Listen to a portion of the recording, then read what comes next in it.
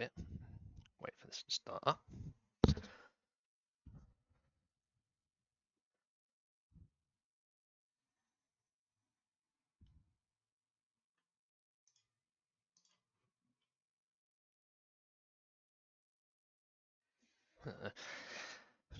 Hello and welcome to this stream. On this stream today, I'm going to be doing some upgrades and testing on two systems I have. I have one on the floor, it's too big to put on the desk, and the small one here. So we're going to do this first one here because this is the main one I was having issues with before, and that's why I want to do these live tests. I have a video something coming up about the upgrade here, but I've had some issues that are a bit confusing. So I want to try this and see how this works. So basically what it is, I'm doing some upgrades just to show how to upgrade one of these systems to get a bit of performance out of it for doing different adapters and stuff. So with this, it is a Dell Studio 540. Basically, it's an upper model to the Inspires. So it's similar to Inspire, but it's more black and glossy. This unit's about 13 years old, so this was around the time when Vista came out. It's got the labels on the front there, and it's a dual core quad, so it's 4 processors. When before the i series came out, this is around the time when they started near the end of this life, and then the i came out. So this machine would have been a high spec at its time. And originally, this machine had 4 gigs of DDR2 RAM. I recently put 8 in it because it had 4 slots, and a few other things I did. But what I'm showing you is how I did it before, and then I'm doing a few benchmarks to test this, and then I would use a newer system I know that can handle it and see if the changes are different on the card and stuff, because this thing's giving me some great results. So anyway, so with this, we got this is like basically the standard form factor of this machine. So the stuff I'm going to be putting in here is a standard SSD, which is one of these. It's a Samsung 128GB, which is fine for this because it's a test bench anyway, so it's perfect for that. And it's a SAT3, so it's a decent size. This was manufactured in 2015, and it's a Lenovo. So this came out of a Lenovo machine. So some manufacturers do that where they get it from Samsung and they may put their own firmware and stuff on it. So yeah, but this came out of another machine I had, so this is fine for this purpose. And 3 cards to put into it. I've got everything over the place here. So I've got this card, which is a USB 3 card. So these are designed so that you can upgrade any machine to have USB 3. So if a machine had limited support at the back, so you had no USB 3, or you had about 2 or 3, these cards can give you more. And they're varying types. This one has 4 USB 3s at the back of it, and there is also a C type. And also on the front there is SATA controller power and a USB header front. So this is handy if you were building a case, for instance, and you realize your motherboard doesn't have the USB. If it's an old motherboard before USB 3 and you had a case of USB 3, you could add this into it. And this is a PCI Express E, but I think these come in standard PCI, but it won't be as fast as these. But these are handy, and the machine has this, so this will work in it. This is a SAT3 controller. Like these come in various sizes. There's 2 on here that can come up to 4 or 6. And this is also the same thing. The machine had limited SAT. If you want to add more drives and stuff, this would allow you to do that as well. And this is going to go up to SAT3. So that's what that is designed for. Also, these 2 have slimline brackets added to them, so you can put them into small machines if needed. And I have a GPU here, which is a GTX 710. It's a 2GB version. I think it's the DDR5 version from Asus, and this is basically a standard unique GPU. It's not only good for gaming. It would if you were doing basic stuff or with general stuff, and this will work with XP all the way up to 11. So if this machine was like Vista based, so this would work some games fine and easily, but don't try and run any brilliant AAAs these days. It won't handle it. Also, the other thing is it's got multiple outputs, so if you had a machine that didn't have HDMI, for instance, or you want to put 2 displays on, it has that. You've got DVI and HDMI and the VGA. So it's perfect for multiple displays and just adding something to a basic system, or basic, but don't have any performance with gaming. Don't use this or that. And these are always around that they can do it. It won't. Advisable when we go to a 1030 or above, even we'll do that a bit more. Also, this has got a 300 watt power supply, so this will be fine for that. This also has the low profile bracket as well. But there's generic ones if you wanted to do any machine. So that's what happened on these, and that's basically what I was doing before. Is I was putting some of these in, and they were just doing general tests. But it's the SAT3 card was giving me some weird things I can't recall, but I think I was reading at SAT2 still, which it shouldn't do because it says SAT. So my main thing is to see if this is actually pcie 2 or 1. So I'm going to take some readings off this, both its controllers, and then go into the main system that is a bit more updated than this, and retest it to see if this thing is actually running out slower than it should be. It happens with some OEM systems, depending on the chipset and stuff. So yeah, it is a bit variance, and that's why I wanted to test it to see if you're doing it. I wanted to do it a bit more live so you can see what it's doing. So first of all, I need to add all the devices into this machine, and I'll show you more in depth what this machine has. So first of all, I'm going to take the side panels off of these. And this machine does come with connected screws with a, you can put drive in it, but it's very smooth, so it's like you can't physically do like a normal thumb thing on most modern things. Really odd, but you can use a screwdriver in it, but still, I don't know why they bother putting these on this machine if it's not grippy. That's how they did it.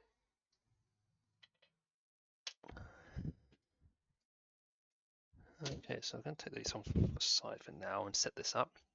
That's a more close-up way of doing it, so over to do that now. Do this, I don't get caught up. I've got cables like it's no days. Okay. Let me just bring up this one. That's what I normally use for this. So this is what one of these systems look like generally.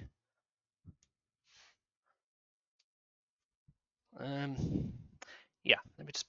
So this is just the general system. I can pull it up a bit more, but just a basic look at this system. So what we have here is, what I do for now is this has a general thing. I don't often do this type of thing. So what we have here is the high-core processor here. It's a standard socket that these machines have.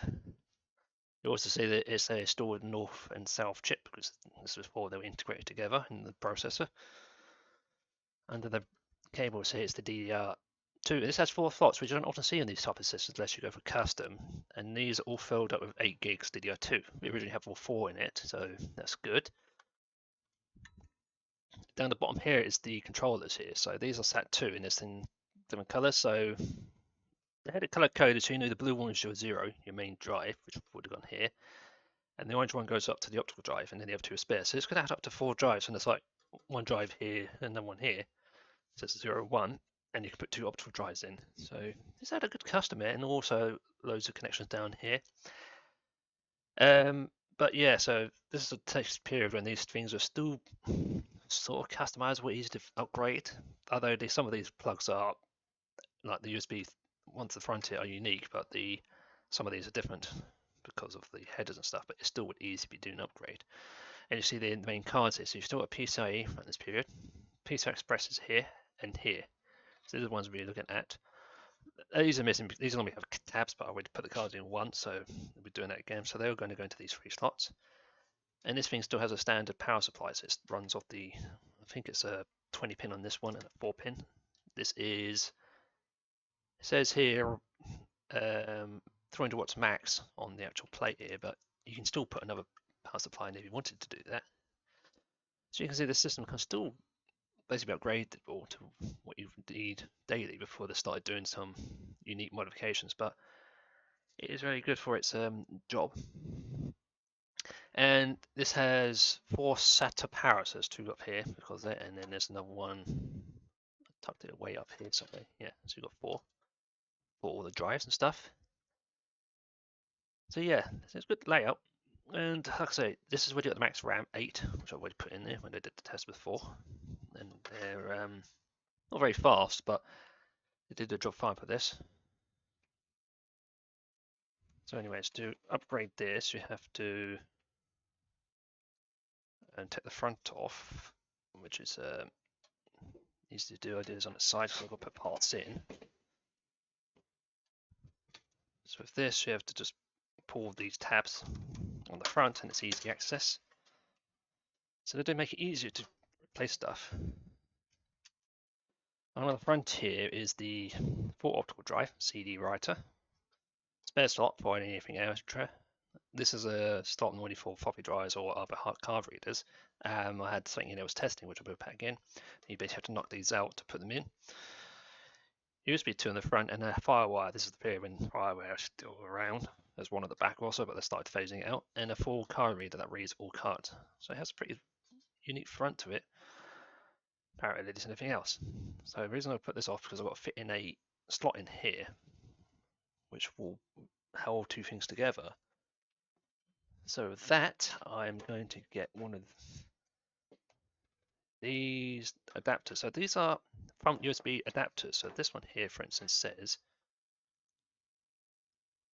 USB 3, and it's got 2, and it's a 3.5. It's designed to fit into these type of slots. You can get them to go into these slots as well, and they may have more slots on the front. And then it's got a USB 3 plug. So this is ideal. So if you had a case that didn't have USB 3 slots and you had a board that had USB 3, you can get one of these, put it in, and you've got a USB front on the front. Or if you wanted more on the front, you can do that. So that's what these are. But this is done by a company called CSL. So it says a USB front panel, but there's also something else here. Due to its size, there's a section here. This is designed so you can fit an SSD in. So if you had a case that, this one for instance, before SATA, you can easily screw on it if you wanted to do that, or you can get an adapter which goes into this part and this part. But this is like a dual one, so it gives you the 3 port, or so you can fit your drive here, and that's what we're going to do here. So that way it's all there in one place. So I'll do that now to show you how these work. It comes with all the screws to fit it all together. So one of those there, and the so I'm just trying to find where I put the drivers over here, and the drive. So drive goes, so you have to silence it down, the mount holes, and just slide it in, and then fix it on. So you can see this is the ideal one, but I think you can also, I'm not sure if you can get 3.1 front headers, but I think the backwards compatible because it's on the same number of pins. It's just the controller that controls what it does. So this one's a USB 3.0. The card does have a gig port at the back. It says it can do 5 gigs a second, but like I say, I don't think the system can handle that, even for the ports, and this is what I'm trying to figure out. So I'm going to figure out if this can do it, and then switch over to a system that is a bit more updated, because the other system is in 4th Gen i5, but it has SATA 3 controllers on board. But it also has the version 3 Express, so it can easily handle these cards, and this is why I want to test it, so I'll see if this thing is actually, if you can just do this or not. So there's all the parts together, that's normal. And then that will go into this slot, push it up the right way, push it way into it, passes through. You have to put your hand around here and pull it out. It's like a fiddly thing, but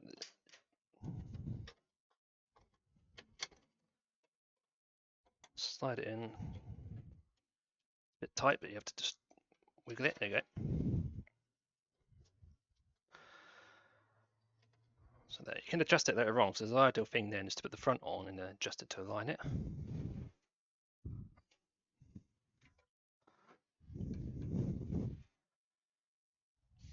Okay, and there's the, so the slot sits once on there, it sits whereabouts is it? On this round about this location here. So these two are for the additional upper area for the optical drives or any 5 1/4 wire. And this is the other area for the 3 1/2. So just push it in until you get the holes exposed.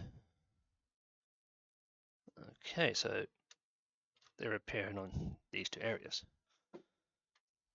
And the kit does come with another 4 black screws, but this is, I've only got 2 here for the reason being is there's nothing on this side of the of this case. You can remove the back case, but there's no way to put screws in, so it's designed to be one way only. But they do give you 4, so you can do all 4 in other cases. So I'm going to put it into there, and that's now secured that in front. I'm going to put the front back on, slide the clips on one end.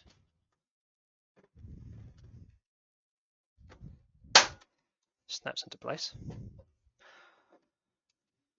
And to fit this in, well, we need to first install the USB 3 card. First of all, I'm going to hook up this drive. So I need a SAT3.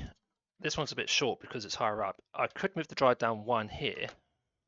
So you can see it's up here. I could move it down 1 down here and you give me space, but I have to do some, I don't want to punch another hole out. So for the time being, I'm going to have to use an adapter to get that way down here. So plug the power in as before. And I've got a longer set paper because this one's a bit short because they only designed it because it would be up here or down here. It was designed to go up there, so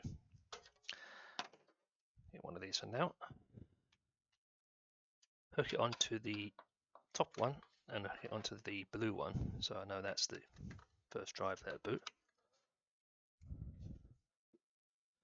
Okay, now I've got to install the cards here. I'm going to install 3, and with this machine, I look down the back here. It has a latching system here, so with some of them you have to screw it in, but with some of them here you just undo this latch and it will then gain access to all of these. And that's what we've got to do. So I need to, and when you do this, what happens is when you unclip it, all of your PC bracket backs will just drop out because they're not supporting it. Because you've got these tabs here that hold it in. So the bottom will fall out, that's fine. So with that, I need to put in the, well, first of all, I need to put the graphics card in. So I go in the top slot, and like I say, it doesn't need additional power. And the other reason I'm putting this in also is that the onboard one is so old that my splitter doesn't like it. Also, it is damn slow. The IGUs on the CUDA quad cores and that weren't brilliant. Not like the HDs on the i5, so I would recommend putting one of these in, especially if you're going 7 or higher. It's a lot better than what's on board. And I've got the 2 cards here. So for it's going to go into these 2 slots underneath, the little X ones. Doesn't matter which they go in, so I'm going to put in the, which one would be easier to access? USB 3 in the top.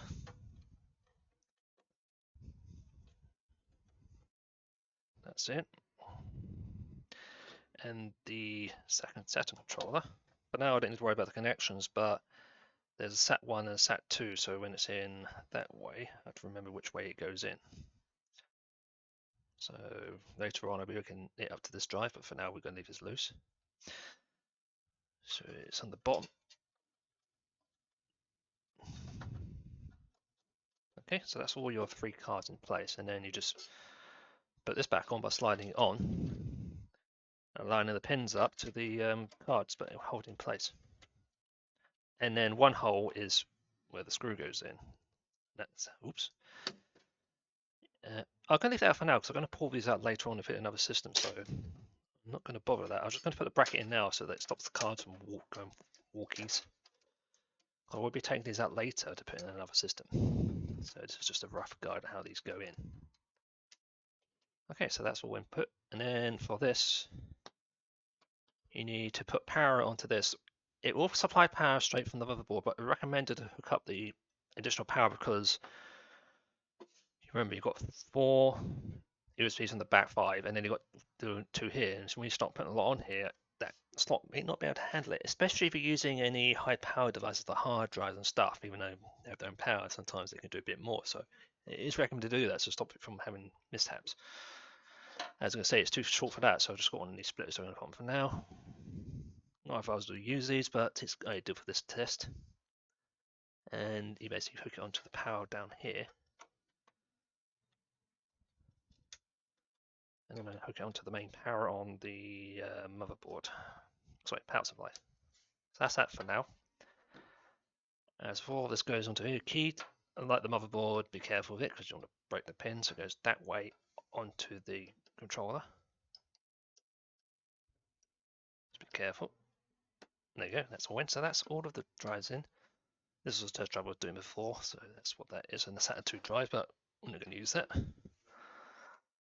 So that's all the parts in. So what we've done here is we've added the USB throw on the head here with the SATA drive, SSD sorry drive, and then added the 3 cards, which is the graphics card, the USB 3, and the controller. We can use this later on, but we're using the onboard for now, and that's what we're doing with this.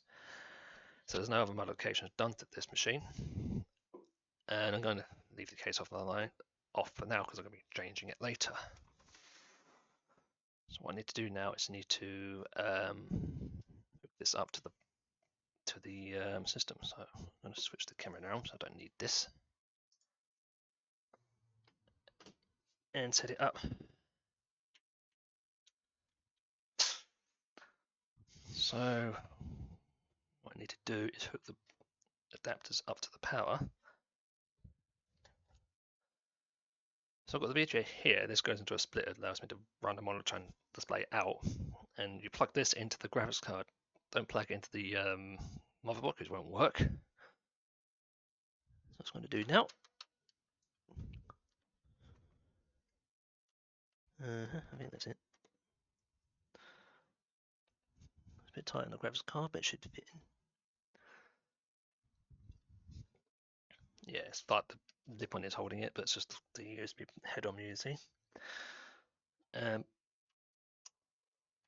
Keyboard and mouse, I need those. This is all USB ports at the back, so no PS2 on this era. Some of the standard models may have it, but not this one. Any port would do, and there's 3 USB 2s on the back of this with the firewire, and this, I think there's a gigaport on the LAN. We won't hook it in now. And also this has a full array of sound cards that you can hook up to surround sound, so it's not the standard 3 you see on some of the cheap ones. This is like their sort of next range up. So I've got all that in there, and need power, which is a standard power supply for these units. Okay, so they're all hooked up. Display on that one. So I think there's an OS on this SATA. I remember testing it, but it won't boot because this is a non-UEFI motherboard, and the driving is UEFI, so it will not boot, may crash. But I think how it works. But we'd be reinstalling it anyway, so it's not too bothering about it.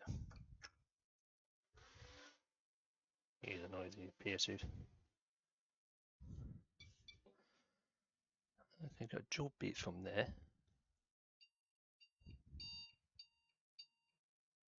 And it's just beat me 3 times, so there's an error somewhere.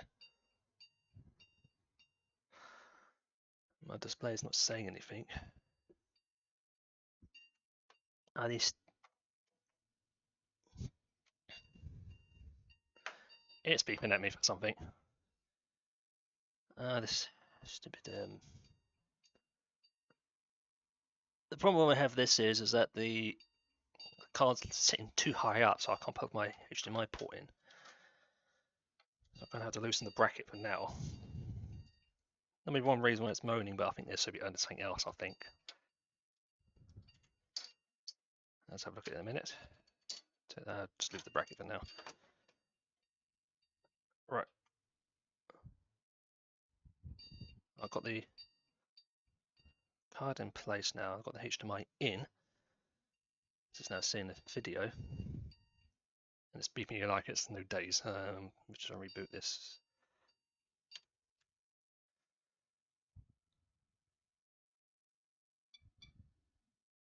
Right now. Ah, here we go. Now I've got a display. I should be able to show it up here.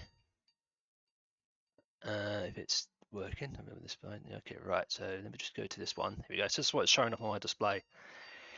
It is saying CMOS checksum error. Press F2 to run setup, low default value to continue. I think that's basically meaning the CMOS battery is dead in this thing.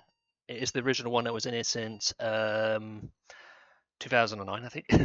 So yeah, needs a new battery. I'll put one in later. But for just a verified check, I'm going to turn the run setup. Let me. There we go. Right. Okay.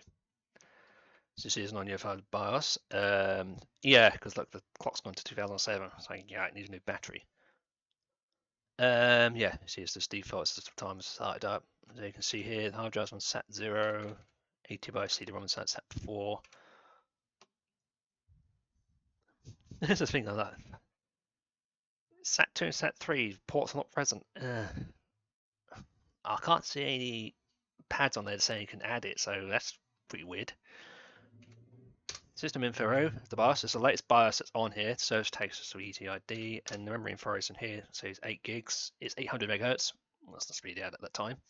I know it had faster DDR2, but I wouldn't try it in this. And it's on dual channel, which is surprising for this type of era. And here's the processor. So it's got a Intel Quad 2 Duo Q8200 running at 2.3 megahertz. I think it was a 94.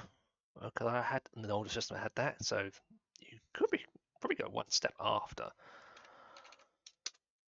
The USB controller, CPU, all that's enabled for the CPU. Integrated controller, like I say, it has all that, an advanced chipset. Like I say, the video size only goes up to 128 megabytes, so that's not ideal for these days. Okay, so what I'm going to do first, I'm going to replace the battery before we do anything, because if I have power this off and on, it's going to keep moaning at me. So that's an easy step to do. Where is it on this? Oh, it's under the cards. Change that first before it bugs me every time. Because once it supplies power for a while, it will then keep settings for a while, but then next time you leave the machine alone, because it's been a year since I've booted this, it will then go, I need a new battery. So that's what happens. If you have an issue where you have a problem where something pops up in your system saying check CMOS, or your settings go to default for unknown reason, even when you've powered off the system and unplugged it, so the board has no power left, or you left it for a while, you may want to check the battery. But also, some systems, I know, some OEMs and some general, if your battery power is too low or it goes dead, you can actually stop the system from booting. And this will give you no post. So yeah, so make sure you change them off the well. And like I say, this one's been over 13 years old, so I think it does need a battery change. Let me get the old one now. Just have been a bit of a. How do you get in these things? What the? So it's not as simple as just take out the cardboard. It's like you've got a stupid. Oh boy. Char resistant anti-tamper in the box now. Stop people from doing the battery. It's basically a plastic thing on the back of this. Oh boy. Well, that's new. Because they've ran bound on batteries, so now what they do now is they've actually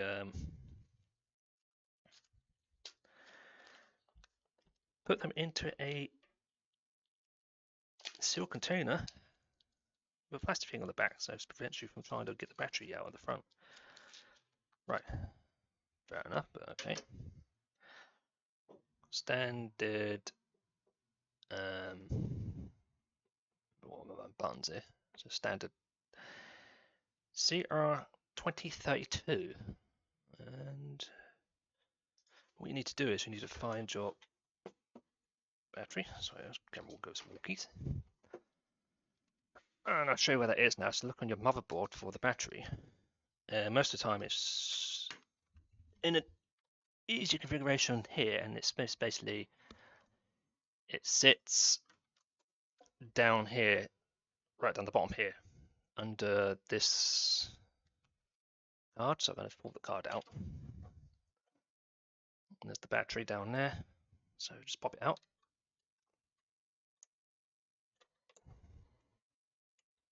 Get hold of this. Also, you do this method if you wanted to reset the BIOS. You can either use the jumper or you can take the battery out. There it is, and it's a. Is that manufacture date? Nope. Just a standard CR32. New one, and pop that in. Okay, that's the new one in. So now you won't get that CMOS trap battery or warnings anymore. And I'm going to put this card back in. Yeah, sometimes it does happen where they put the battery on most ones under the GPU. I like doing that, but it's just the way the boards are designed. And OEM ones can be all variants of places depending where they like it. Also different types, but this uses a standard one on most desktops. Okay, I turned a lot off there, so I don't need all that for now. There we go, so that's all back in. Bring back the capture, hopefully it's fine. Yep, that's in. And I need to just hook power back up. May beeping me again because I just changed the battery, so. Yep, first time it boots it will be noisy because, I mean, especially when we move power up, power in, it goes full path. Okay. It's popping up again because, like I said, I just changed the battery. So I need to run that. Yeah. Right, okay, so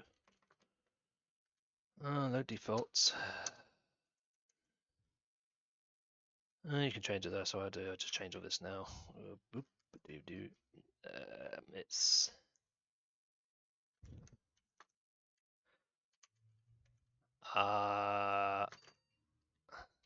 yeah. Oh, it's American, so it's backwards. I think. Yeah. 2023. And it's about no. It's about roughly 2 in the afternoon for me. Okay, so hard drives on SAT1, non-detected, and that you can go in this and change what type, but it's ID'd it. So this is using a HLDT is I think it's LG. Yeah, and the hard drive here goes to Samsung size 128. The other things are before, I haven't changed all that. In the advanced, it's the same. Power management. And also, this is more advanced that you can change the boot priority. So this one, if you had multiple OSs, you can say to it which one to boot prioritize itself. So it has all that in it. And general stuff, so that saves that, and then do that, and it should now stop moaning anymore. Yep. No, it's popped up here saying new device. This comes up when it can't find any boot devices on this Dell. The reason is, like I said, it doesn't understand what the drive is because it is using a different master boot than what it normally would do. So you have to reinstall the Windows to operate on this one, and it needs to be a GPT. No, sorry, MBT. It cannot be a GT. It cannot be a GPT version like a UEFI one. So you need a non-UEFI one. And what happens is I haven't done this in a while because what I normally do is normally download the actual image from the manufacturer. Like this is going to be Windows 10, and then I use Rufus to burn create a flash drive, and I tell it which mode to do. So MBT if I'm going to be using it on a non-UEFI, so it programs this right, and then you can switch over to GPT if I'm going to be using UEFI. This will work on an actual modern system, but it may default the drive into a MBT rather than GPT, so you can switch the two over. But with this, you've got to make sure you get the right format, because if you did it wrong, it will not recognize the flash drive. So I'm going to plug this in now. I can plug it straight to the USB 2 ports, but I've got a USB 2, 3, USB 3 card, so I'm going to plug into the front, and that's actually under the flap here. So it should detect them. I'll plug it into here. And if I reboot, on this you press F12 to go into the boot menu. It lights up in the corner. There's all the drives here, so I've got. Oh, it's not showing up because I've got the SATA, Samsung, the CD drive, booted utility partition. If this Dell was with its factory installation, you downloaded it, you can go into the hard drive on it. A lot of them do that. System startup, it's a system startup. It has a basic diagnostics on the bar, so if you had issues, you can go in there and it does a lot of basic tests like RAM, CPU, all that lot. If you find a fault, you can boot in. You can just do that. So a lot of them do that now. But for some reason, it's not detecting this. So I don't know if it's needs is the USB card needs to be utilized later on, or it's my flash drive. So at the moment, I'm going to hook this into the USB 2. There's going to be a bit slower installation, but I need to do that. Let's try that now. Oops.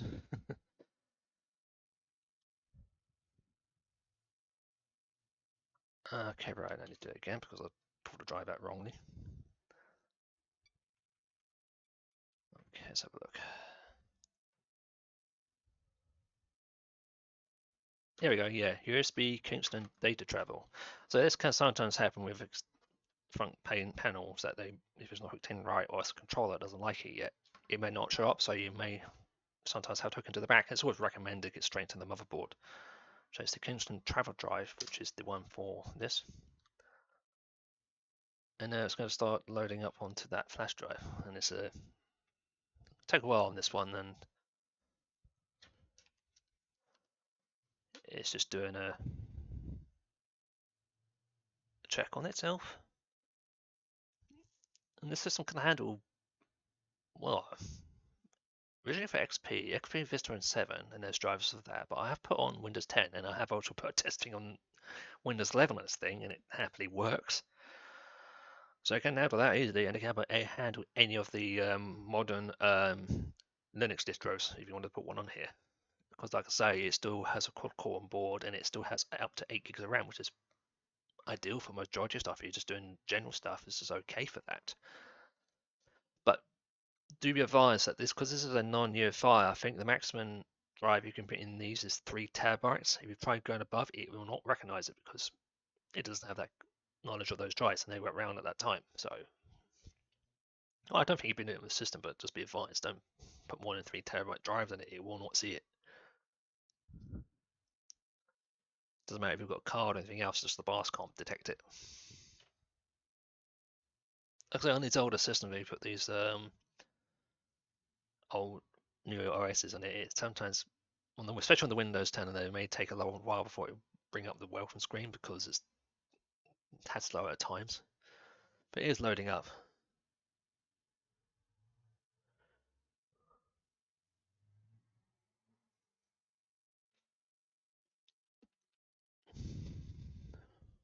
There we go. So now it's bringing it up now, so I've got to wait for it to start. So it's not as fast because even on the USB 2, because like I say, it's a more system, it may have a bit of a slow period.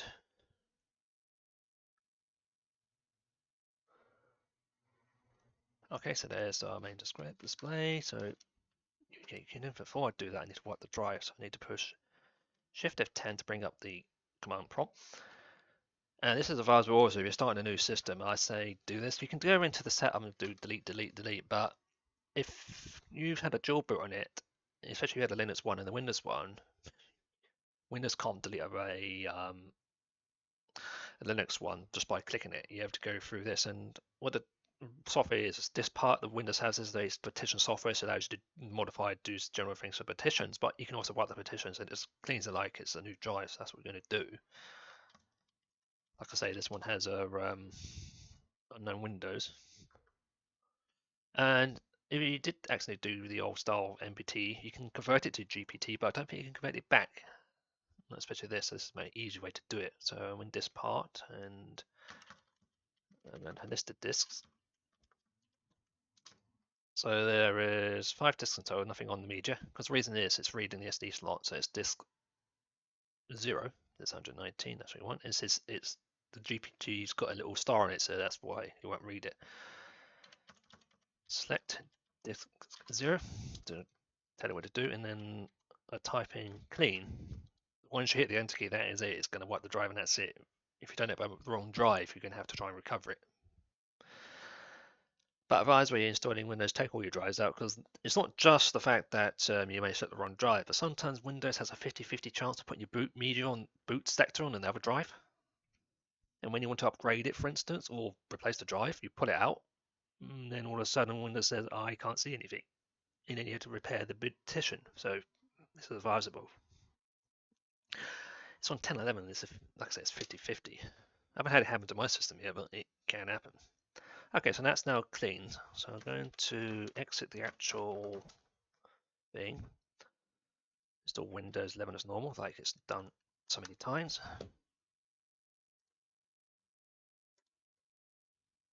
So we're going to go into the main boot menu. Okay, don't have a product key, which I don't. And I'm going to do Pro, because all my systems Pro has had it on here before, so we'll see it. Okay, do all that. Custom install as normal, and there's the drive there, and then go next and then wait for this to install. I haven't got the network plugged in yet. I don't often do it when I do installs because it can do some weird stuff. Also, I always want to do it with doing 11 because of the Microsoft's account thingy, so I leave always unplugged. This will take a slightly longer time than modern systems because RAM is running off the USB 2, but it's still sending it to a SATA drive.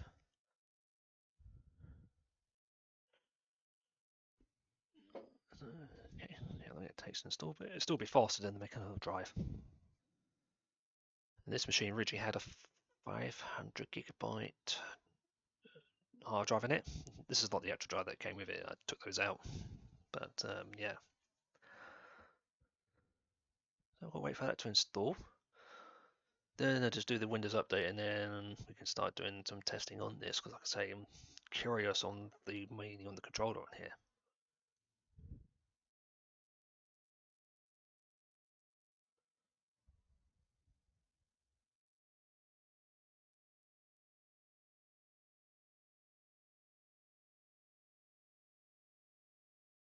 So I'm just doing that for the moment. Like I said, the system is quiet as normal, and it's noisy when it's running at high performance because it is there. Oh yeah. Oh, where's my? Ah. Yeah, I'm doing that thing now. I tried to use the wrong mouse or the wrong keyboard for the stream because these are for this, and I got them from there. So this is I've really got two. I should be able to do it easily without having to remember it. But lucky they are still different keyboards. If you had identical ones, you really are mixed up. Well, this is just something I had to pick up now, but so I'll wait for this to install. Like I say, it's a bit slower than say a more modern one because of the interface, especially running on USB 2 through a SAT2 controller. But once it's actually copied itself over to the this process is copying itself to the drive. Once it reboots, it should go a bit quicker because it's running off the SAT. If I tried it the hard drive, I think it'd be about half an hour. I've done that before.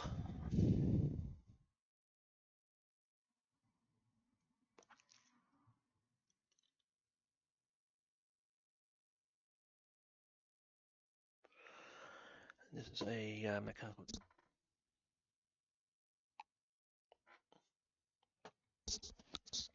And like I say, this is going to be a bit of a longer process because, like I said, I'm going to ring and test on both systems, but this one's going to be the slowest one, to be honest, because it's this type.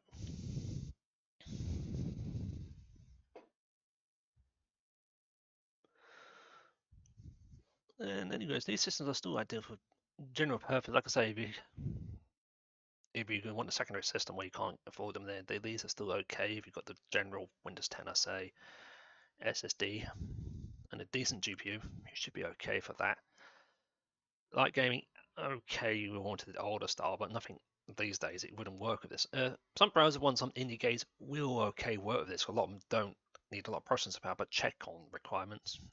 If this is anything of an iProcessor, don't bother.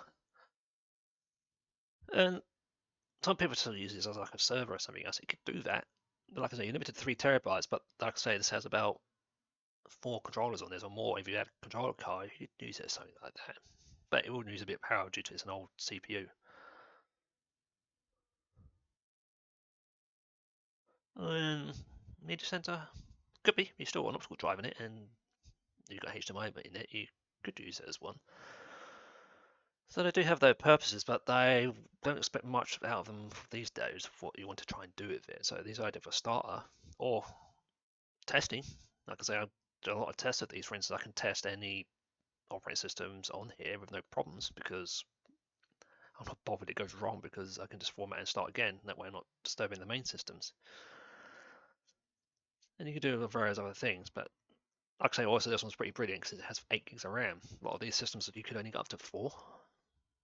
So this because due to having 4 slots, you can get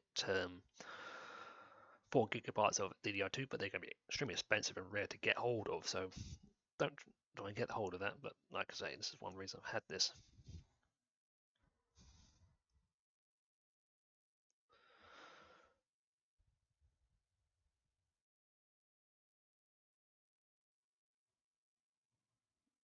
And like I say before, this will run XP Vista 7, so if you need any old software, it will work fine.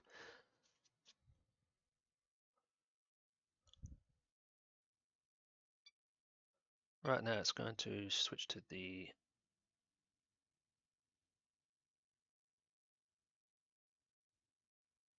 okay.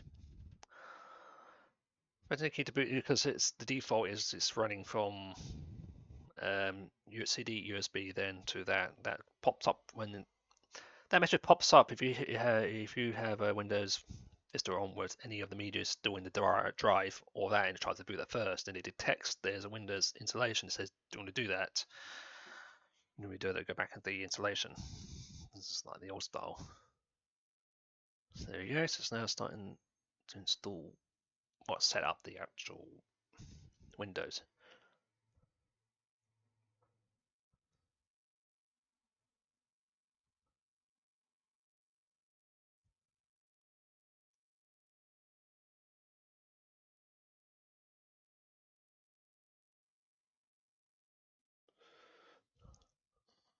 Why does it keep moaning like that? Sorry, on the last stream is few streams. I don't know what it is. I don't know if it's OBS or something else, but every time the thing starts up, it says to me that I have my bitrate on my audio goes from 160 to 0 and back up again. I do not know if it's the OBS or the between the two streams, so I haven't got a clue. But I can see it's active on the OBS, but I don't have an audio back on the stream. I should have it, but I don't need to. But it should be at the correct setting. Output 160, so let's bump that to 192.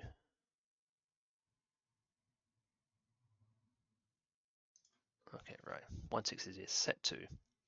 It says me go to 160, and then I get a warning saying your bitrate is 0, and then it returns. But the audio should be working. Yes, yep. OBS is picking my mic up, so it's done it again. Audio stream's current bitrate 0, then the recommended bitrate. We recommend you use audio stream with 128 kilobytes a second. Do I need to set it to that? Oh dear. Let's see, 128. Okay, I'll drop it down to that if it says do that. I'll just drop the bit rate for a bit on the audio. Hopefully that will tell it to stop moaning. It won't go higher than 160. So I'll just tweak that a bit. Hopefully that should hold up a bit more. Like I say, it's still getting ready because, like I say, it is still running off this slower controller.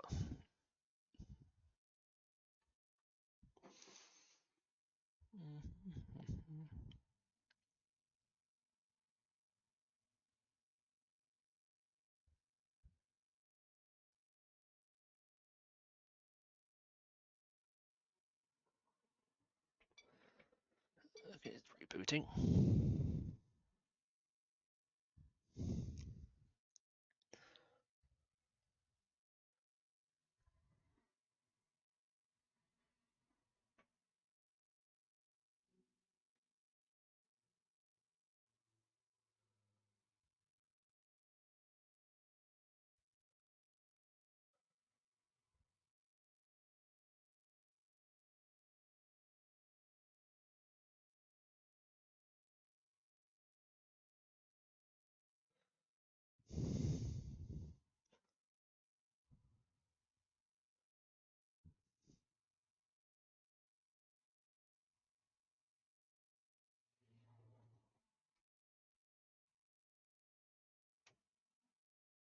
Okay, it's still nice. Okay, right, it's still loading up, but this is where you start putting information in. So it shouldn't be too long now. There we go. Yep, that's why located. Yep, same place. Skip that. I don't know why that option comes up. I don't have internet. Limited setup. Windows 10 does show that says you want to do your account, but it's not as aggressive as 11. User in. Ignore. Nope. That's it. Normally after that it shows you do you want to turn these settings on and off. With Rufus, if you do a Windows 10 ISO or Windows 11 ISO, it pops up another box and it gives you options what you can skip. And there's a bottom down said skip privacy warnings. Yeah, that ticked, it automatically turns them all off. And on 11, it can allow you to make a user account local, skip the online, and also disable all of the TPM and limitations on that. So with this, if you did that, it will say can't install, but you can do it up, tick it up, and Rufus, what it does is it creates the ISO, and after then it will just adjust the actual settings that we normally would have to do manually, and it does it all for you. It does work because I tested it on another system. So this gets me clicking all these little buttons. And even if they're off by default, if you find something that requires it, you can just go into the private setting on Windows setting and turn it on if needed.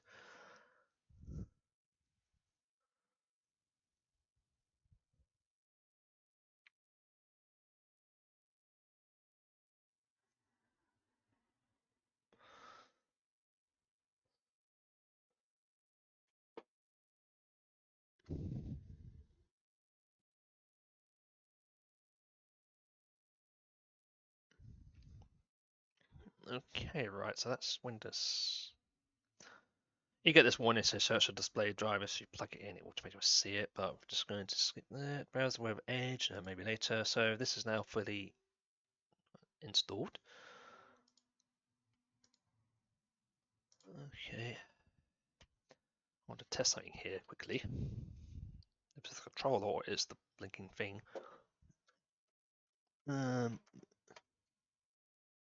Right, that is working because I just plugged it in now and it says what you want to do with this drive. So these slots were working the first time. I think the BIOS was having a bit of an issue with the drive. Yeah, if I go into, oh dear, view options and turn that stupid thing off. Okay, miss PC, right? Okay, right. Yep. Yeah, if I go to my PC, there's the two drives.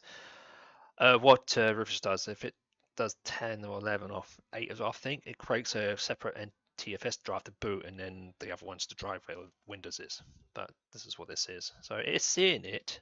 It's just that for some reason it won't boot from this. I think it will boot from it for other stuff, but it's just having a bit of a mess. Hiccup, but it is working, those front slots. Okay, right, so first of all, what I could do here is I'm going to have to get everything set up before I do anything else. So I'm going to update. Well, first of all, I'm going to change a couple of settings here. I'm going to turn it off there. I want to go into that's what that. No.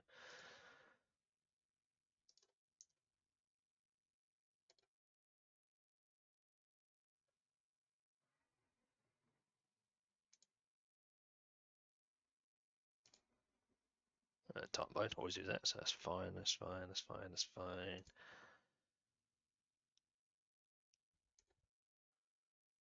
Okay, right, okay, that's fine.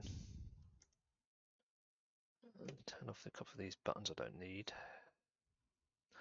Hide the search.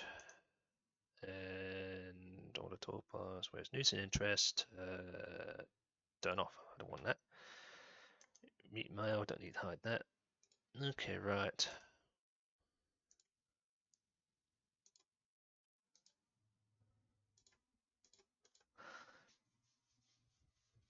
Okay, right, so what I need to do now is just plug in the internet and it will then search for drivers. Now, normally when I set systems up, I normally go into the editor and turn it off because Windows will sometimes mess your system up if you, especially on older systems. I had it with one of the systems when I plugged it in, it blue screen straight away on Windows 11, which was confused me for a bit, and then I realized it was a network driver that the default Microsoft didn't like, but if you downloaded the driver from the manufacturer's website, it worked. So sometimes on these older systems, with 10's not bad, but 11 may have a hiccup. And normally if you plug this in now, it will start looking for drivers and stuff, but be warned, it will try and do some Windows drivers, and they may work, they may not work, but I've still installed the correct drivers for the system.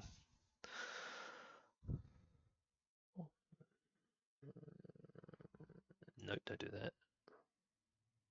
Why is it doing the white keyboard? No, it's because yep. Oh, because I touched it on the side. Okay, so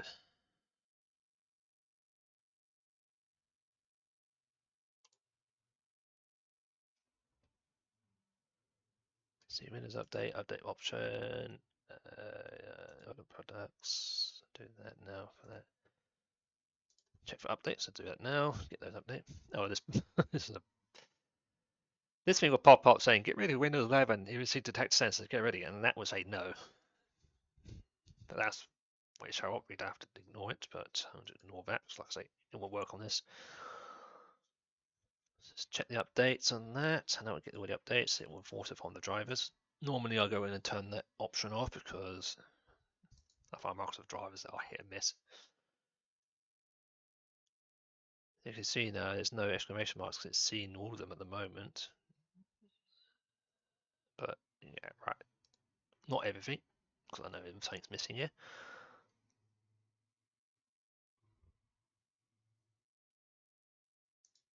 Still looking at drivers, so leave that open now. So yeah, so these are all the okay, devices. Yeah, why is it doing that?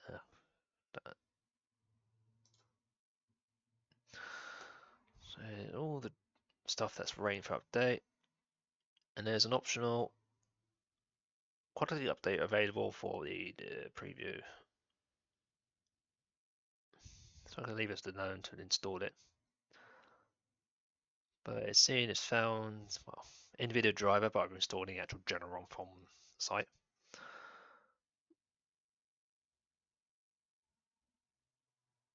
These don't take long to download because I'm on a fast speed, but the installation would take a bit because of the height of this machine. It's doing its work.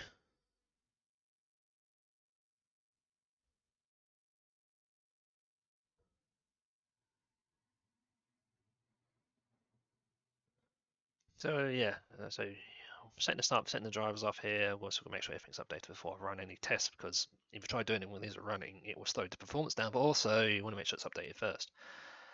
The reason why I said I had to do upstation because both systems don't have everything on them, and I'll be doing two systems. For instance, when I test the parts into the new system, I cannot take this drive and put it into the new system because of the different partitions. So I have to do it again on the new system, but that won't take as long because it's faster than this. But it's going to have the same cards in it.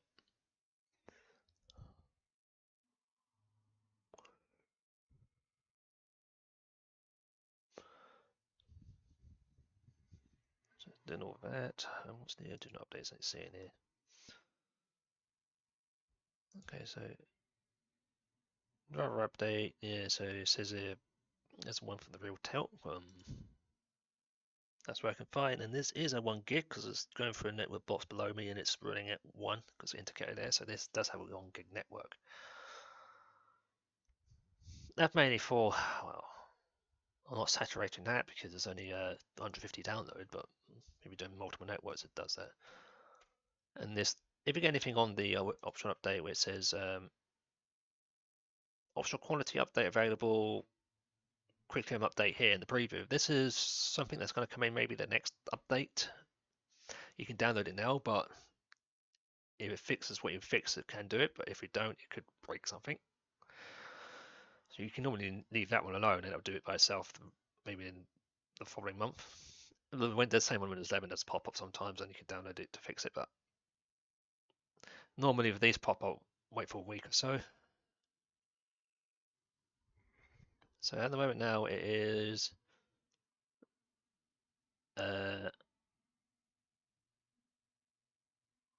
doing installs. Oh yes, back on them. Okay, it's found the GPU drivers. That's all small there. Let me just find the display settings. No.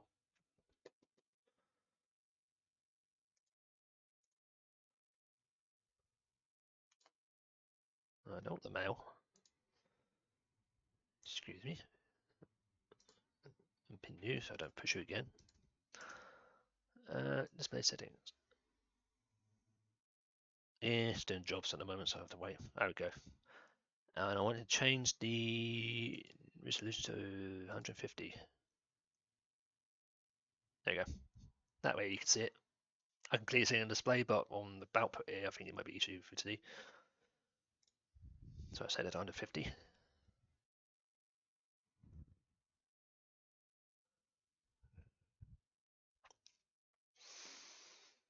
It's home, and it's gone in there. So all this junk they put on these systems these days, like rewards, Windows Update, OneDrive, and that.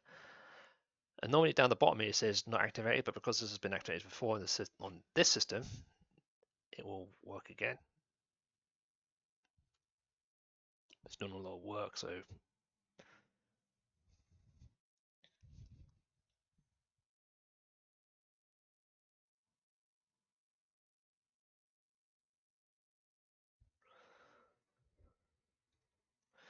the system is working at the moment for its job. Let's see.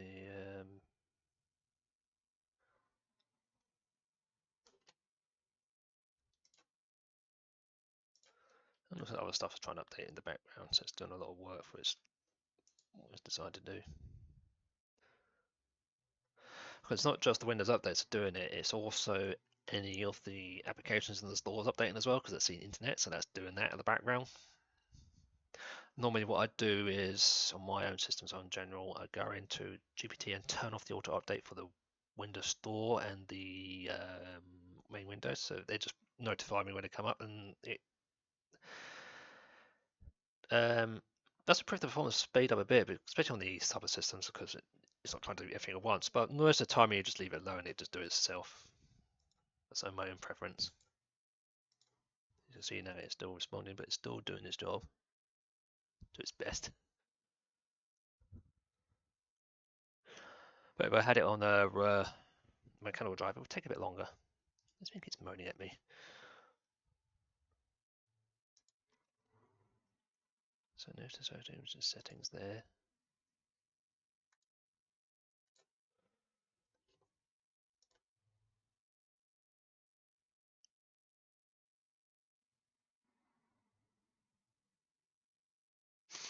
Okay, so it's installed in the quick update, and then this one says NVIDIA download error, because what happened there was that the unit found it first before the Windows update did.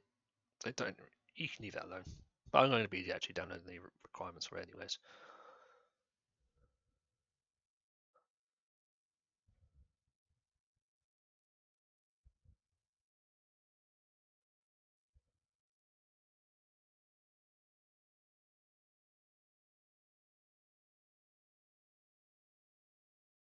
So this bit takes a bit of a while because it's the main patch for it. And this is normally the monthly one because this ISO is the latest 22H2, which is the latest version of the Windows 10. I think that came in October. Same date as I think the Windows 11. So I'll wait for it to install. That does take a while.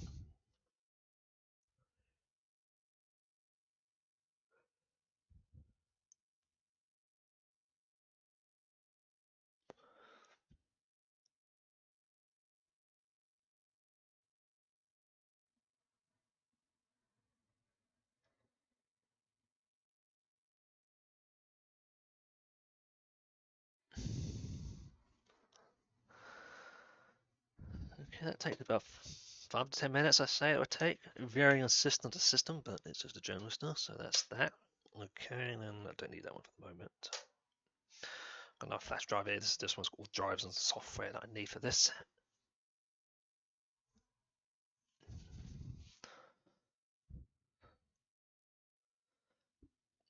Well, this is what happens most of the time when we install Windows. It takes a while, especially if it's a curriculum update. So I know it doesn't take long, but installation takes a while, and depending on, like I say, on your system, it may go quickly, especially if you've got any latest NVMe Gen 4s and stuff. Even my Gen 3 can go quicker than that, but it always take a while.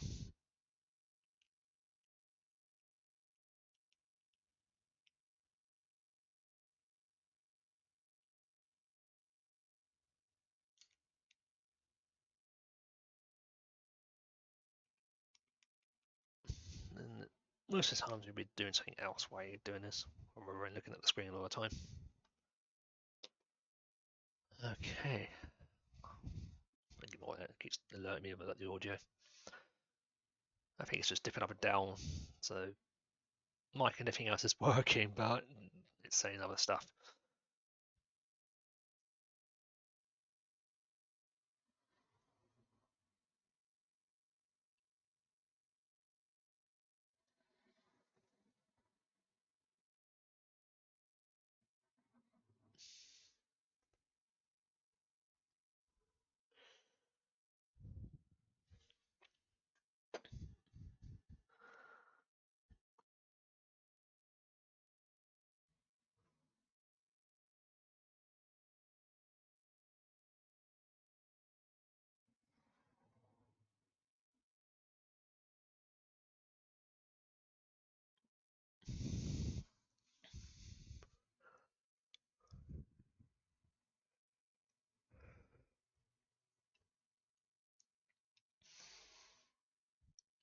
It's still at 21, but that would be a while. It would suddenly jump to 76 or something when it goes through, but it's working there because the active light's still working heavily. But like I say, I think the other applications still doing a download at the same time in the background. This normally happens when you first will start set up any PC, regardless if it's a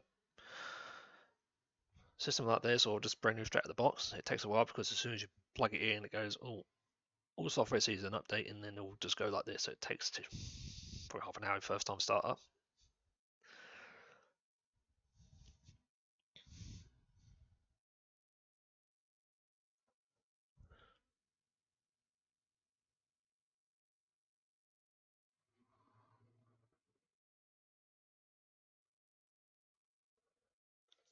What it's doing now, see what it's doing with the, if it's doing anything in here.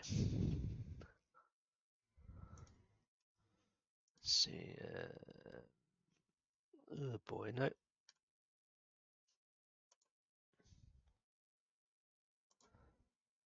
Turn those off so it stops doing itself a favour.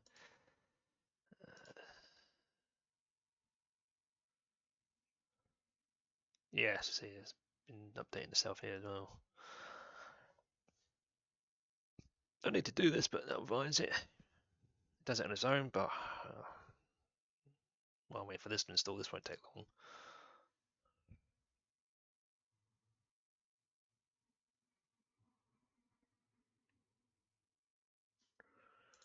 Down the bottom here, it's got all the.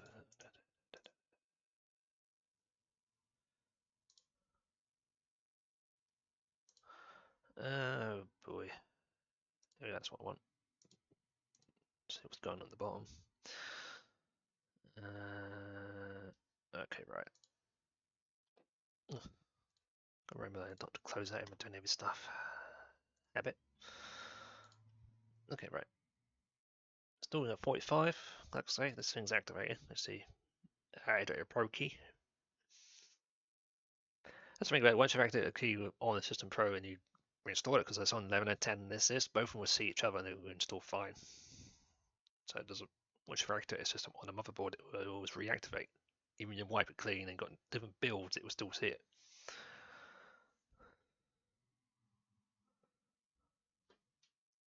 Okay, that's not there, and this is now updating itself, and there's a lot of updates, 36.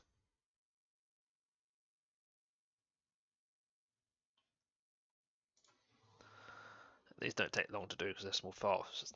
The operating system ones takes a while.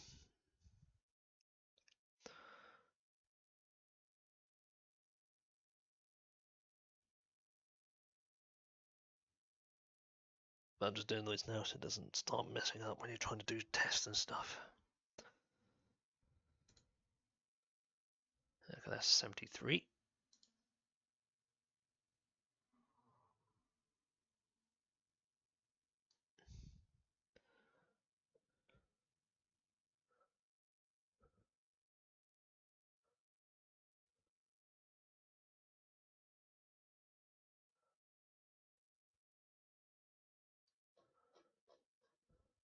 Just wait for that all to be done.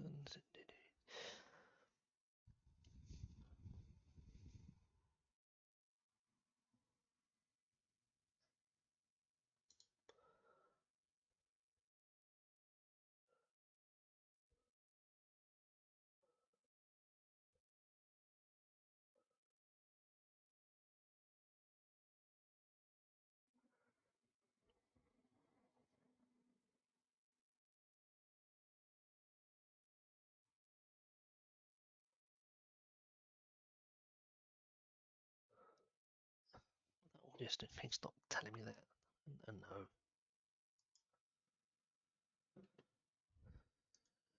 Stream health is excellent. Oh yes, excellent now.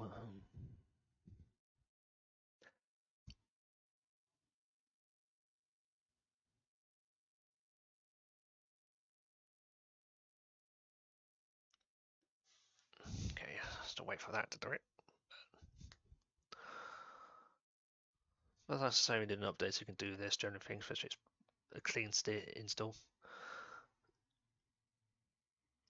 So we're doing the same with the other system, but like I say, the other system will just breeze through it, to my knowledge.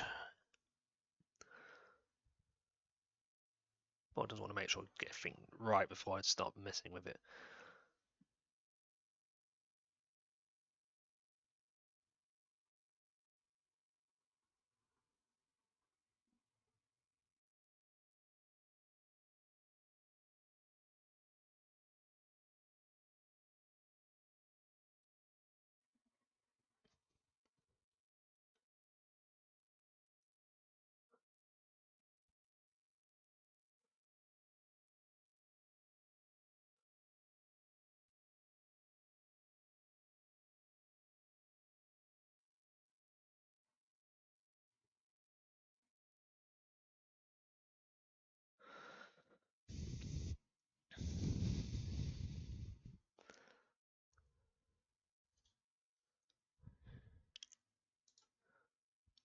Still installing at 74, okay. And we finish installing up before this thing, hopefully. Or this may finish first, depending which one wants to finish first.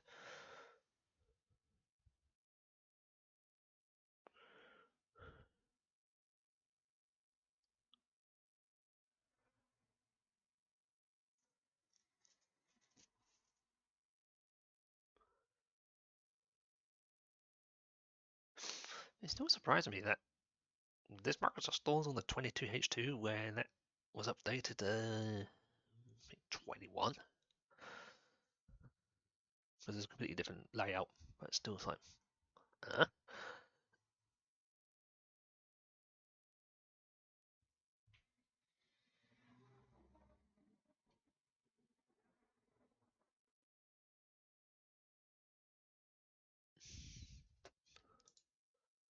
74.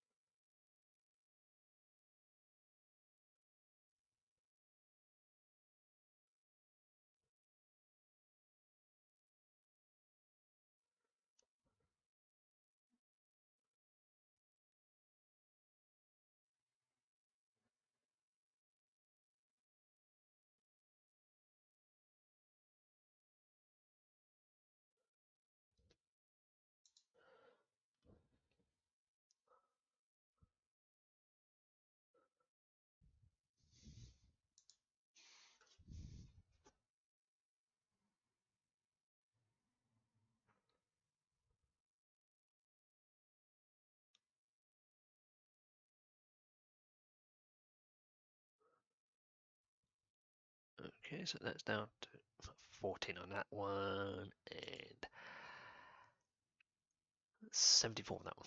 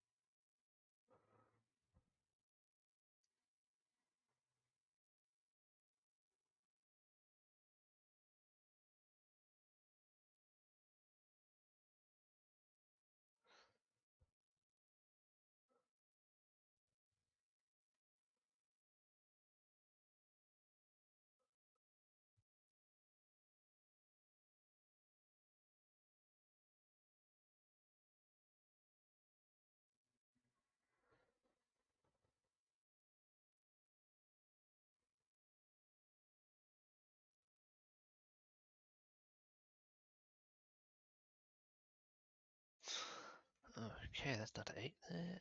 Oh, that's jumped to 70. Oh, yeah, it goes near the end of it now. It's creeping up.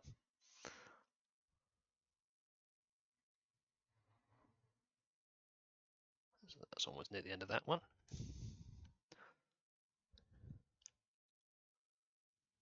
Just a reminder of that one, that big massive one, the 7456. I mean, it's similar to when you say install and your previous operating systems. There's loads of updates. As soon as you get the first one, it's like 100 or so, and you can see each one slowly go one at a time. It could take an hour, like 100 or so. So it's equivalent of it, just one file.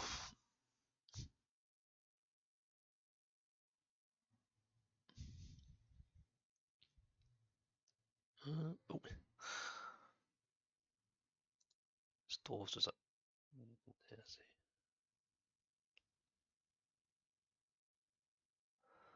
Yeah, see, this is the new sort of interface on the store. See,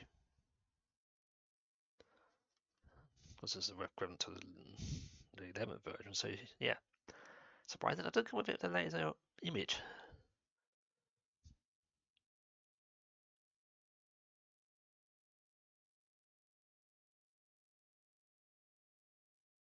It's really bizarre because I thought every time we do a Windows image of the H22 and that one, we put the latest stuff in it, but the store was still on an older version, way before this EUI image.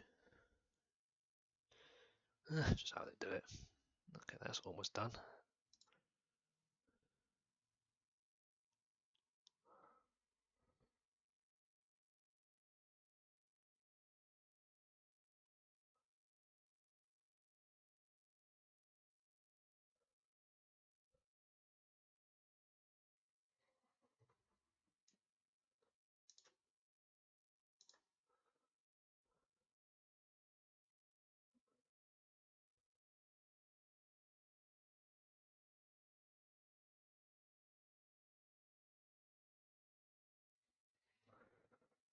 Okay, store's updated. So they won't stop messing about with stuff.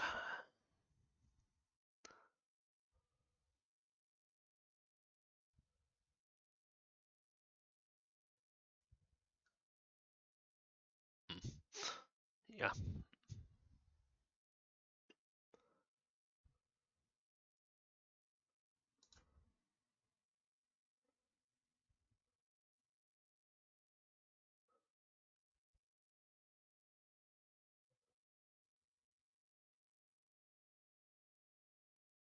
Okay, that's all done. Right. There we go. Now it says here restart. So we're going to do it now. Restart.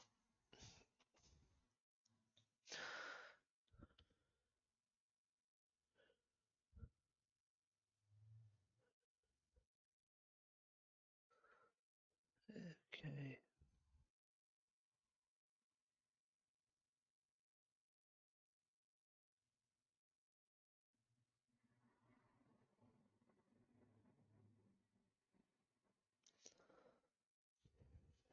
Okay, wait for it to restart. Like I say, it took a bit because it's a Radeon SAT2 controller and age of the machine.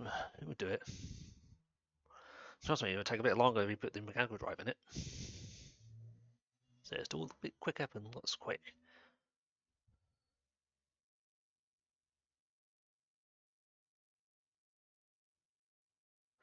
And when you do a major Windows update, it always goes to 30% first, and then it reboots, and it does the remaining after.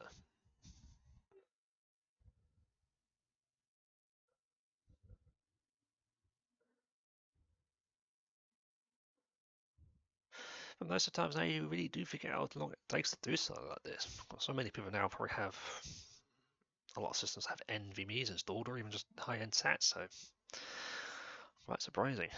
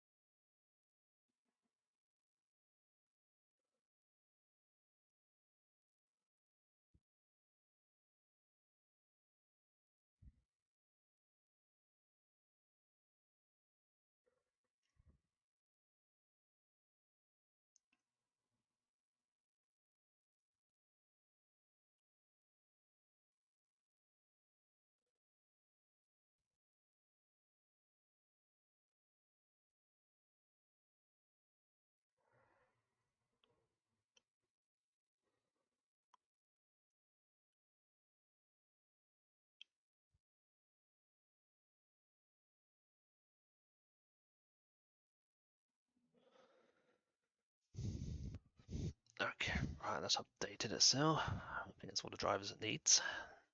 Still needs to be other drivers to be installed because there's other stuff in here. So I'm still going to install the NVIDIA drivers on it to get the proper update on that. And I also have to install the SAT controller driver. There's a reason for that. The USB 3 doesn't require it because it's Windows 10, but if you had this controller in 7 or below, you would need to install drivers for the USB 3 to make it work correctly.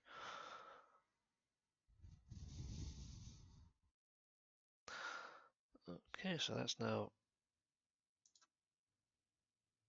start up again. I can clear that out.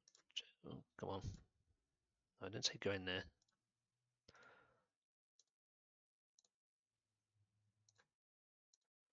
Right, okay, right, okay. Let's go into the power option now because send the drivers out. I want this to turn itself off. Okay, turn it. Oops, no, do that, do that, do that. Okay, no. So used to one system and then going back to the other side. Okay, right, okay, right. There we go. Didn't know check. It shouldn't install the optical. Optional.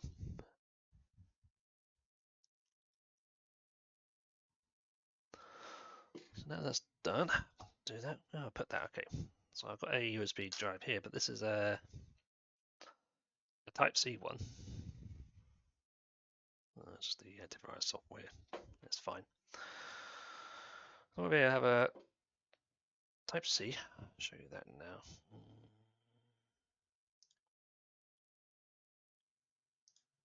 So it's that Type C. I can show you there. So this is a flash drive. You can get some that says just Type C or Type A, so Type C. These are normally used for portable devices. That would work in this. Now, on the card here, there is a USB-C type, so I'm going to plug it in, but you can get adapters to convert it to an A type. So I can plug in the back here and see this is working. It's the only downside with this is they put the C type right against the bracket, so unless you've got a short flash drive, it's going to be quite tricky to get in here. But also I've got to hold it in because it's wobbly on the unit. I've got the card released.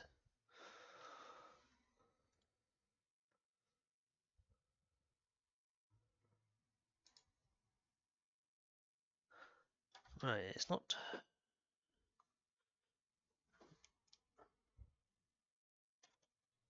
That.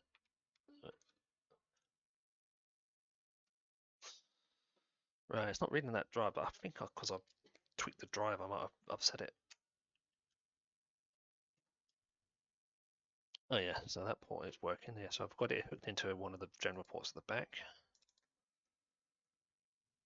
So on this, I've got all the drivers for it and also some bench testing software. And it is approximately 3.3 gigs. That's a good test for transferring over. So I'm making a new folder here. I'm going to copy it across, and we're going to see how long it takes to transfer. It's on the USB 3 port on the back of this card. I'm not using the one on the board, it's 2. So doing that now, and it says it will take approximately, so it's running about 18 MBS a second, and it says it will take about 4 minutes to copy over. And if I tried it on the USB 2, that would be a bit longer.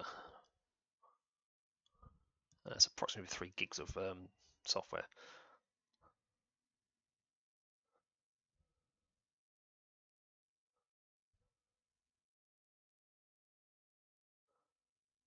Yes.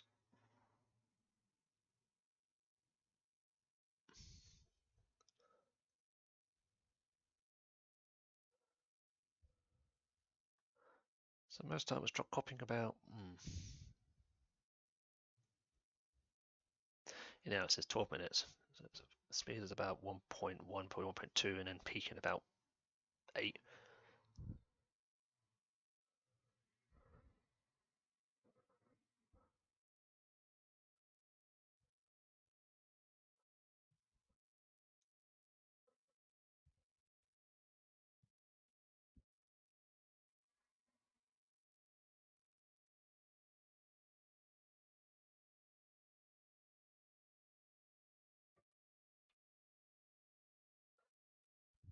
So start is about 3:14, I think. Yeah. There we go. It's now going a bit quicker now. Larger files seems to take longer than some more bit files, and now it's reaching it to 160. It went up to. So it peaked about 160 in one position.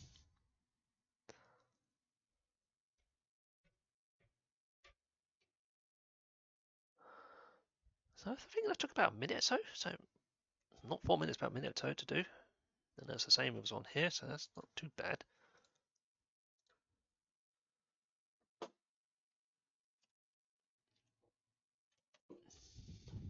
That's 3 gigs of about rough data. It's about a minute or so it's not too bad with this data transfer on there.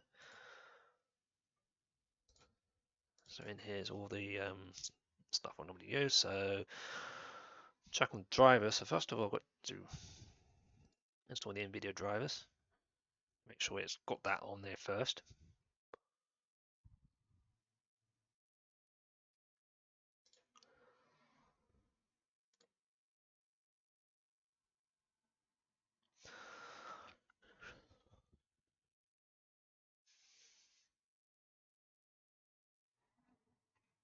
then this version 4.7.4.14. That's the last one for the 700 series, because NVIDIA stopped updating all the 700 series.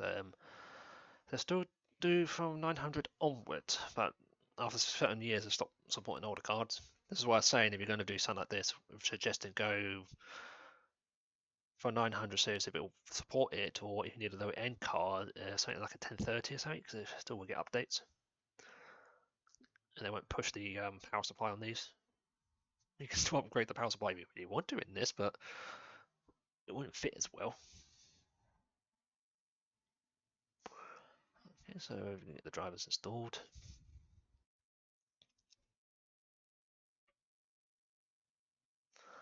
So due to the driver, I don't need DG Force because I've got nothing to install here. Custom. I do clean installation normally because yeah, so on the one that they install is 45671, but the new one's 4714, and the other stuff is there, so I'm going to do that. Let that install. So Microsoft always does one step behind before this one, before it gets a receiver update. But it's always recommended to put generic drivers on it for any hardware you have in it. So I've got the NVIDIA driver installed from NVIDIA, and I also got the correct drivers for the other cards which it needs. Same with anything on board, like audio and anything else, you still need to download those to install them correctly, because they just put basic stuff on here. So if you find something that's not working, like it's correct speed or anything else, you might need to try and find the driver for it. Even though Windows 10 11 can easily find it, most of the times it may not work, especially in older systems. So that's what I'm going to do now, is install the drivers of this one.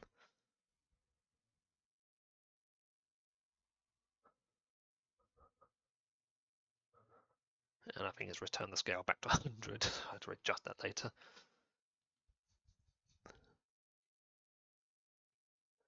So it's doing this install again.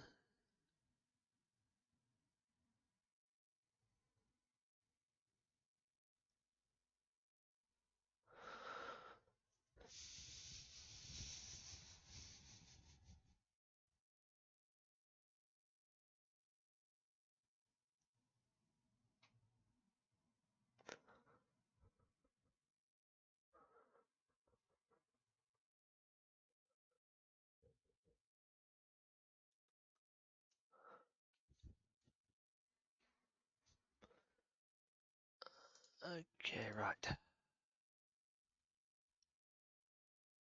Just install the drivers at the moment. The other drivers I have to install are the SATA controller driver. It's required. And then the other drivers it may see.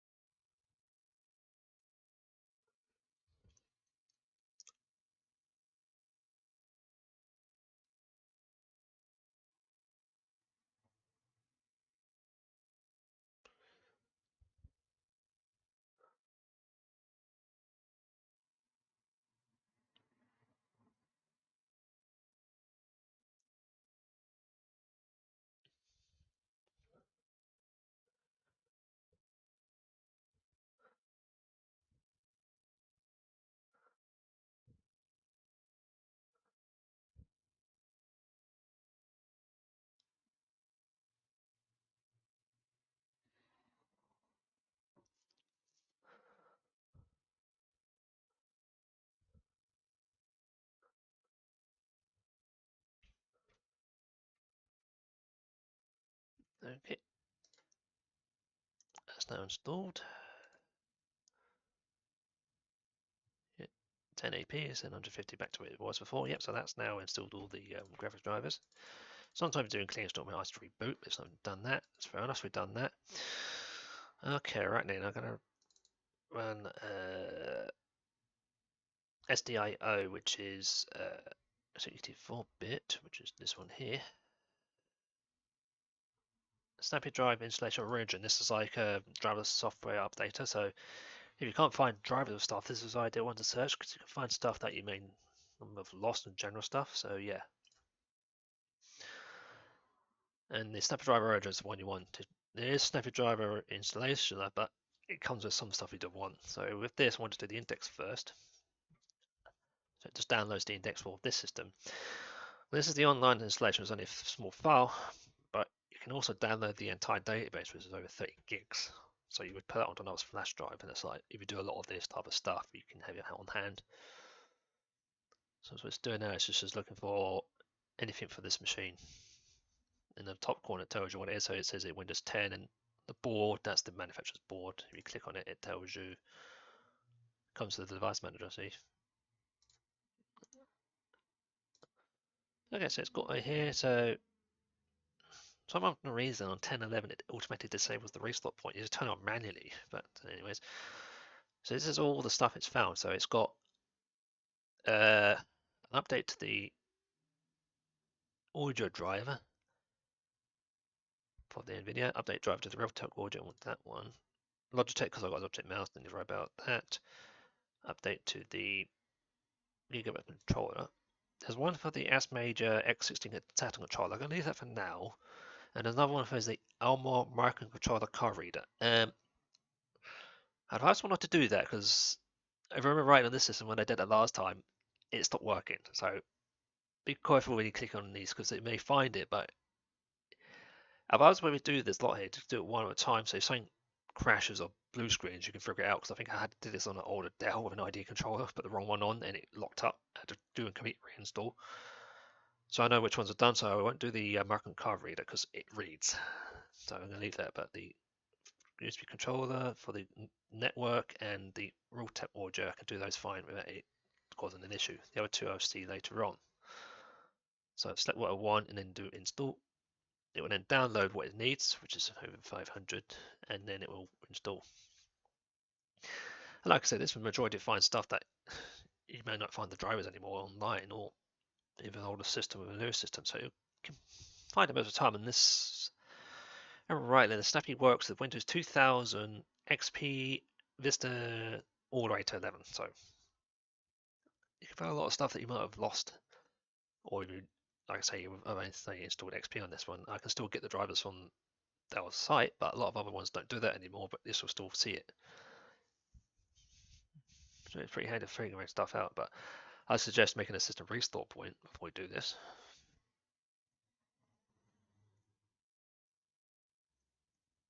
So download it all, and then it will then install whatever you ticked.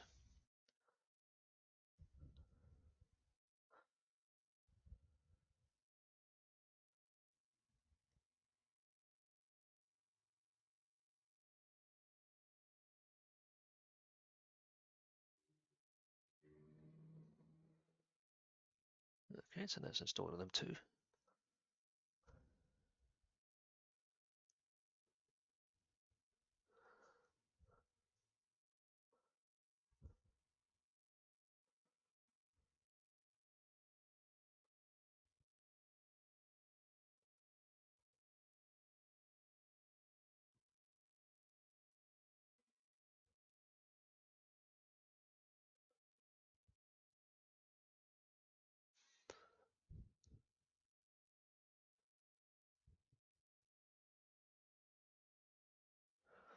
Let's say it's taking as well because of the controllers and stuff, but it'll do it.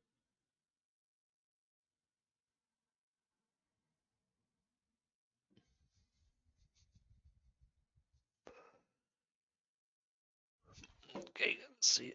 That's installed. It's now doing the other one because it does stage 2. So stage 1 extracts it down to it as zip. It extracts it into the folder it does, and then it will then do the installation.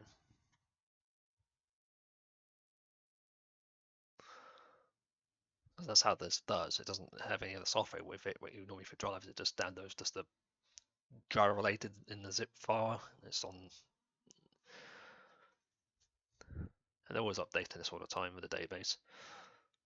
But this online store is where you link it online just one machine. But if you're always doing loads of machines like this type of job, you can download the entire author of it. It was over 32 gigs, and it's always increasing. And you just put it on a flash drive or network drive, just run it.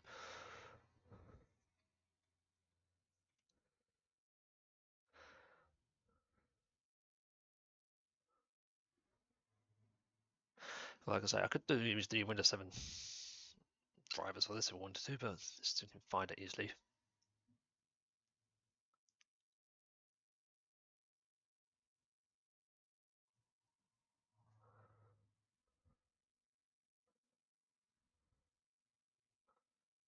Like I say, I found a few stuff here before which I couldn't find anymore, and it found them.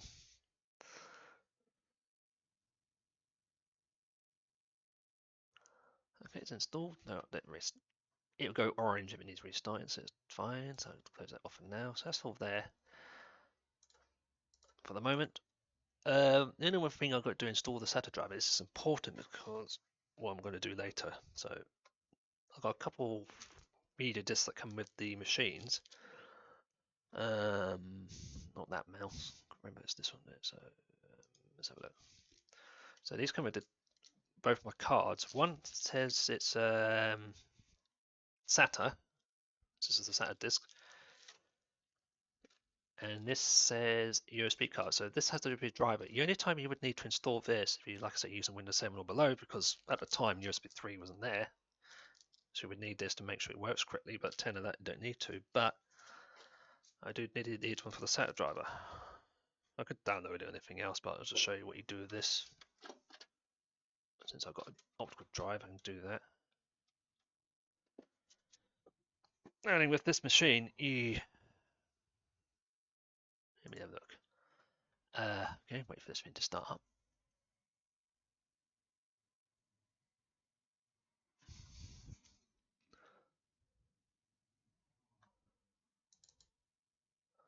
Okay, and so in the disk we've got 1, 2, 3, 4 files because it's got multiple files here. So I've got USB 3.1.0 card and a serial power card because this manufacturer does a few other. They just put it on one disk. So it's the SATA card, and there are 3 controllers: a Marvell, a J Micron, and an ASM 1061.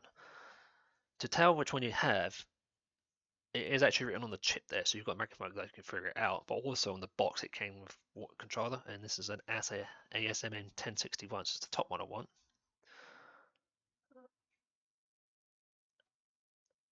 And then I'll just run a setup here, and this will run the setup for the driver. So just install the SATA host control drivers. This is normally generally important.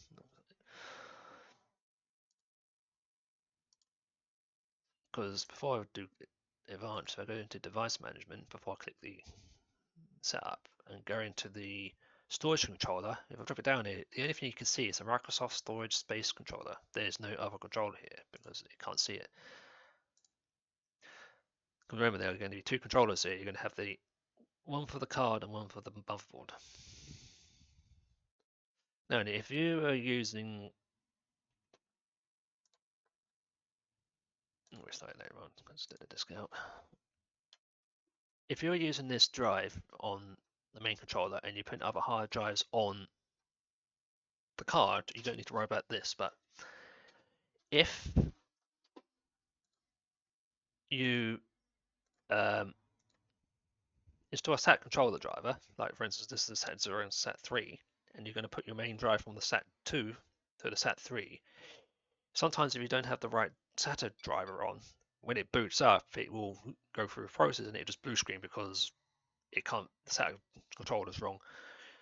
And normally you would have to go into recovery or something and try and add the driver in, or hook it back up to the other controller and then install the driver. So if you're using it as your boot driver, I say install the controller, so that way if you hook it into the other controller, it's not going to crash or blue screen on you, because it will do that. But if you install, it's the same round the other way. No, it was, if you, for instance, did it around the other way, it wouldn't matter because the generic SATA on most boards are fine, but this is a third-party one, so they can sometimes do that. I had that issue when I first tried it with this. So now it's installed. You go to your device manager, oops, not disk management, device manager. It should show up here now. Yeah, okay, what is it doing? So drop down on the storage controller, you can see there's two now. So you've got the S-Media 106X SATA controller and the micro storage controller. And there'll be other ones here if you had other controllers, like NVMe controllers and so on. So that's not on there. So go back into SDO, that should disappear now because this is a new one on here. Let's have a quick check.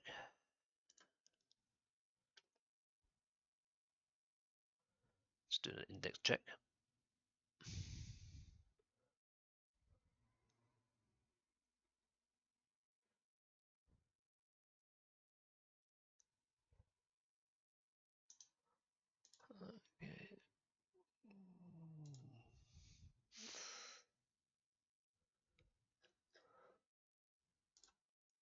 So still seeing the driver, so I'll update that anyways. So it says the controller still needs an update, so it still says there's no version of what's on the disk. So in this instance, you could have done it straight from this, but I'll just do it now. It's not going to break it. It could, but I've just shown you how you do it from a disk. But if you do it online, you can just look for the media controller and then download it straight away, or use something like this to find it. But like I say, you have to install it on the main boot one anyways, because like I say, if you move the driver around, you put it into the controller, and it's a boot one, it will just blue screen because it can't find the driver for the controller because you changed the controller chip.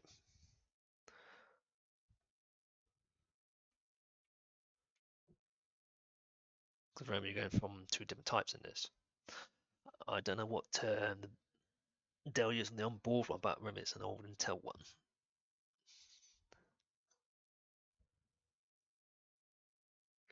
So you have to make sure that's correctly done. Okay, so that's not updated. So it should disappear off that one, and it should still be here. Yep, there it is up the top here. 24/6/2020. Yep, that's on that one's for that. There's nothing to worry about, so that's fine. So that's all the drivers required to update the system. So that's not safety updated. Turn that one off. So what I need to do now is to run some tests on this now to test what's going on with this one. Because I have a few unusual things. So first of all the tests on here are all generic ones. Some of them free, some of them are trial, but they're all the general ones. So you got Unigene Heaven and Superposition, ideal for the graphics cards. PT test is a performance test 10. It's a full diagnostic test on it. It's a 30-day trial for the advanced. You can still use it after the trial, but you can't use the advanced functions. OCCT is another one. Geekbench much as 30 days, same thing. Benchmark launcher for Blender, which is this one here. That's very good. You want to test if your system's good at rendering. I won't run it on this one because, like I say, it's a cheapy card in that, and it would take forever. Hardware info monitor, which is good for testing to see if you're throwing the system. Crystal disk mark and info is like check drive and the markers tested drive. Cinebench is ideal for testing your CPU. And AD data is another trial one for testing some stuff. And also these things are very good if you do overclocking because you can run them and see if your system falls over or if your recording is good. So we're going to run a few of them now. So first of all, this is the thing I need to do is disk info. I want the 64. So the disk info tells you information about any drive you've got in your system. So we see here's the page here, and it says got the Samsung drive here. Power on count, power ratio good here, and it's the transfer rate here, which is this 1 to third line, fourth line says transfer mode, and it says here SATA 300 and SATA 600. So the first letter is the current mode the system is in, and the second box is what the drive supports. So the drive can support SAT3, which is the 600 one, but it's running a SAT2 and 300. So this is telling me straight away this is a SAT2 controller. So this is what I was looking at earlier on, thinking, well, does that change? And I can't recall, so I just need to test it. Also tells you the health, 72 is fine, so it's not too badly done. If anything goes here amber, then you need to check if the drive's got a problem at all in that. So that's fine. It also tells you the firmware as well if you need to. So this is SAT2 controller. So I'm going to run some tests on it. So I'm going to run the disk mark. So this is a tool for running benchmark tests. So under the profile, you've got different profile performance. You've got default, you've got peak performance, real world, demo, default, and all that. So, and you can also do read only, right? So your default is default, but you can turn it up higher up if you really see what it does. But I'll just go to default for now. Just run it to give a rough idea what this thing's doing. You can also change how many test counts and test size, and you can set the drive. So there's a number of things you can do with this, but this just does a general check.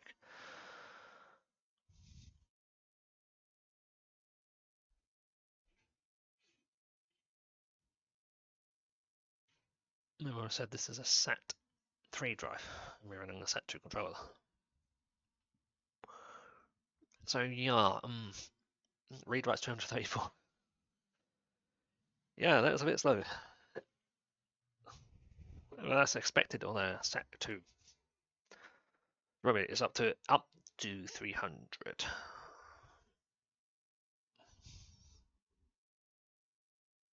So yeah, so that's telling me it's reading that amount of speed.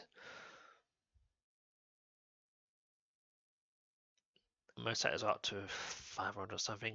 NVMe's depends on your controller. Yeah, so it's clearly telling me that this is running on that controller speed.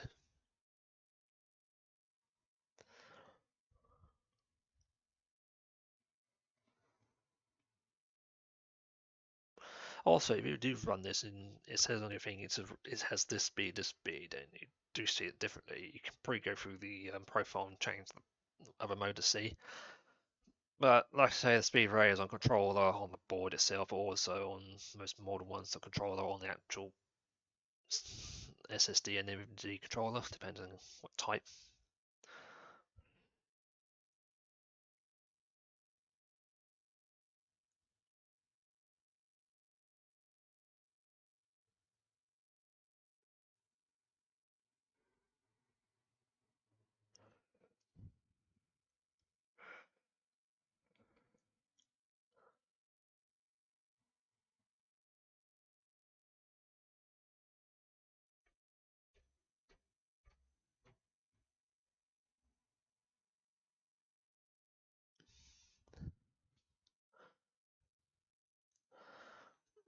Okay, so yeah, they're the reads. It's going to do the writes, which is going to be bad. Still doing yeah, because each test it does it 5 times.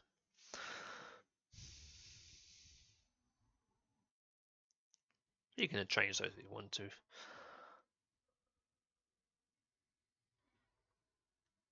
It's just done all of those. Now it's starting the writes.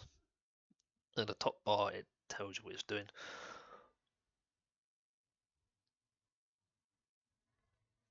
Oh yeah, that was a bit of slow speed. Not on the right. So the read speed is basically reading on the file. The write is actually writing to the actual drive. So if your write speeds are low, it will take forever to do stuff.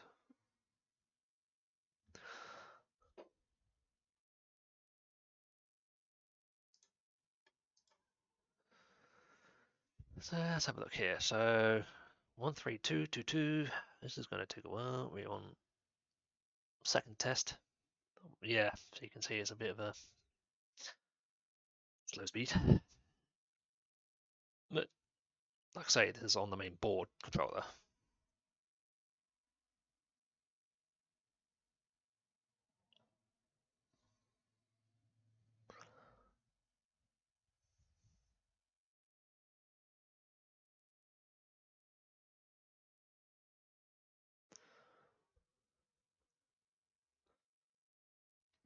Okay, on the third test, you can see it on the top part here.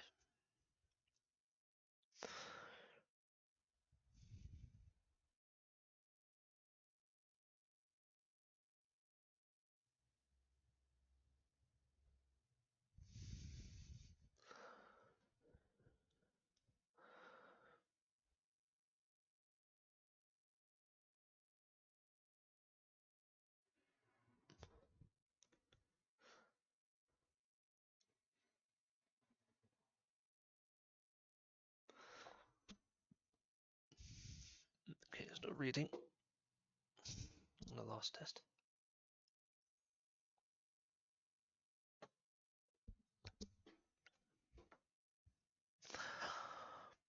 Okay, so that's the last bright speed. Okay.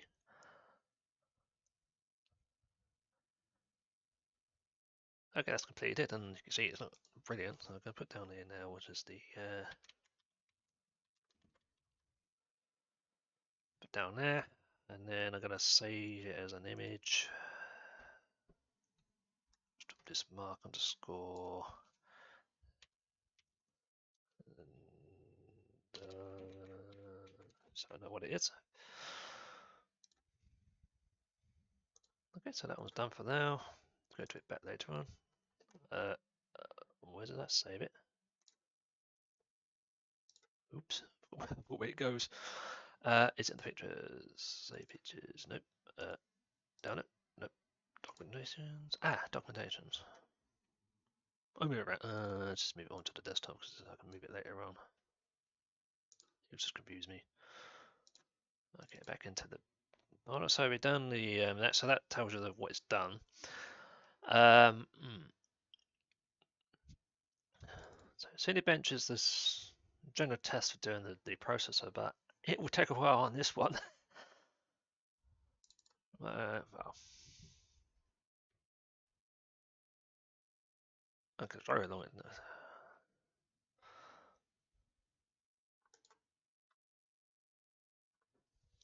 You do something. Yeah, it's taking its time.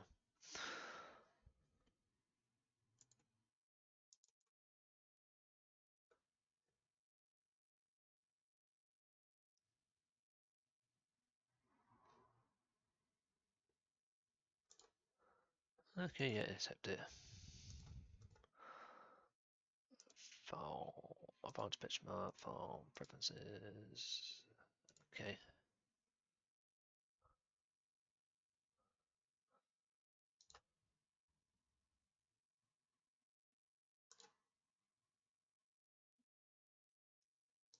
And what I'm going to do, let's do this work. No, I don't have no, I do it later on. Let's have a look now.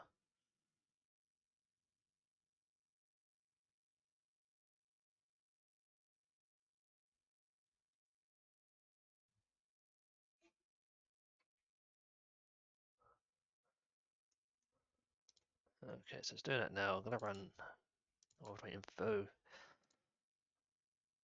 to show you what it's doing. Okay, sensors only.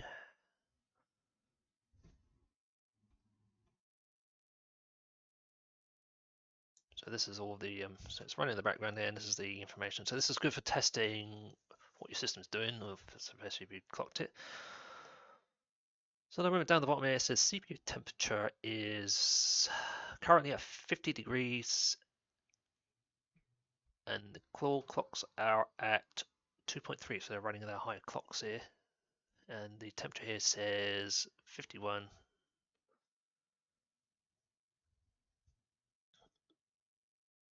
And it's running at. So it's doing the dry space test fine, and it's not doing too bad at the moment now. I do have the side cover off, so it is getting ventilation, but even if I put the cover on, it should not give you some tests here. So yeah, so I'm just going to do that quickly. Don't need to go back in here for the minute, and it will give a false test if I start messing about with it. So you pick up now why it's doing its work, and the only ventilator exhaust on it is the fan on the back. Give it a bit more ferret test.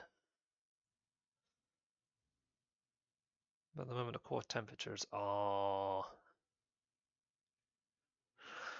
First, I don't know which one it is, but one says core max, which is running at 55, and general temperature is running at 53.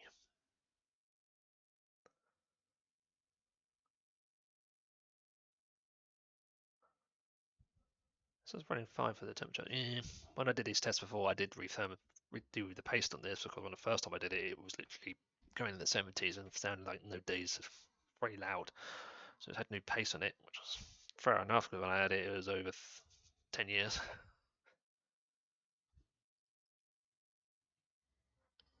Well, okay, so it's doing its checks. I won't do the single core on this because it would take forever.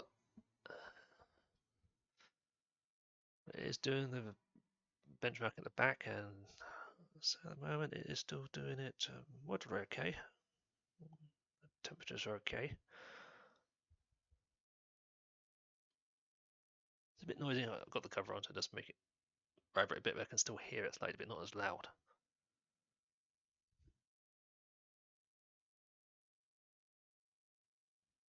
Well, like I say, it's only been since probably CPU intense, and it's ideal if you're checking temperatures and stuff, especially if you're overclocking.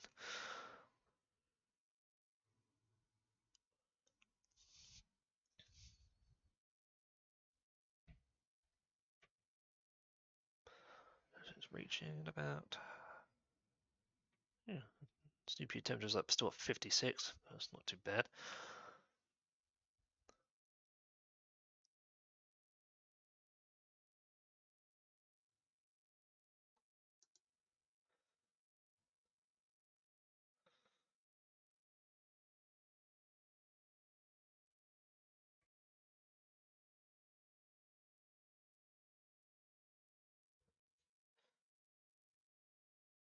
I'm still doing it.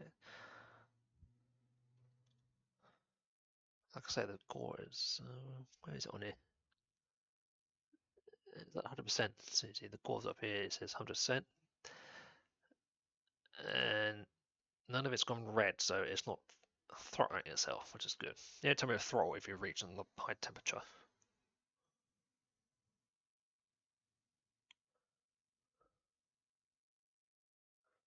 It's still doing its job fine.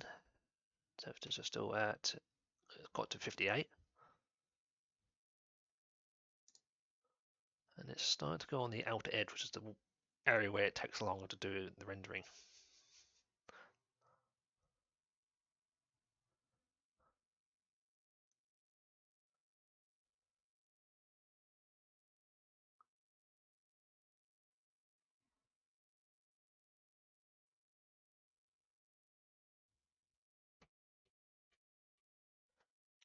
Yeah, I'm just running the basic ones here so that way I can get a good benchmark. This is primarily to show you the difference between the two CPUs and all that lot. The other stuff will be the same thing, but they'll be using other software. This is just primarily for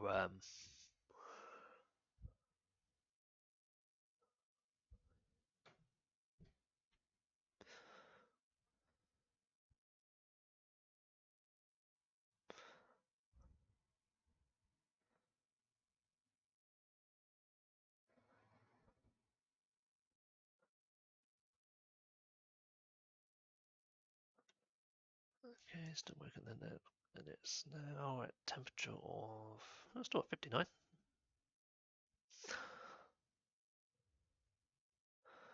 It's still at 100%, and it's still running at high clocks.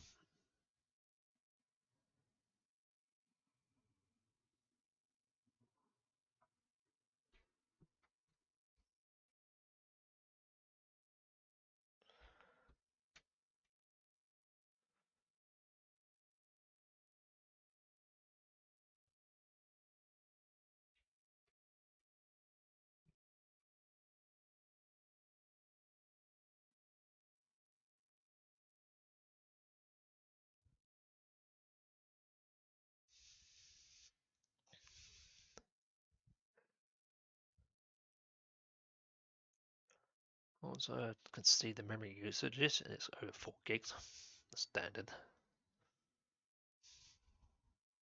It's still doing its job. It's still running at 59, which is surprising. Like I say, when I did this before without the old paste on it, it reached to pretty toasty quickly.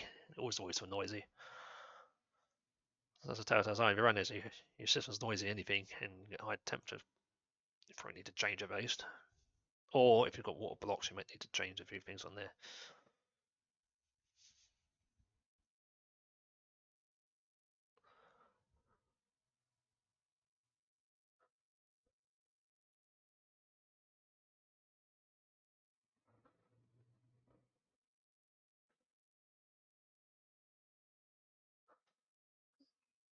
it's just still running there. Looks like I opened this at the same time the program, so it's taken about 7 minutes so far. And it's, I'll say another 2 rows on this side there, so it's maybe take another couple of minutes.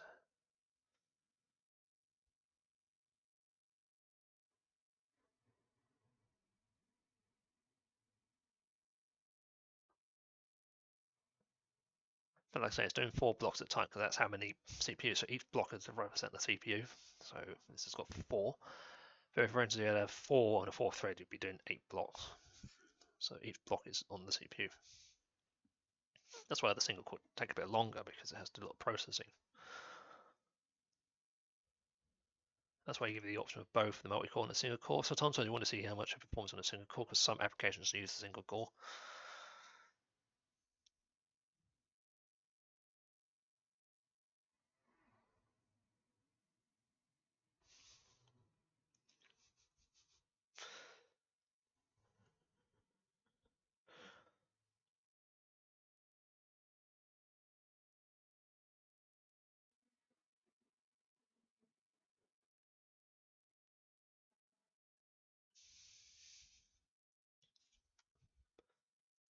Okay, CPU temp is at still 59, so not too bad.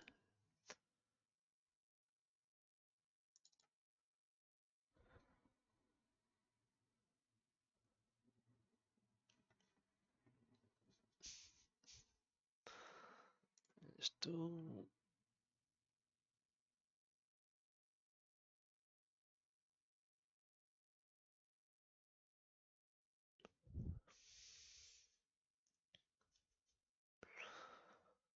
Okay, it's still processing fine.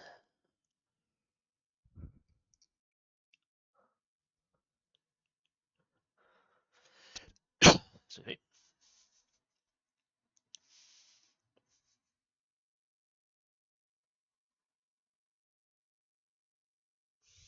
Okay, now it's now doing the final strips on the edges, so it should be finished soon.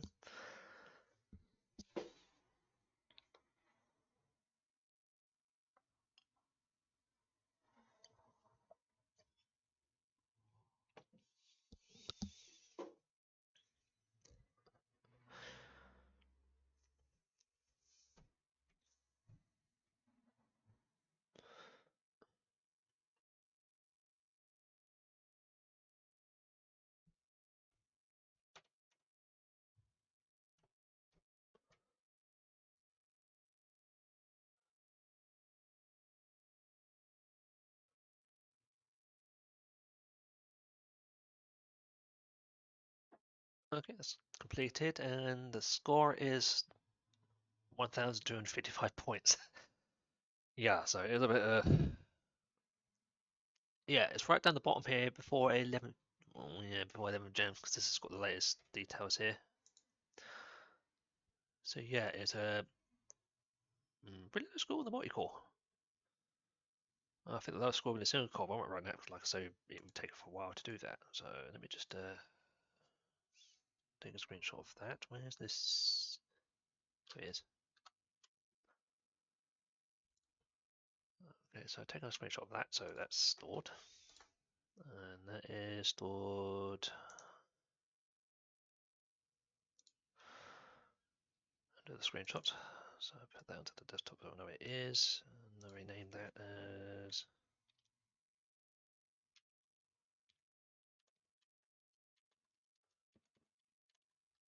I know what I'm doing. You can drop that for now. Okay, and then I go into there. Leave the hardware information up for now.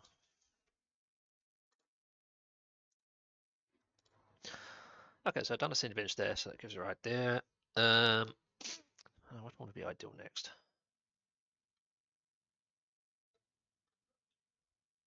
So I'm on supervision yet. Next, this is GPU intense on the system.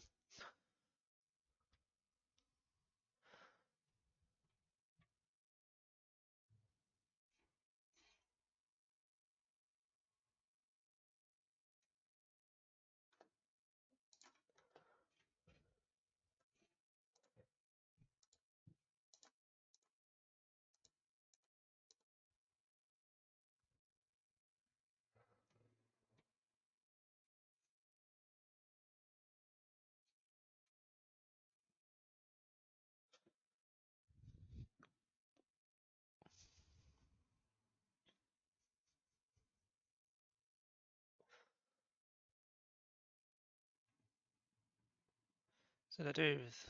You need to do about 3 of them. Superposition is the highest one. That's like cars, and you got Heaven, which is the older car. Heaven's very good for testing older cars or general stuff on the older DirectXs and that. That's most people commonly used, but the superposition is also pretty good if you want to test more RM cards.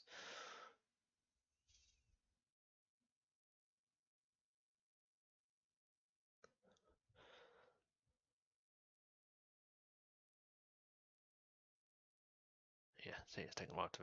Well, that's because of the write speeds and whatnot.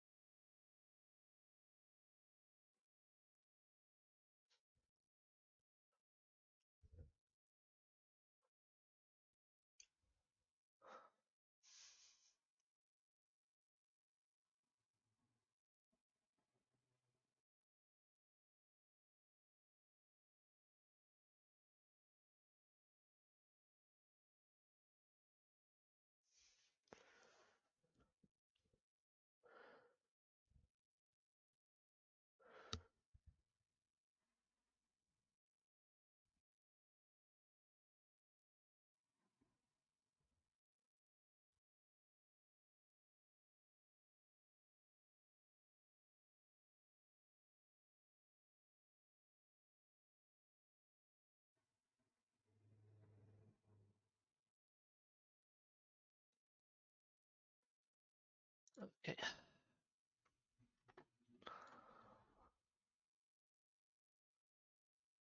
Okay, so we got the performance here. So you got some basic sets here. So grab DirectX, I'll open GL. So we're going to do DirectX for now, and then you've got the settings here. 10 p.m. 1080p medium, high, and extreme. I'm not sure what to do. If I do extreme, it probably will not like it. No, because if I try to do extreme, it says that the VRAM's at 3 down here, so it's beyond the VRAM and extreme. High is also 332. Need to do about 3 gigs, so I only can do medium, which is the recommended for this. So I only can do 1080 medium on this card. Direct exit, and simply just need to run it. And like I said, the VRAM is only 2 gigs, so it's about 1 of the gigs on here. So I only can do 1080 medium on this. That's a limitation on this. Is 3 RAM. Stay. Choose idea for doing general stuff, but I say we need at least 6 most majority of the time now.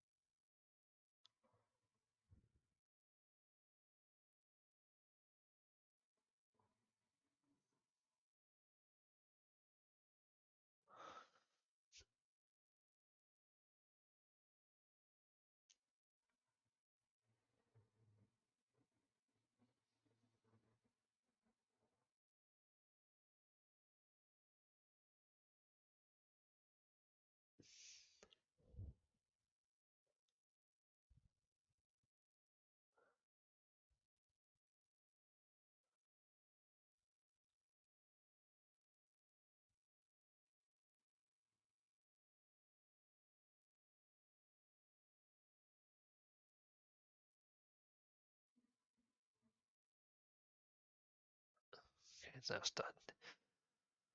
Yeah, as you can see here, it's not really brilliant on this. So it's starting the benchmarking already, and its frames per second are 4.8. And the graphics is at 58 degrees already, and it's 100% utilization. And like I say, it's only running about 100 mega, 900 megahertz. So yeah, so you can see this thing isn't a speedy thing.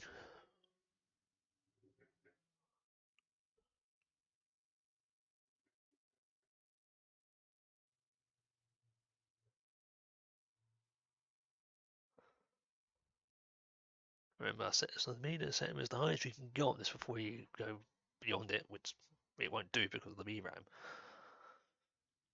So yeah, I'm getting about 6 frames per second. You can see clearly these GPUs are not designed for high-end gamer stuff. Like I say, for basic general office work, or you can run off some basic games if you turn the settings down to 0.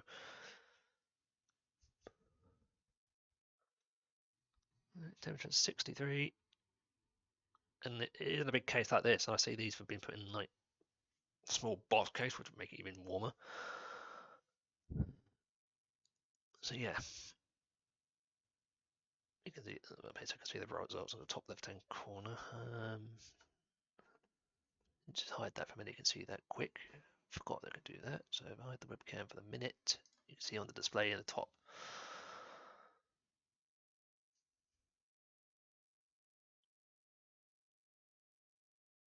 Yeah.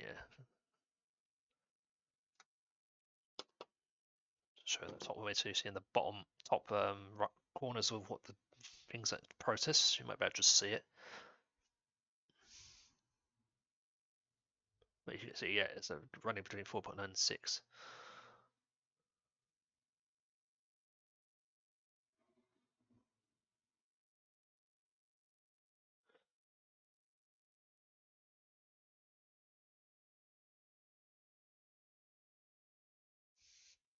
And it has about 17 scenes on this, and it's on 15.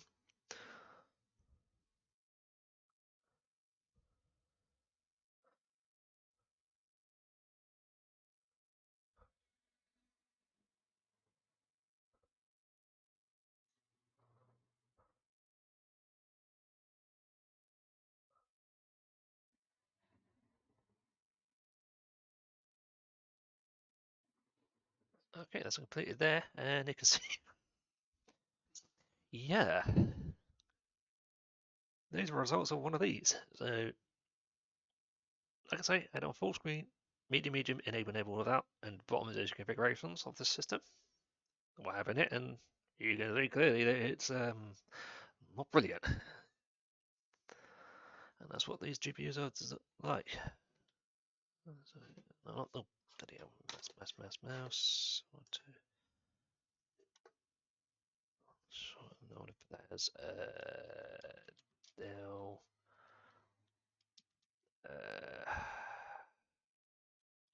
GPU test super.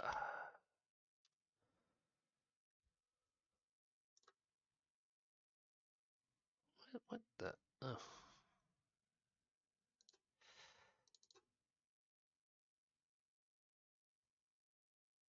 Not on that one. Desktop.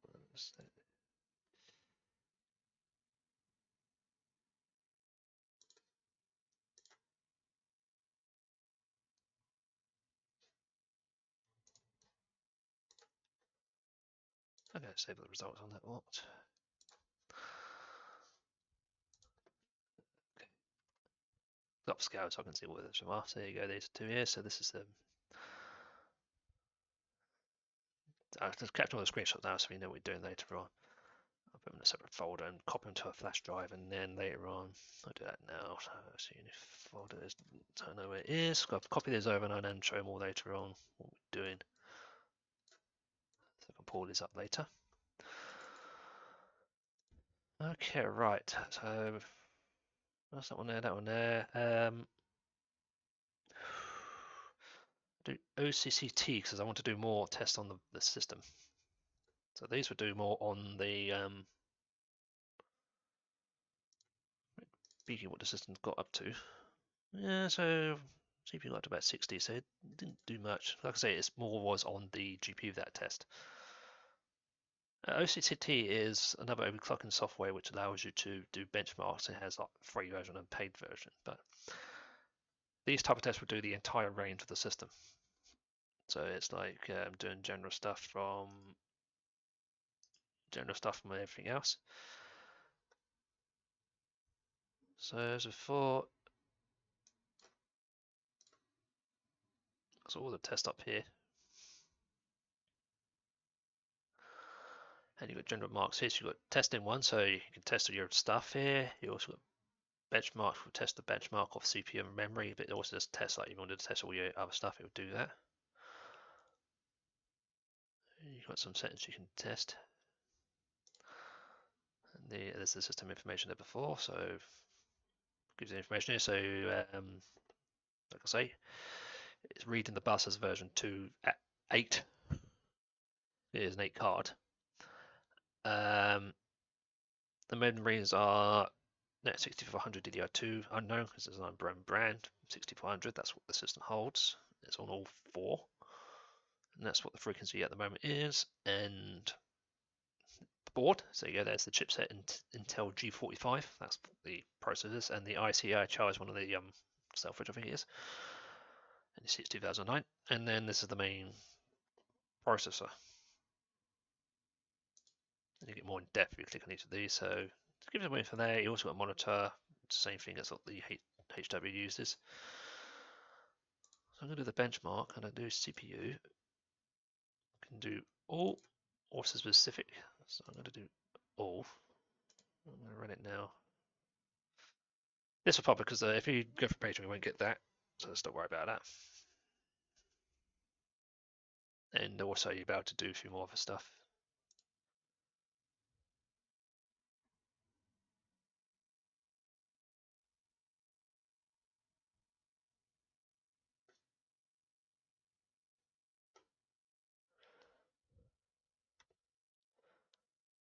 Okay, there's the lockdown here and all the sections here. So let's see.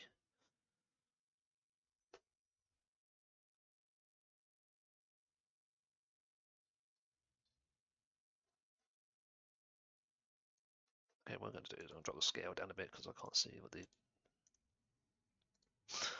Drop this down 1 minute. So I need to see what I'm doing. Okay, that's better. I can get it all now. Okay, right. So, oh boy, I should test here. I did a quick test here. So the single threads on this is 18, and the multi-thread is 62, and it's those are the racing ones. It always does that for general tests.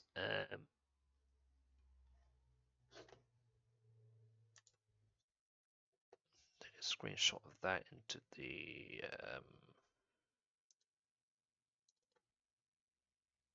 screenshot of that. I'm going to run the memory test here. So this does a CPU test and the memory test. Really, they do that on the benchmark because, like I said, that's what you normally would overclock.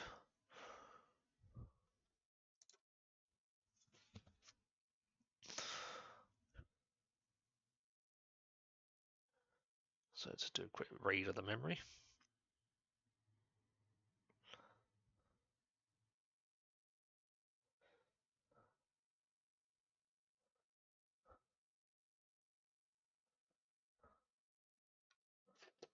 Let me just check on the temperature. So we reached to 60 still, so that's not too bad.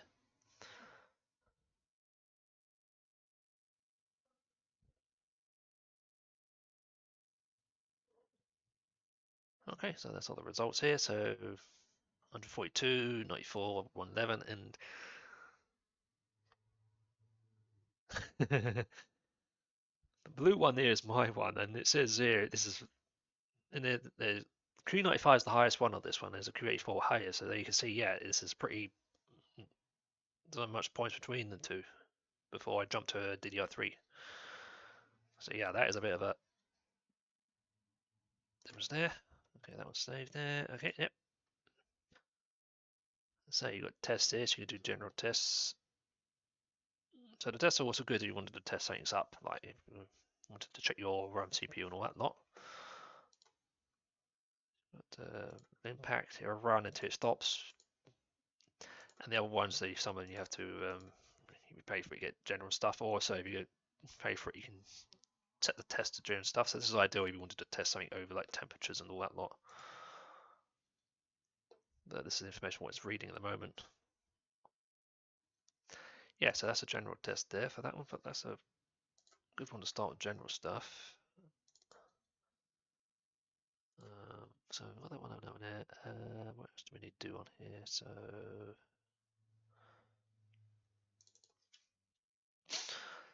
Geekbench is another one you can run. Has a 30-day trial, but you can do general stuff with it, same before, so run that as well. It is a test you can do. You'd have to run them all, but you can do use what you please. But I do run a few things here. Like I said, I'm not going to run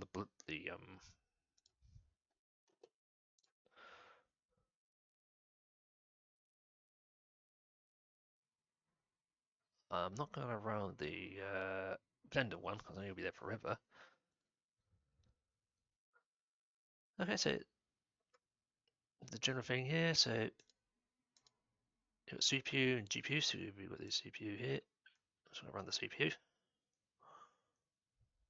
So this one here just says the test GPU and just CPU, and it will send it online to a marking. Most of these blend masks give you a benchmark general stuff, and like I say, a few of them have a bit more in depth. So if you're doing some tweaking, you can sort of run these. See if your score changes, but also some of them are pretty harsh on the system, so you can really stress test it. But these two just general testing, but I say AData and the OCCT has a more in-depth test which you can really push it. But like you also like Firmark and Intel Burner for the Intel chips, which and like Prime, which really push the CPUs and that to their limits. So they're good for testing on their thermals and see if anything's wrong.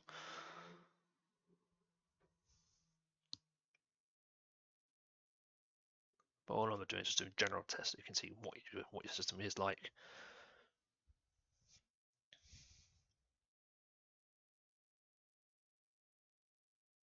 And this will take a bit long to do because some of the tests do various things. So that was a quick one. This one I do some other data analysis depending on how each software runs.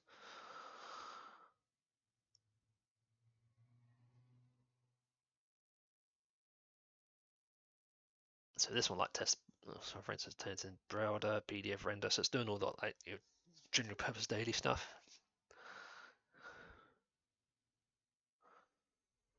Because some of them just do quick things, other do other various tasks. So like I said, did HD5 wrapper, scanning photo library. So it shows you what it's doing.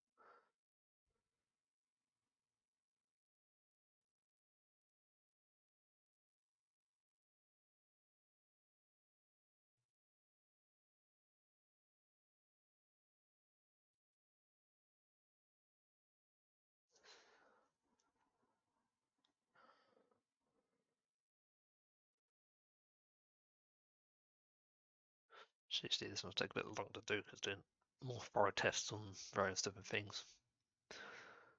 Also, this is a slower CPU.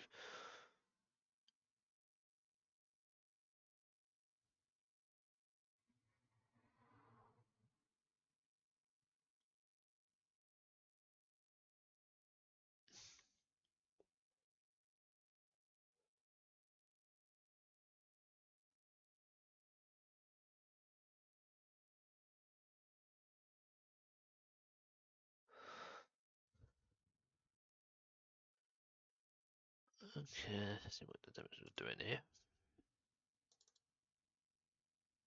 here. Yep, temperature is still about 60 degrees, so that's how high it's reaching with this cooler. And it is utilizing, I think, about 27. So this is not pushing the entire CPU to its limit, but it's doing some other sort of things it would do with it that's not pushing it.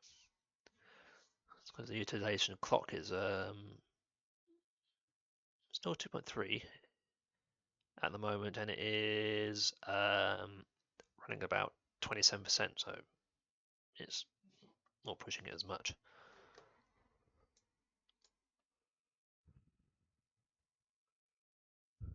And temperature is about 50, so yeah. This is more experimental, but I think it's everyday general stuff you would do with a system.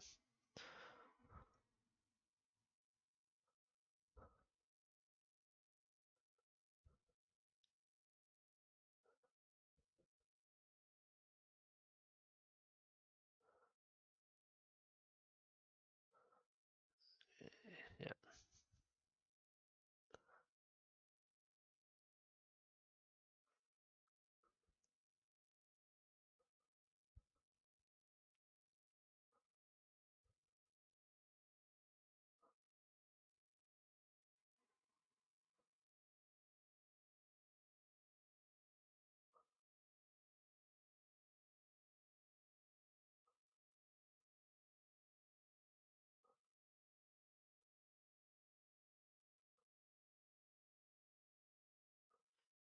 Like I say, these take a while to run. Like I say, it's doing a lot of things that you would do normally.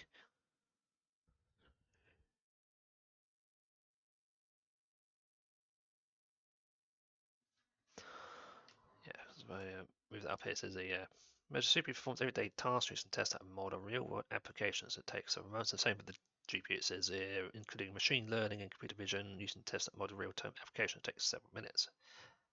That's what it's doing. And before you get information up here, so there's the OS model, where we have 8 gigs of RAM and the name here. So that's the CPU information. And down is the GPU down here.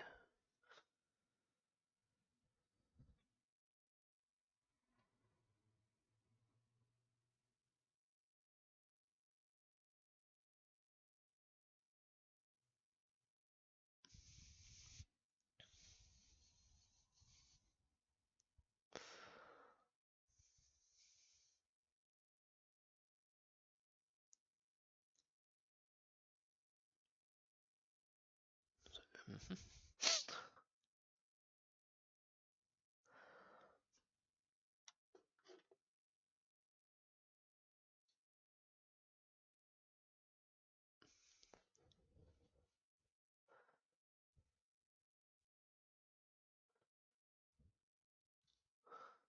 Let's see to go down into there. Okay, right.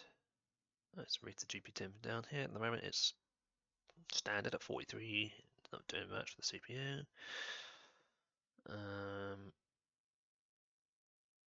Where are the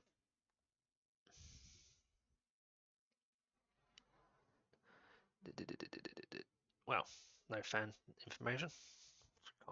It's a basic controller.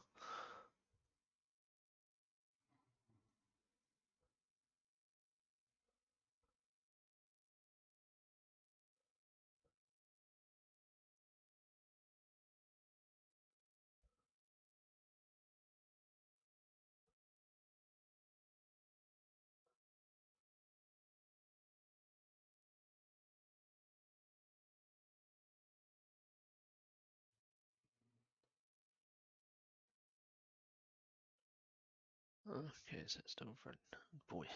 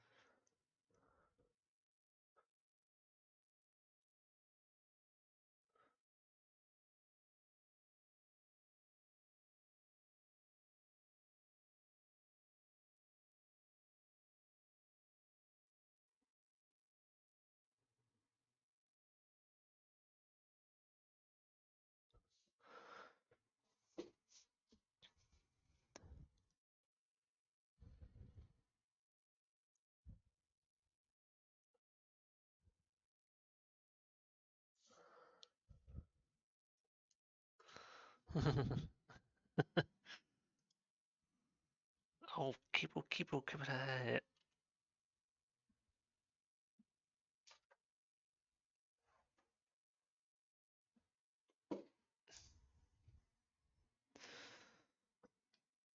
Yeah, just doing a few tests and general stuff today. So just a general Sunday. I was just doing a few tests on the old system before I switch over. But no, doing fine. Oh, these buttons on here. Yeah, so that's the old Dell doing this job. Almost complete with this one. And after that, I just need to check the controller and then I'll switch over to a new one.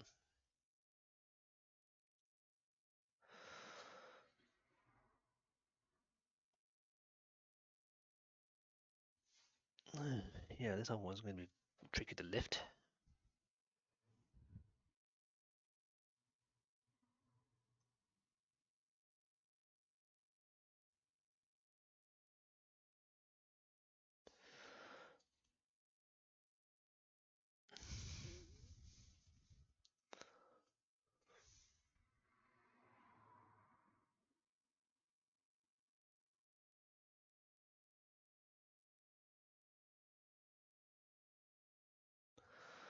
Like I say, it's not pushing it. Well, it is now pushing it a bit now. Is that went to 93, but it's doing a yeah. It's almost halfway through the process. So this does a bit thorough check, but like I say, this is not the latest system. Oh boy, get around this. Get the next one ready. That's not easy to lift. Okay, right.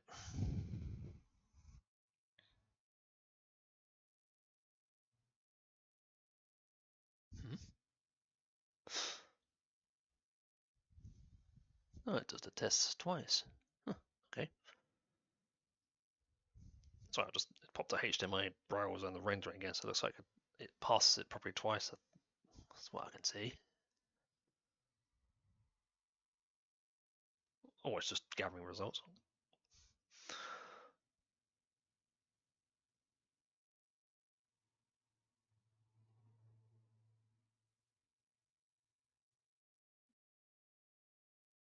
And so far it's done it for about 30, 12 minutes. About it's in-depth testing on this software, and also it depends on your system.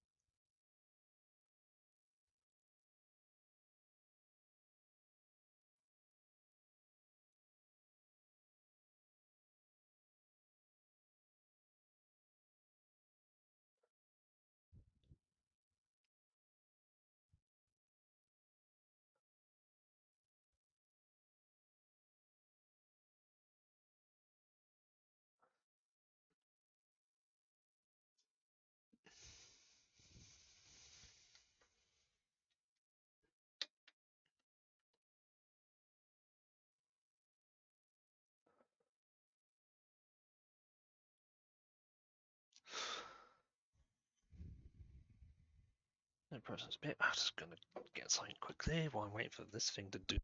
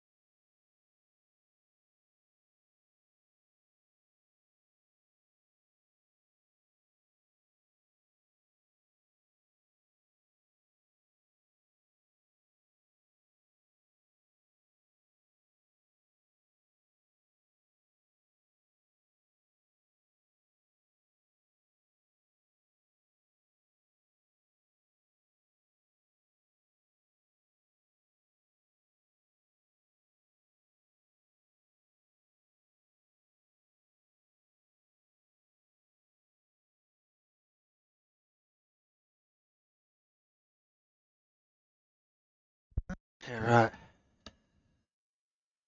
Looks like it's near the end of this testing. Didn't really say it'd take that long. This one, but it's a thorough. And the temperature is still at 54, which is not too bad. So is it?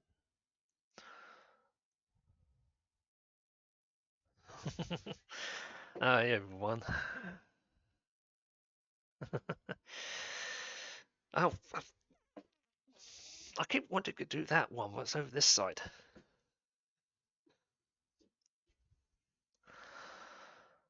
I keep wanting to type on this one because it's in front of me, but this is the one that's going through the strain system over there.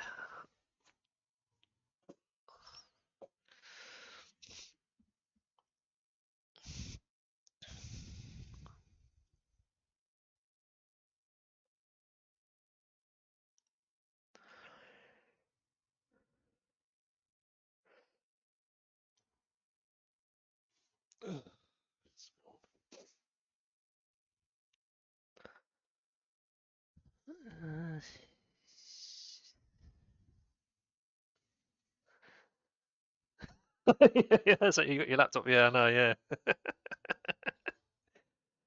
always doing it. Even when doing two systems or general stuff, you always got that one in front. You think you can do that, and you realize no, it's that one. Yeah. Oh yeah, yeah, yeah. Push it one side. But if I put that there, then I'll be typing myself in that direction. Same with the mouse.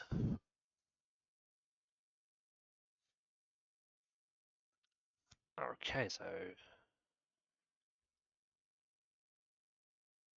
wrong mouse. Okay, right, that's the score. 312, 915. This is updated, and there's all the information there, and all the processing. So it does 1, 2, 3, 4, 5, 6, 7, 8, 9, 10, 11, 12, 13, 14, 15, 16, 17. So it's all this structure here. And I want to. How do I?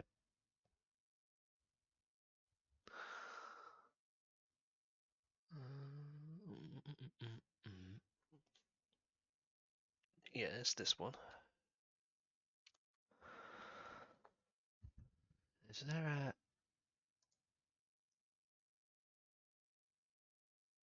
I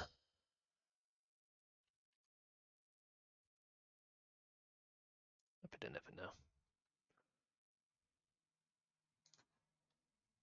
Okay, that's the CPU test mark. I'm going to run the GPU now. I don't know how long this is going to take.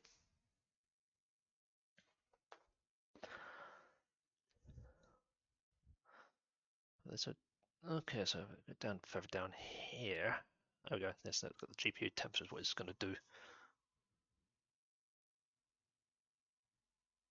So now it's temp. This gets to 69.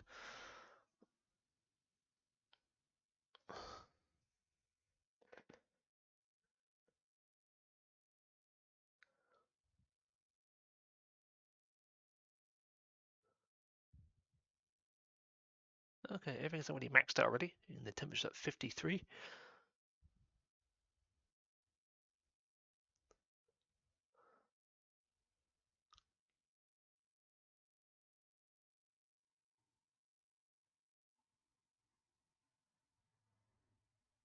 '54.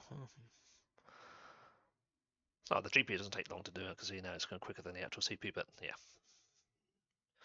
CPU is a bit more intensive task this does.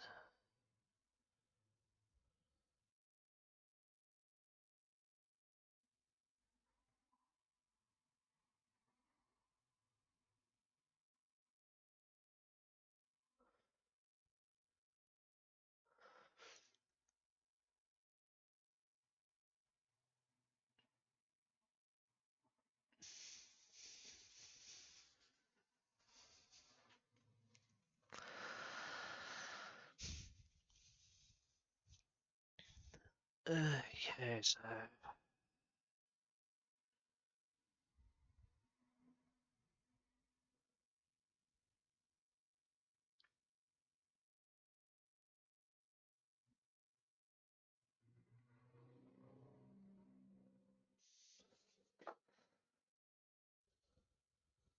Yeah, it is at the moment, yeah. Even though it's 710.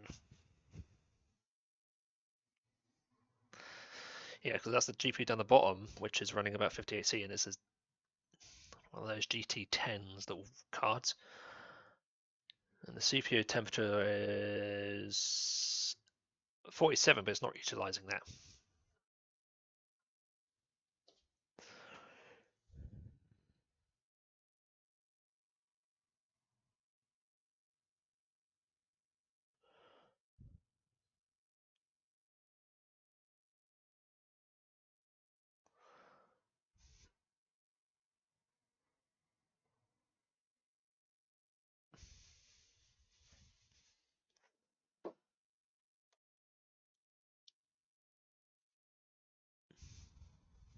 Oh, don't chuck the heatsink on that thing.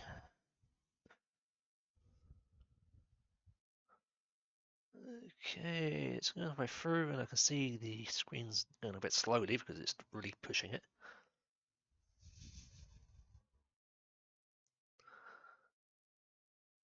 Yep.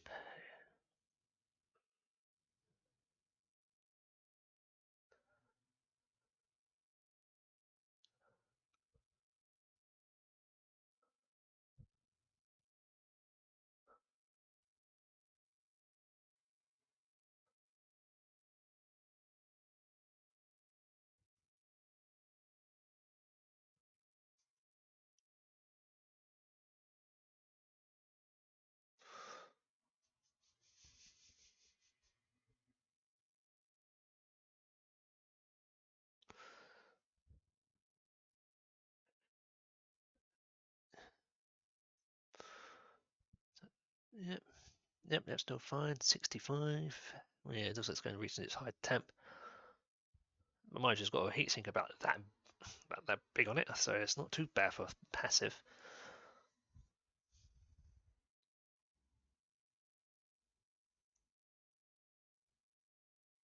Uh-huh.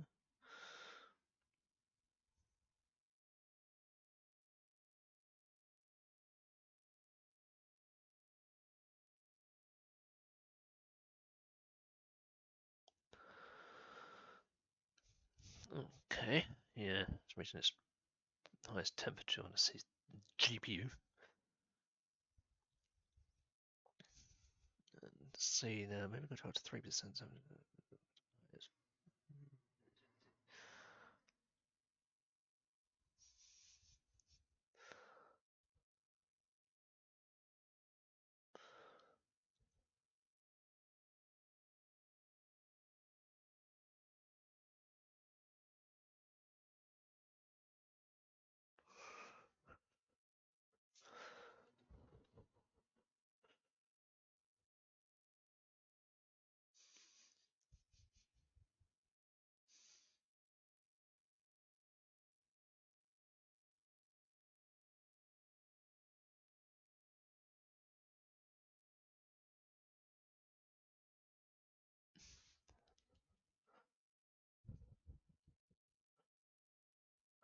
Yeah. Oops. I just run the test, but it's taking a far time to refresh because it's sync. Okay, so that's completed there. So OpenCL, so it's 1965, and these are the results of the actual frame. So the highest frame, yeah, that's about the results of this one.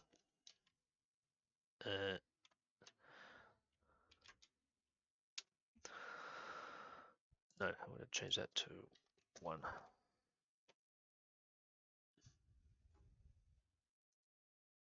It does Vulkan, but do want to do that. Yeah, so OpenCL is OpenCL and it has Vulkan as well. So you can run 2 type of tests on that, and GPU is whatever GPU is. So I just run the general ones.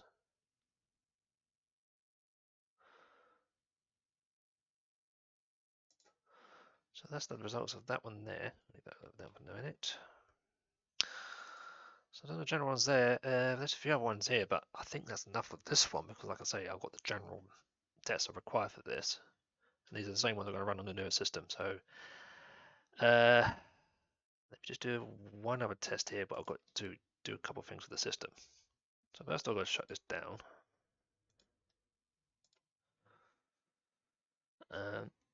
because I've got to do one thing in this, which is change the controller. Let me on that. Thank you.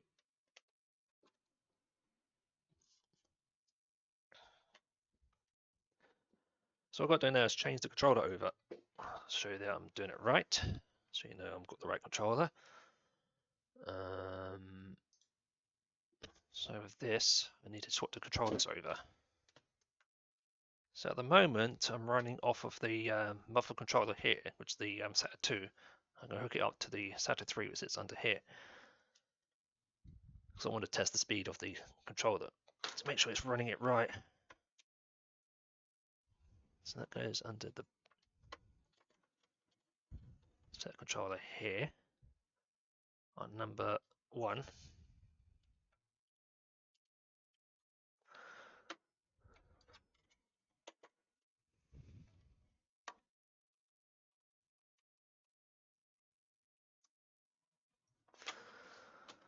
Okay, so it's come from this port now onto this side.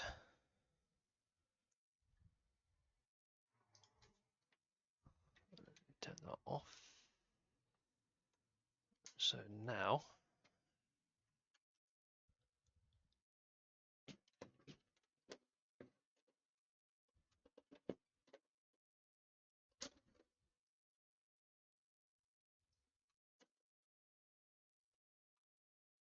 should boot up. Okay, yeah, let's do it now.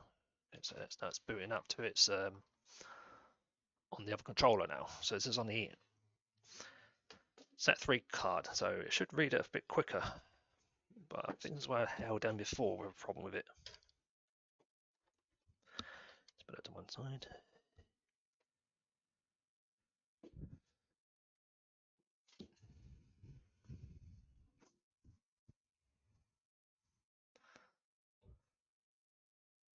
It's not a 4th gen. Oh.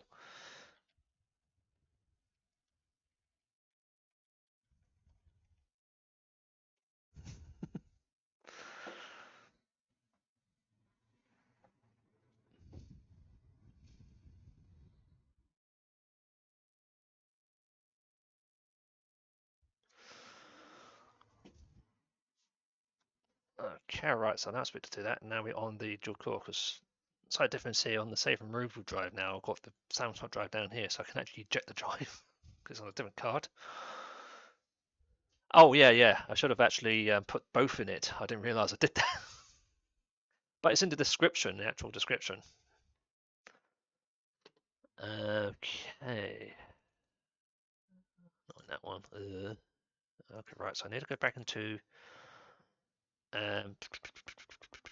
Crystal Disk Info. Let's see what it says here.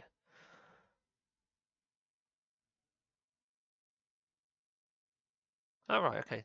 It is working right there because it's reading it correctly, because it says here transfer mode SATA 600 by SATA 600. So it is on SAT 3 now.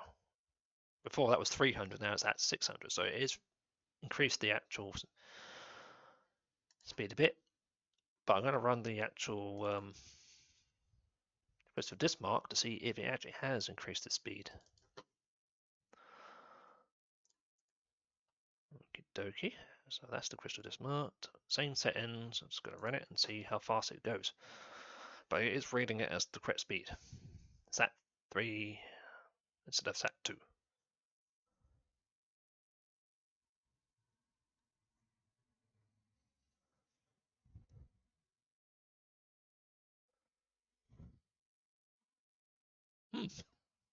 That's a bit slower. This is the thing I had before when I was testing this before, thinking, why am I still getting the numbers under 200, even though it's a SAT 3 controller, but I'm reading 2.4? So the previous one was 230, and now it's at 2.5, so it's roughly the same speed. So this is the thing I was having a problem with, and I've checked it over and general stuff. So I think it's this controller and this machine that's having a thing. I don't think they're X2s. I think they're X1s. Yeah, it is odd. Yeah, I think this machine's probably using ×1 rather than a ×2 system, even though they've got the slots there. So this is the main test I'm doing now, because I'm going to do all this same process on the whole 4th gen, which has higher specs. Because that is a SAT3 car, but I should be getting up to 500, but I think it's this machine's controller. So there's no point in putting that card in here if you're going to get that sort of speed.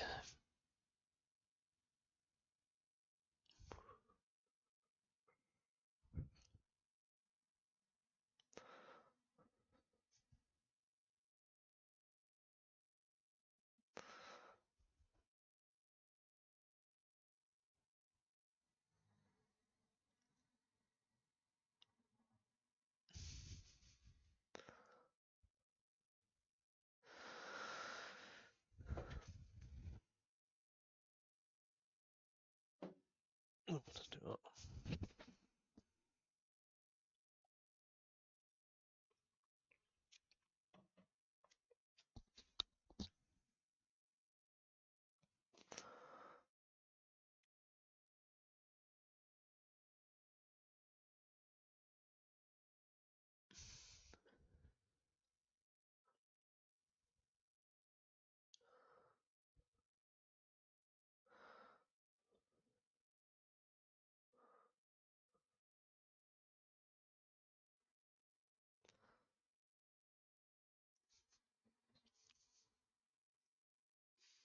Yeah, right speed is the same.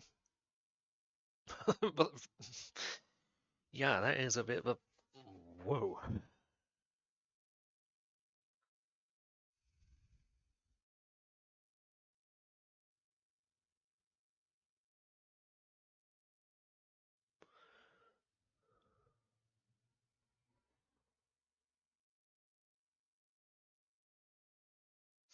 Yes, it is very odd.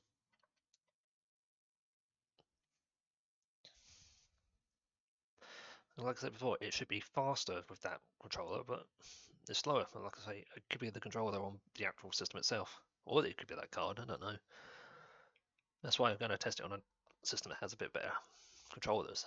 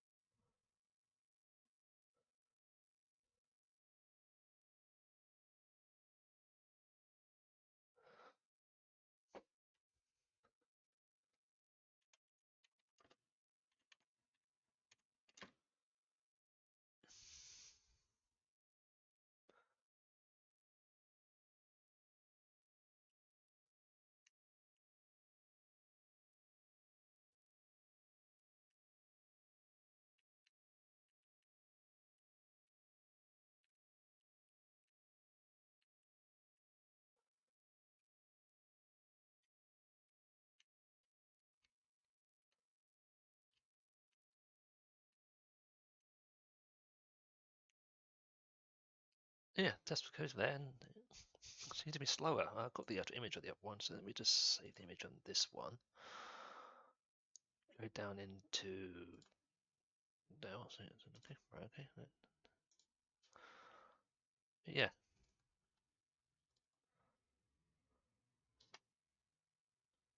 So that there is the controller there, SAT3. It says 205 20 1132.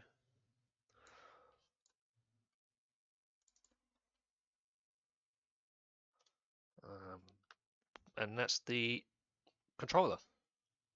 So that's the one that's on the motherboard, that one there. So it says Dell 2 SATA. That's the SATA 2 controller on the actual board. There's 23404. So the write speeds are about the same, but the actual read speeds are slower. So it's thinking it's a SAT2, but it's an actual SAT3. So I don't know if it's the board on here or it's something else going on. But anyways, I'm going to try and pull all my information out of here. So I can copy to this flash drive, wherever it takes it all. So on to downloads.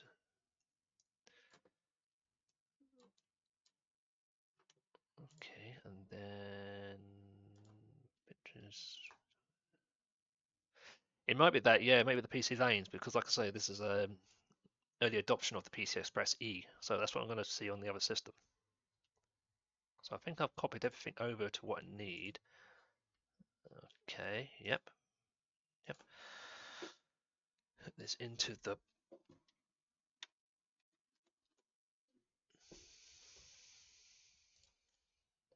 that's into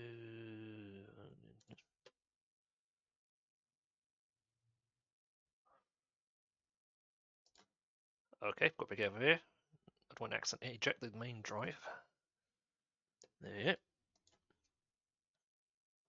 That's going to be, yeah, so that's different there. So what I'm going to do now is I'm going to jump to the other system and see what's difference on that. So, but I'll be doing the same process what I did for this one to see what's going on. Also, this card has a light on the back that blinks, so I know it's running off of that card.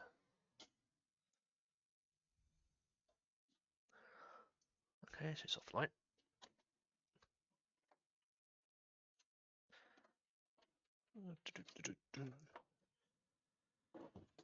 So pull all the cards out of this, what I need. So I want the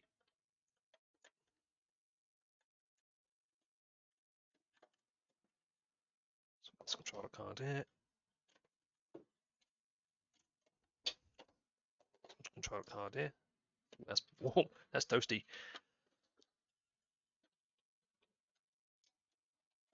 And GPU here.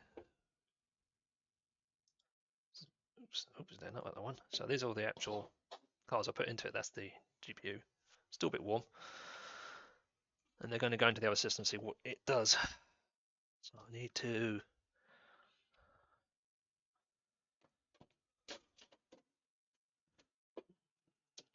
put into this and see. Right.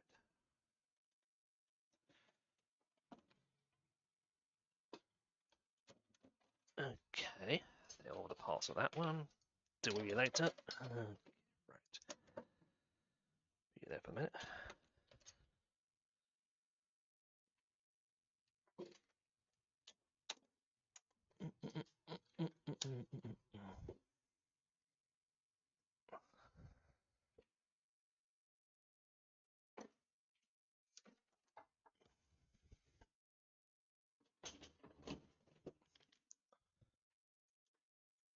Okay, right. Ugh. Let these things save as anything.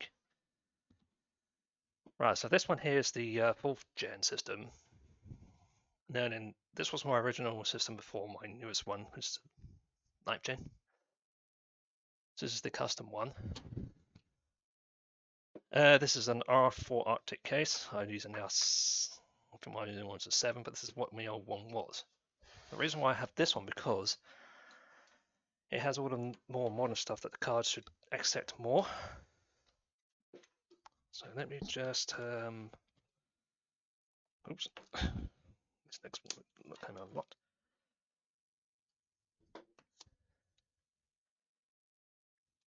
Do you mind? Okay, so let me just bring this one up. So this is the original system I had. So this has a i5 4th gen. It's the highest one of the range that I've got. An Asus Z87A 480X board. And this is the time when PCI Express 3 came in. So these ones here are PCI Express 3. This one and this one, the bottom ones are 2. SAT3 controllers. It does have a 750 watt power supply. I won't need that amount of power, but that's a general gist. And this is why I'm doing this, because these cards should be, might do a little quicker on this one than the other one, because like I say, I can occupy all these slots without no problems. And I can also test it from this controller as well as the other controller. I can see what is actually going on. So if it's the card or is it the actual system we have. So it's the same process what I did with the other one. So we need I'm going to put the GPU anyways because this has got a HD 4000 in it, but I'm going to use this anyways to get the results equally. And I'm going to put it into the top slot anyways because it's backwards compatible. Oops.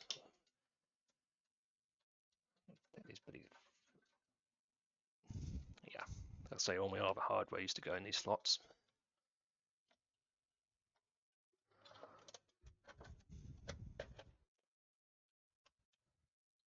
Now that looks a bit silly in this case, but yeah. Right, on the top one, since these two lanes are 2s, I can put the other ones in. So I'm going to put these two into the other 2, and they're PCI Express 2, so they should be the true speed. So I'm going to put the USB. Well, put this into. Which is the best lane to the top one.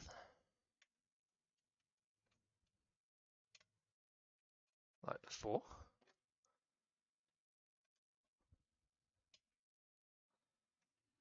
Just put this in to make sure that I don't wobble around all over the place.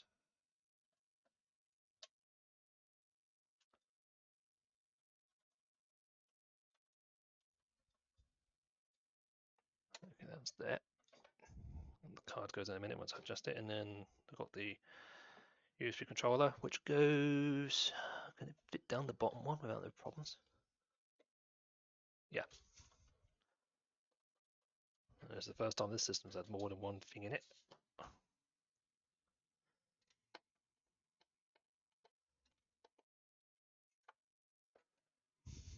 Come on, get in there. Oh, I'm going to take this one out.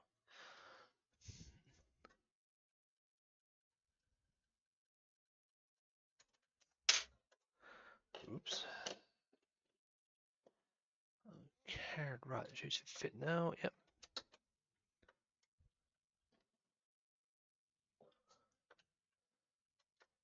Leave it a minute. Right, that's going on there because I have actually the header's up here for USB 3, but I've actually damaged this one. I actually pushed one of the pins in my mistake, so I can still run it off of this one for the front.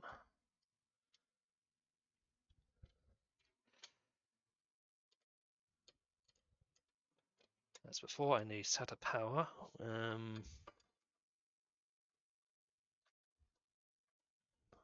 long enough to get up there. That's good. Round you go. Upside down. Okay. So SATA power and the headroom's 4. That doesn't need power. That doesn't need power. Alright, those are done, and I need a SATA drive. Now, I can't use the same one before because it's formatted differently. So I need to use a different one. One of the legs that I don't lock on this. That was fun. So what I'm going to be using, maybe really, really weird, but it's something you can do with these. And it's a test also that you can adapt to most of the old systems as well. So with this,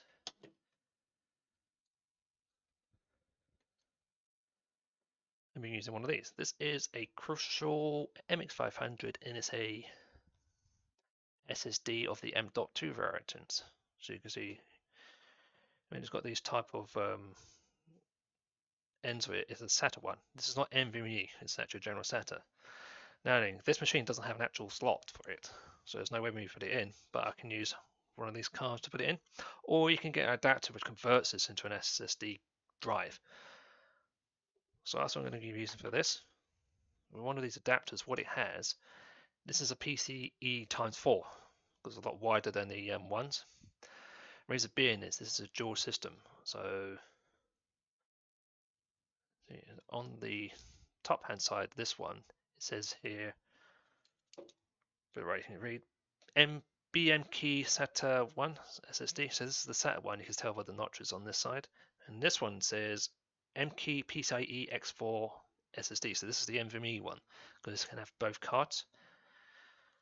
This one will not work in this slot. It only works in the top slot. Also, you can see there's a SATA link here. And the way these cards work is that this supplies power to both the two slots, but the data port on this only works on the NVMe, so this is the only lane it works. This is required for the SATA one, so if you just put that in there without connecting anything to here, you won't get anything out the drive. This is primarily for the NVMe and power. As you can see, it takes any slots. So I'm going to take off the top screw, and you can put both drives in it. So you can put NVMe and SATA in it; it will work fine. These are for holding the screws in there, and there's two LEDs here, it tells you which one's occupied. So I'm going to put that in the top here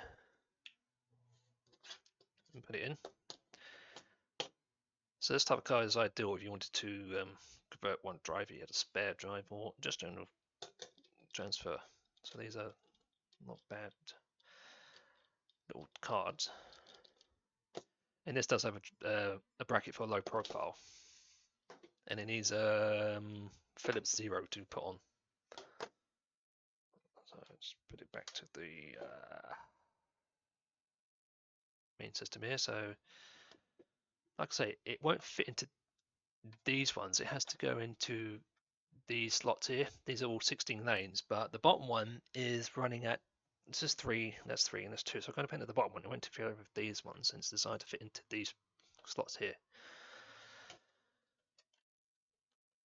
Because 16 slots is designed to fit at 1 times, which are these little ones, a 4 times, which is this, and then your 8 times, which is this graphics card, is an 8 times because it doesn't have all the lanes, and the 16, which is your heavy duty ones. So let's just connect that fan. And it's got to go in the bottom slot, and that requires the bottom one. This is the first time these machines are getting their units used up. I actually borrowed this out my old one, but here we go. So you can see that goes in, see? It's stopping it at this point onwards, not going beyond it. And this is an 8 lane anyway, so this is fine for this job. Normally the bottom one is always either 8 lane or 4 times, so this is, bottom one's not normally for your GPU, this is primarily for these type of devices. These two are normally for GPUs if you wanted to use them. And on some boards you've got 2 slots, they're normally the same thing, so these are for multiple stuff. So that's the drive.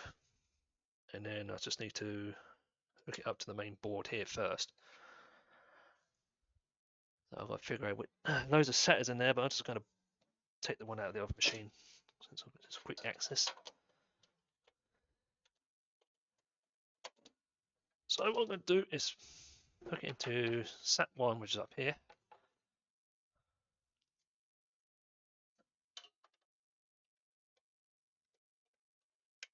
And then hook it into this for the data. So that's now installed there. That's all we need. Optical drives up. There's an optical drive up there which I don't need to use. So that's all the general stuff we require for that.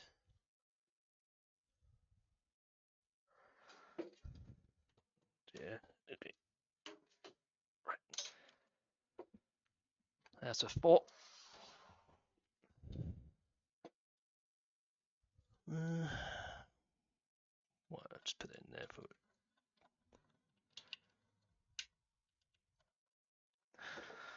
So it's a 4 graphics card in the bottom, not the top slot, because I'm not using that.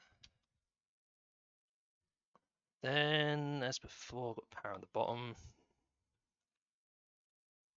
And then this one's got all the same things. So 4, I can put a PS2 keyboard on this one, but I'm not going to. So I'm just going to put the keyboard and mouse in here as before, because it has all the slots.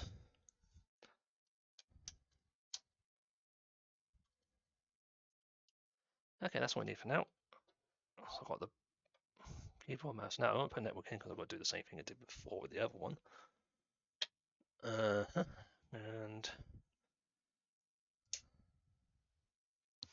what's the up here?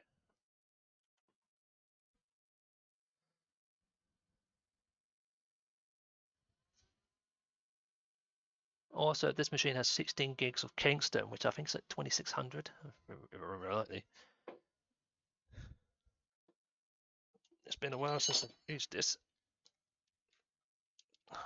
Let's have a look. What's she doing? Okay, so it's because my operating system's on there. So this is C87A, latest BIOS on this one, and it's it's an i5 46700K. That's almost the top end of the i5s at the time. Speed 3.4, and the memory is running at 2.4 gigahertz. That's the fastest you can get on a DDR3 at the time.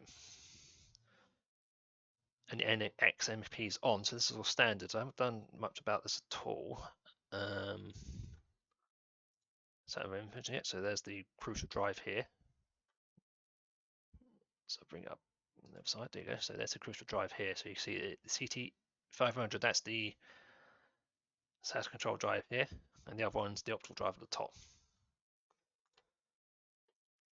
So it's all general stuff here, and I don't think I've done much with this. I can't recall what I've changed. Okay, let me just quick check because I've been a while since I've used this system. So API's on.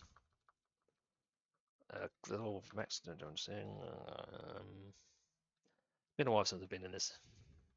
I think I left it to default. Just turn a couple of things off. Okay, right. Yep, support disabled. Virtual's off because I don't need that. I'm not using that. Okay. Disable until you have to start disable until start.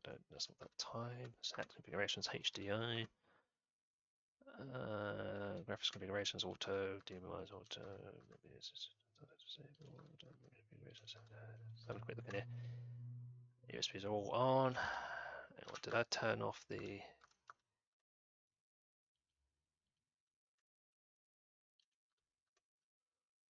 HDI is on. That's disabled. Okay, yep. Okay. No, quick check make sure everything's there. Okay. And on here, I want to make sure that there is on here.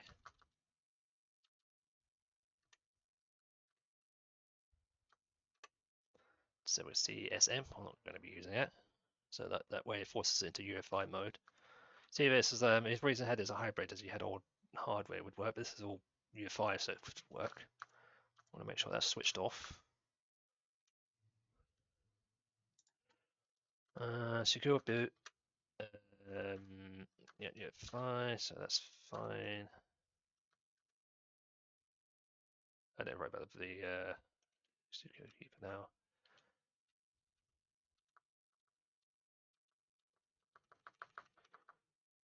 Okay, that's all the general stuff we need.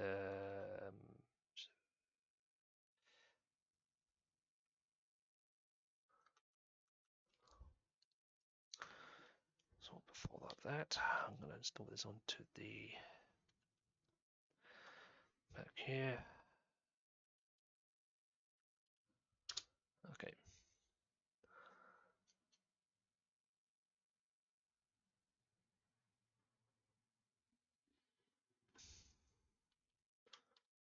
Press F8. That's the BIOS default for this, and it's the. There's also pointing to you first, because like I say, it's once the non-boot wants to boot. I think it's the top one for this. Yeah.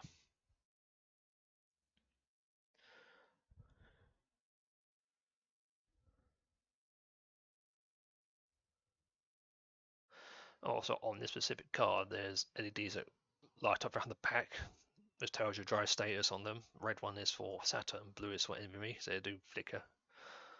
But they still tie into the motherboard's main unit. So what it's doing now, it's just doing a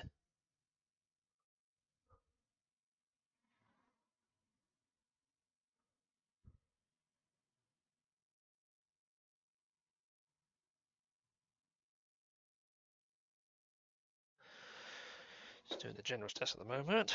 Like I said, I've got to do the same thing as I did before. I've got to install Windows, set it all up. I've put the front panel on while doing general tests, so it's a test on the system. But this should install a little bit quicker because it's a newer system. There you go. So before I've got to clean the disk. So do this part.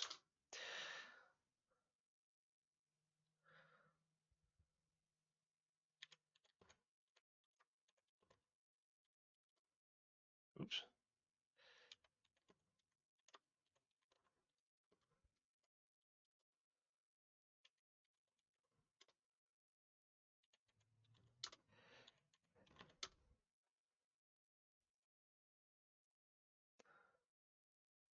Okay, don't have a product key. I think there's I should say I always do Pro because that's what these systems had. Yep, do all this before, and do the same process before, but this will go a little bit quicker because it's a more faster system.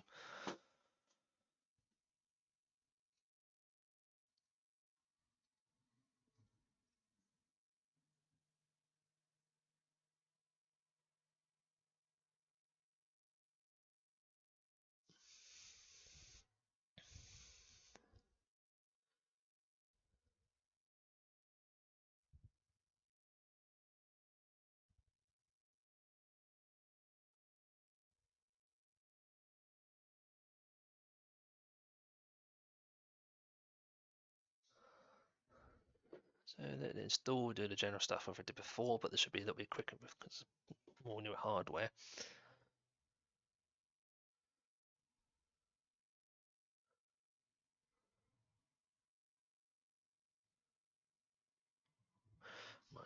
Contains more. Also, this has a 120-minute fan in the back, so I'm getting blasted by the back fan.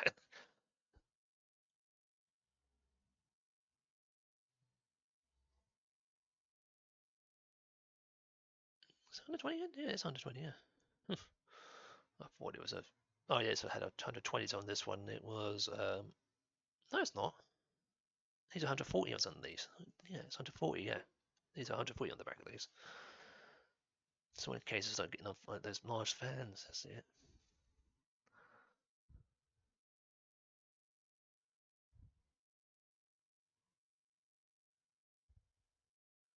And yeah, I'm actually using the USB 3 on the motherboard, so that's why it doesn't take long to do stuff.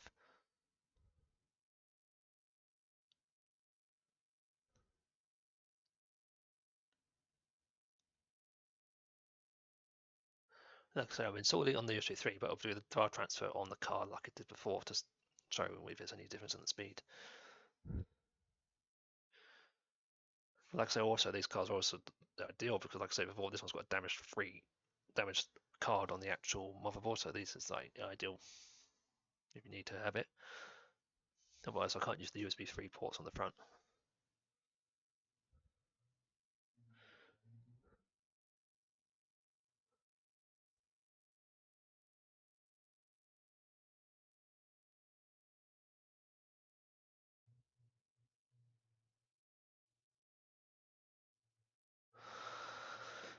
Okay, so that shouldn't take too long to do, hopefully.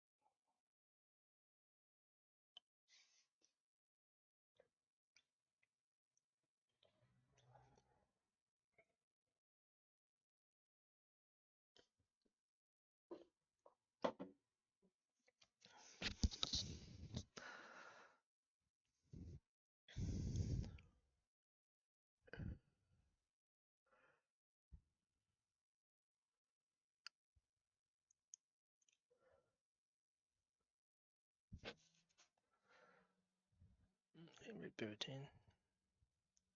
There's no big speaker. I haven't got it on this one.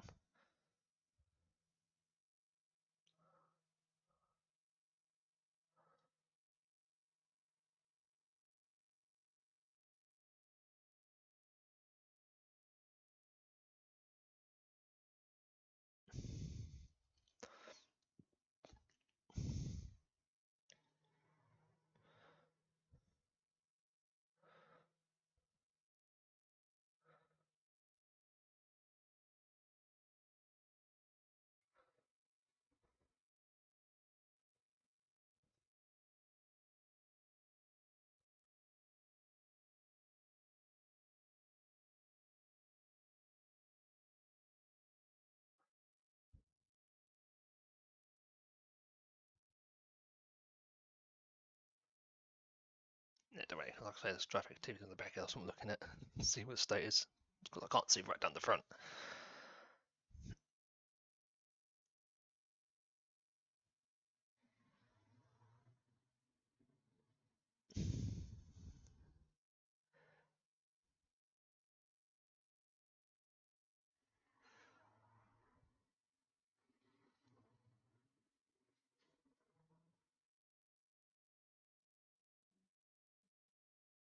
Just doing a reboot again. You see, it's almost quicker to install quickly.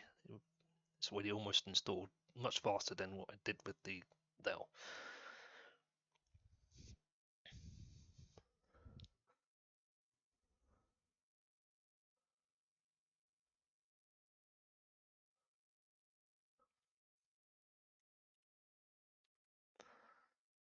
Okay, already there. So yep, yep. Skip that. I don't have a network. Don't need that. User, next. Ignore. Don't need that. And like I say, because I use the same flash drive to set up, this is one of the GP2 setup. Same thing, I think the old thing, skip all the rest of the stuff and it does it. Yeah, this one takes several minutes, not the other one did.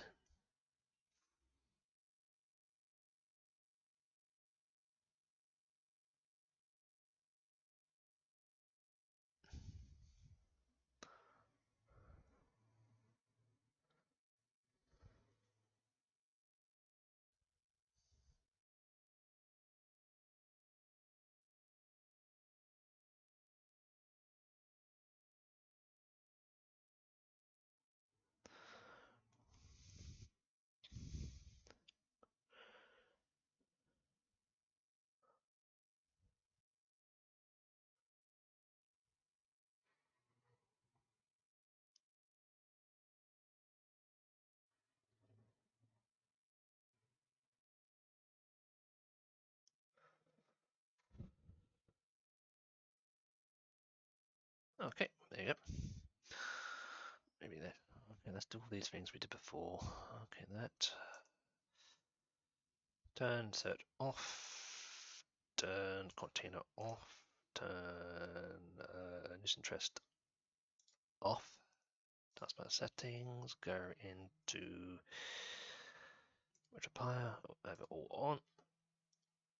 And then go to colors. Set that to dark. That's better.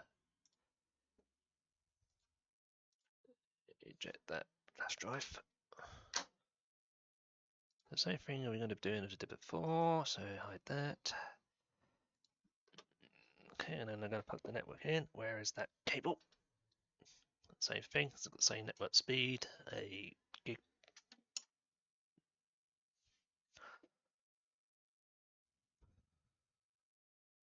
I'm going to do that for now. I'll wait for all that to do, and then go into all settings. Update. Check for updates. It shouldn't take too long on this system, like I say, it's a bit more quicker.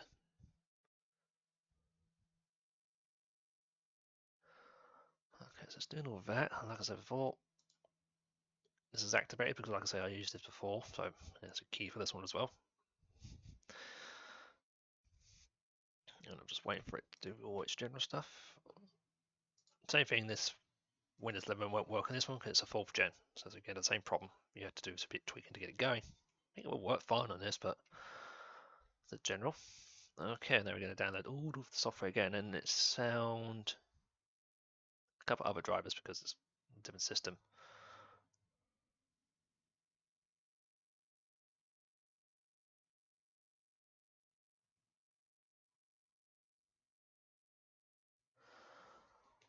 Whereas we keep saying use your keyboard because we've got so many, it's installed on the driver on the controller, so it's doing all sorts of things. But that's what we need to do before. And then option there. So it's doing exactly the same thing as I did before, just that Yeah, saying the few other drivers is picking up was that's the thing for the Realtek, that's the Asus one, the Intel system and whatnot. So the older drivers are not needed, but don't need to worry about those. If they're not working, you select them. Same thing. I'll wait for this thing to do its downloading and installing. Same thing. I'm going to configure this so it does the same thing. So I'm doing exactly the same thing that I did with the Dell. Same thing. So there's no changes. Turning these on, off, and off. Making sure this is updated.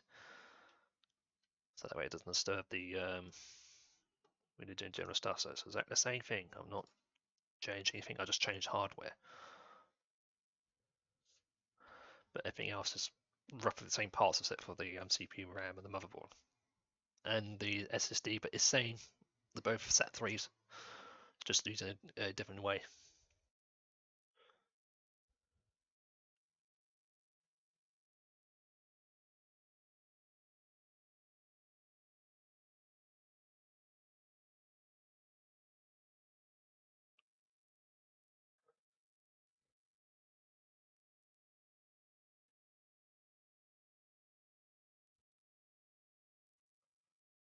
Okay, so that's the graphics card installed, drivers installed.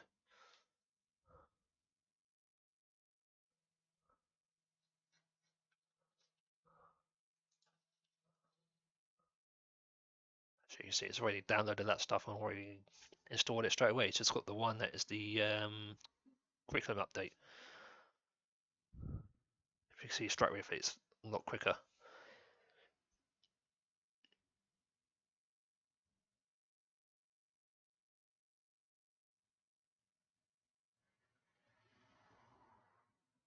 That's doing the install. There you go, see. Just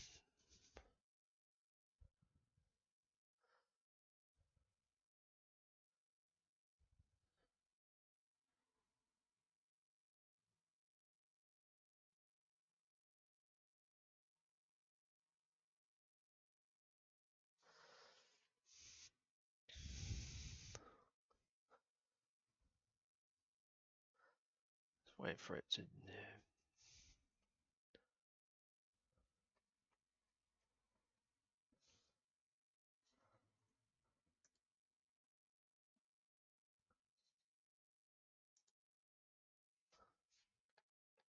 Okay, so it's doing the main install. So it does the first install, I think it just checks it, and then this one is when it takes a while. So let's see which one finishes first this time. Last time the install finished faster than the actual installation update.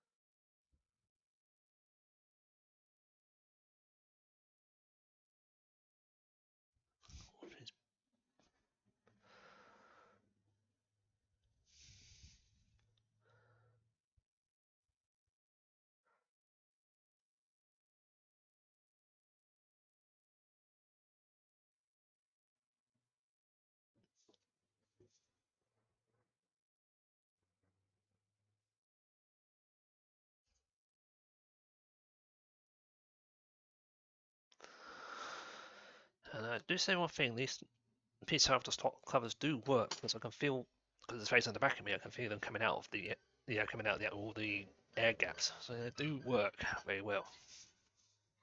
And I think there's two fans in the front of this case, so one in the top and one in the back, but it's going to give air pressure out of it. So the slotted PCI Express holders are good. There's about loads of them on here because of the size. Okay, well that's almost done.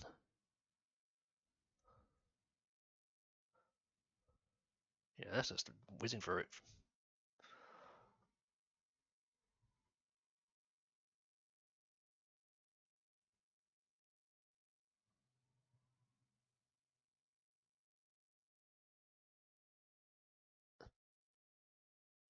And so that's at 45 already.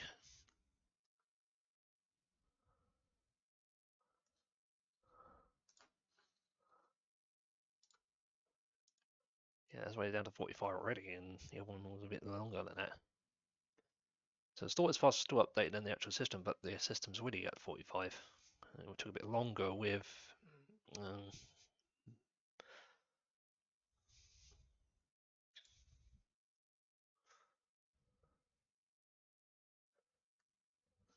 that's why we did it straight away.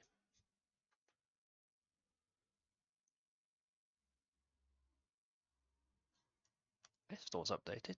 And this is where, yeah, sorry, it's 73% already in maybe 2 or 3 minutes it's been doing this. Maybe 5, and the other time it took almost 10 minutes. So there's a straightaway difference on the hardware.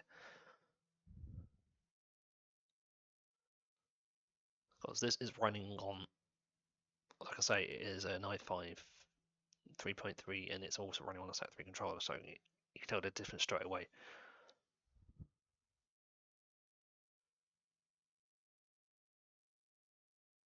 But like I said, I'm doing the same process as what I did.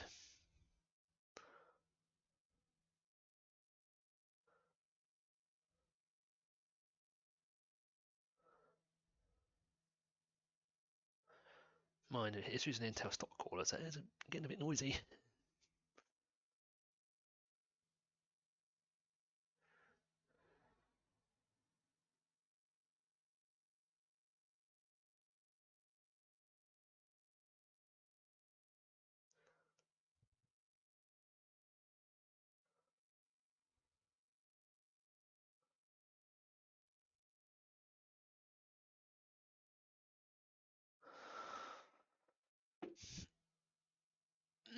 Need 4 hours streaming, that's fine. 2 hours of that. This shouldn't take too long because it's a quicker response than the other one.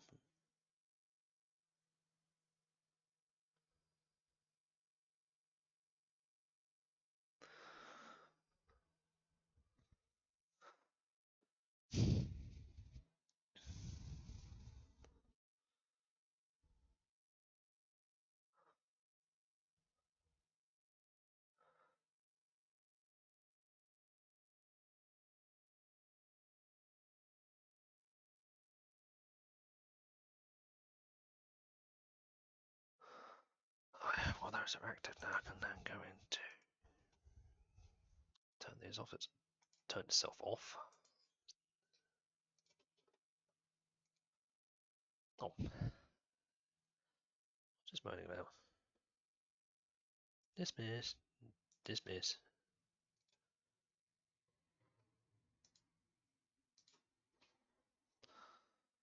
Okay, I'm going to give these a clean, clear on notifications.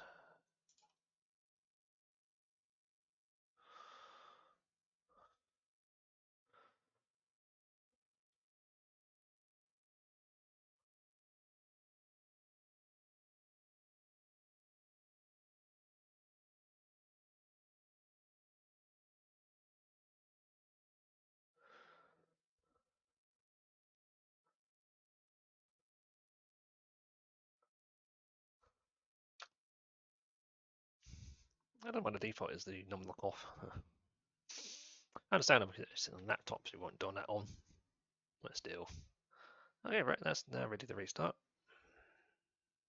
It shouldn't take long to do. Like I say, it's a lot quicker than the Dell.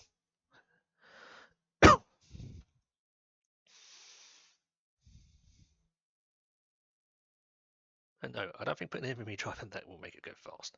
Because like I say, it's the PC Leaning is I think not that fast. Even in this system, I think it will still throttle down a NVMe drive because, like I say, the bottom slot I think it said it was an X2, so that'll be half the speed of the NVMe, and the other 2 slots are 16 speeds. But it may handle it fine if you have one GPU and something else in it, but it should work fine in this. But it won't run as high speed because it still has older PC gens supporting it. Even though there's a 3 at the top, it still has a bit of a restriction. So I can put this card into my newer system, but on the bottom slot, you have to tell it which mode to put it in. So if you have it in X4 slot, it will work, but it disables 2 SATA ports, which is fine because I don't use many of them on that new board. Or if I put it into the higher slot, it will just work straight away, but there's a big GPU in there.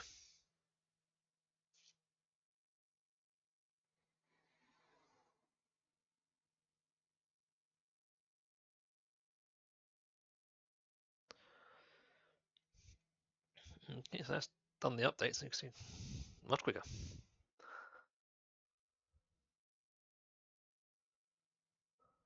And I'm running off the motherboard one, so that's what I was doing before.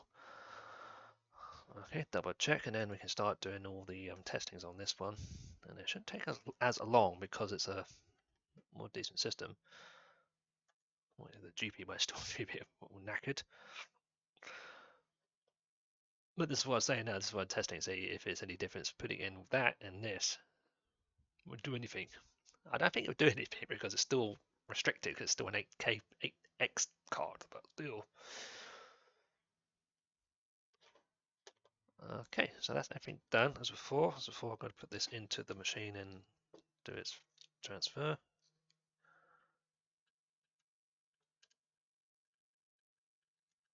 Actually, not that one. Actually, no, it's the white one. This one.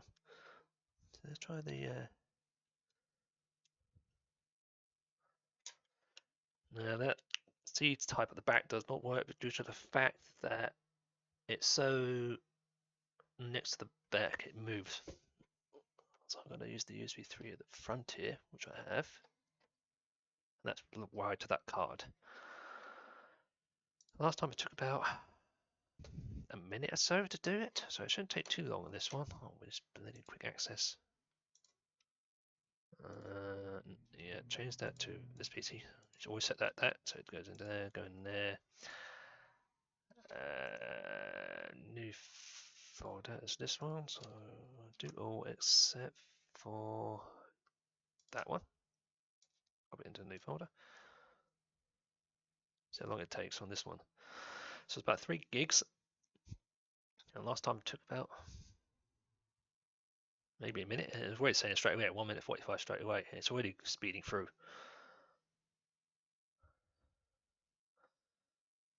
That is going a lot quicker than it did because before it was taking a long time, and this is just speeding straight through. And it's the same pen drive, and it's wired up to that USB 3 card. It's not on the motherboard because, like I said, I damaged the pins on it. But it's going straight through that. So this is telling me straight away that it's running a lot faster on that PCIe lane, and that is a 2X. Basically, yeah, it's a PCI Express 2. So I think there must be PCI Express 1s in that machine. Okay, this is going a lot quicker than it was.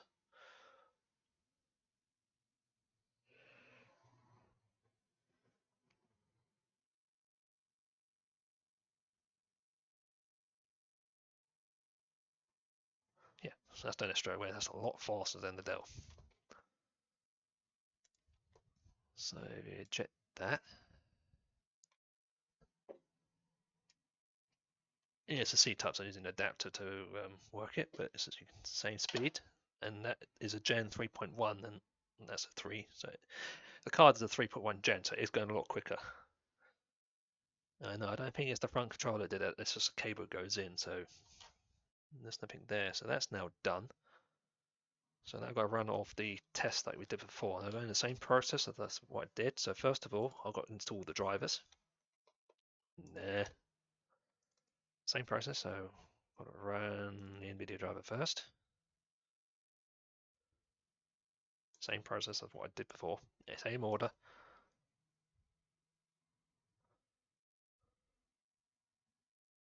And this driver is double the size. It's actually it is almost triple the size because they all put in as 128 megabytes. This is a 500 gigabytes, 2 size difference, but they're still roughly the same.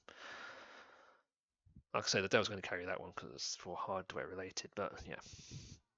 Okay, so as before, this is here. We just need the driver. This is the latest one from NVIDIA. Customize it, and then I do a clean install and let it run. It shouldn't take too long.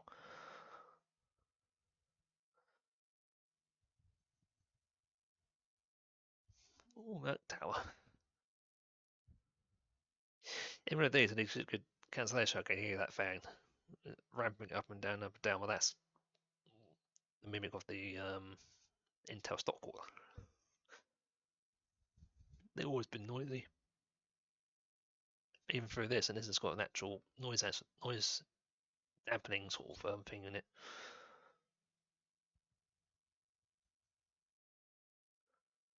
It's always done it ever since it was new.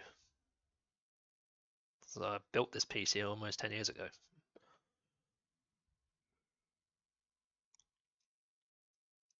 And it had so many hardware in it. But I can see straight away it's installing stuff faster.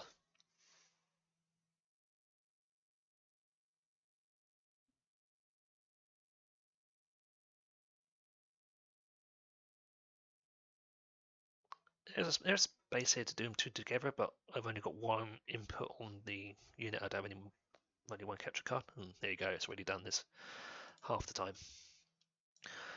Okay, that's done. Next thing I've got to do is drivers. Right, so I need to go into SDIO again. Get the ones for this machine.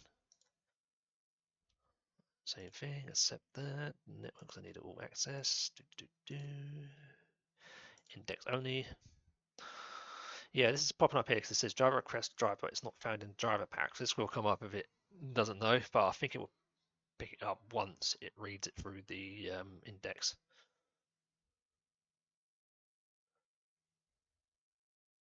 If not, you have to go to the manufacturer driver and download it. But I'm not sure what the MS bus controller is. It could be the MEO management. Yeah, that's disappeared, that red thing. It's all there. So this is all the drivers of this machine. So we've got Realtel because this has a Realtel system. Intel chipset SATA controller. C22 is media. That's the controller for the card. As media X106X, that's the separate controller card. Still need to do driver, otherwise it won't work if I swap it. Realtel is an 8 series, so this Intel is an 8 series on the processor. That's what it is. That's what the processor is going to the controller, sorry. These are all the controller ones. AMD Z0, okay, right there. So that's all the ones it sees. And even that, there's 2 I don't need, and then it still says 14 here. And interesting, it says create restore point, so it's actually enabled on this.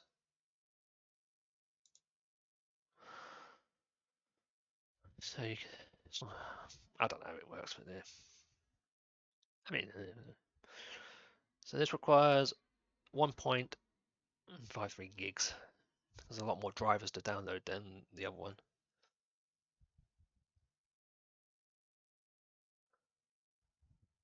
But I'm doing the same process I did before. Get all the drivers from here as all installed.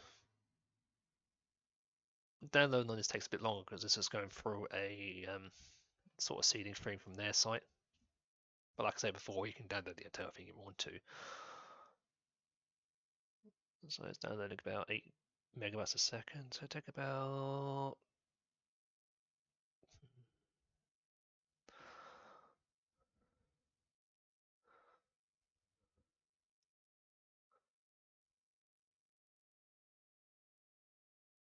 it won't take long to download, no.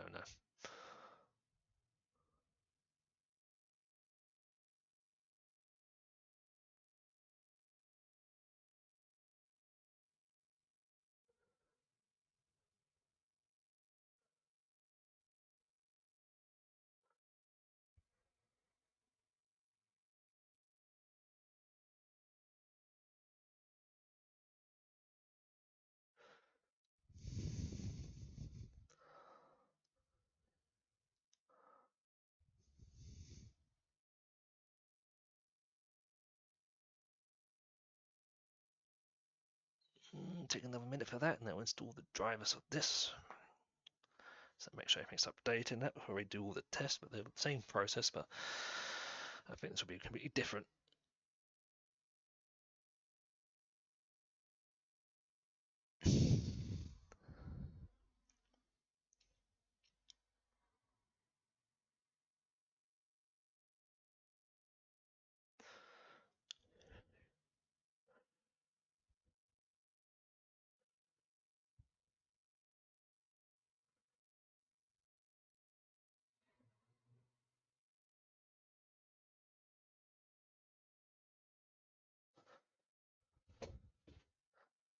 It's download, it's then going to install, that's 14.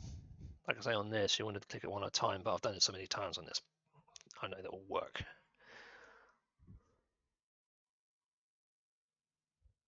See, even installing the drivers and that, it's very quick. And all these ones said PCI Express route there, mainly these are for the chipset drivers. And you see anything that shows orange says reboot, basically you have to reboot the system to update the drivers. But you can see it's going a lot quicker with this as well.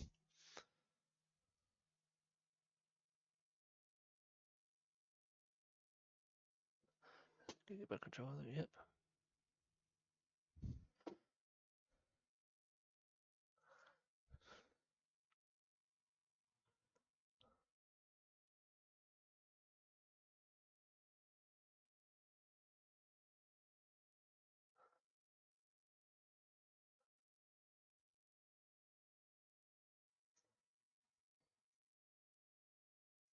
Yeah, number one, that's LPC controller, I don't know what it is, and then you've got the SATA controller. Wow, it needs to reboot because it's a SATA controller that's in use.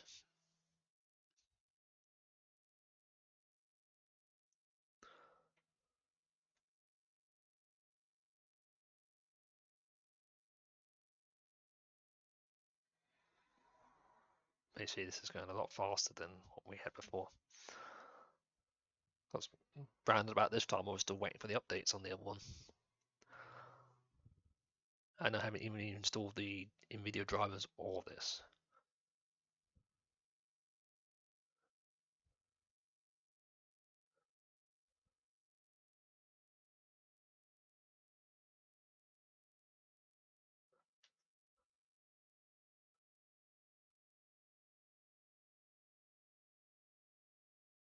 Okay, so sorting this flashing up, it's saying hide install driver and system restart. So that's what I'm going to do now.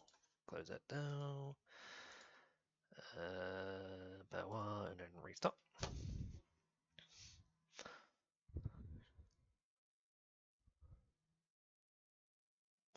Ramp up.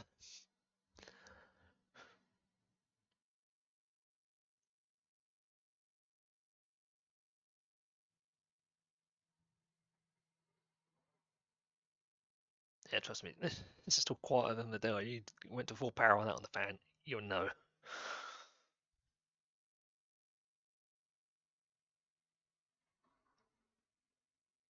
Okay, right, we are now boot it up. And I should have it in device manager if it's there. Bring it up. Store controllers. And there's now a 3 here. So you've got AceMedia 06, that's the SATA controller top one. The next one down is the C22, so it's got the correct driver for the SATA controller for the onboard, and the micro storage space is always there, but it's got both the correct ones, the Intel and the AIM. The Intel for the onboard one, because this is the Intel chip, I think the other one don't know what that used, and the AceMedia is the card. So there's all the drivers. Just going to double check to make sure that they're all there. Nothing else is going to pop up. So into the CT4. This is a very good driver's tool. You're not unsure, but use cautionly. Like I said before, make sure you do either restore points or click one at a time. So here you go. So these two I don't need to worry about. So it's found everything. That's good. So now we've got the drivers installed ready. So now we just got to do all the repeat the benchmarks in the same order as before. So first of all, I'm going to run them up the info to show you that the actual drives are running as they're supposed to be. So here we go. So there you go. There's the crucial drive. There's CT500MX. And then 500 represents the size. So yeah, and you can see here it says SATA 600 by 600. So it's running on the same SATA 3. So you see straight away.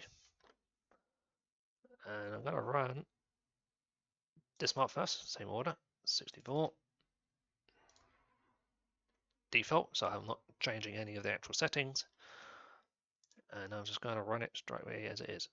Same settings, same everything as else. I'm not changing anything.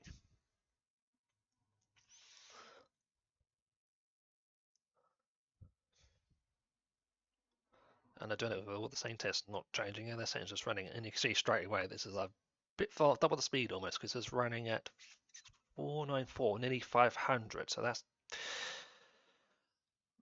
nearly the closest speed you can get out of an actual SAT3 controller. I know it says up to 600, but I don't think you can get that unless you get a very good top end. But I think that's about the speed these drives get. But you can see it's almost double the speed. But that's running off of the actual motherboard. I still need to do a test later on the controller to see if that flops.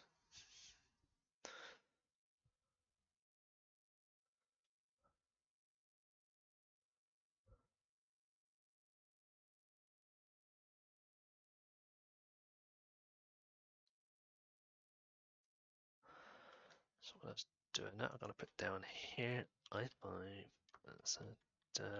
3 motherboard, so I know which one it is.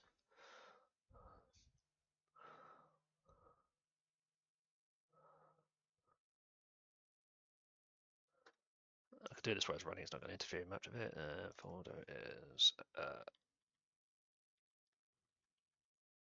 so I know what it is.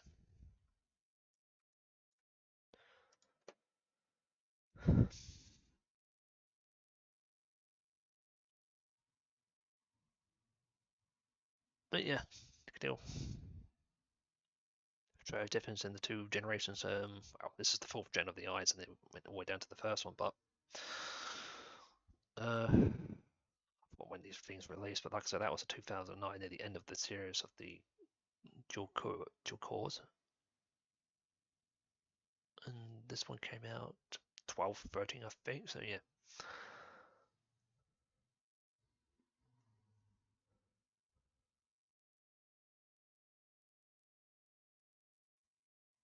So now it's the so it's done all the reading, so I'm going to do all the writing, and this should be higher up as well.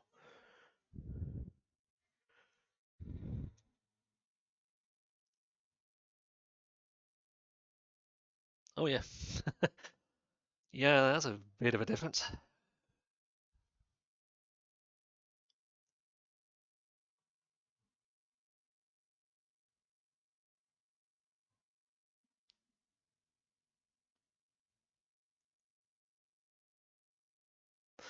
But like I say, I'm still using one of these newer drives, but even though I put the other drive in, it should still give you a higher reading. But that's the difference on an actual different controller. And remember, this is not running off a PCI Express lane, it's actually running through the SATA controller because it is a SAT card still.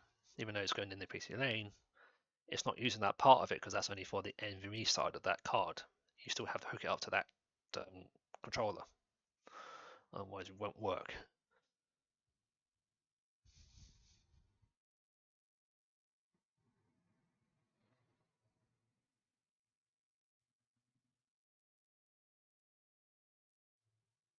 So you can see straight away the drive performances are completely different.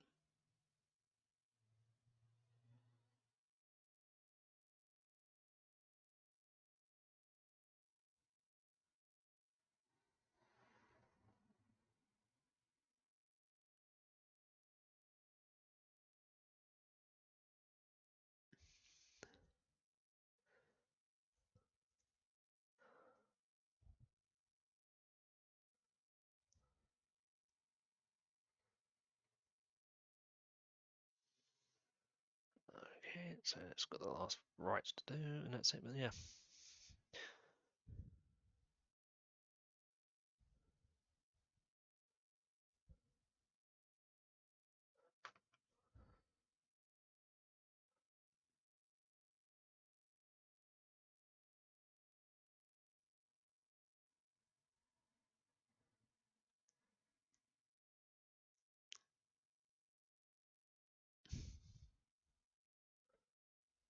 Okay, so that's that completed. You can see a complete difference on that.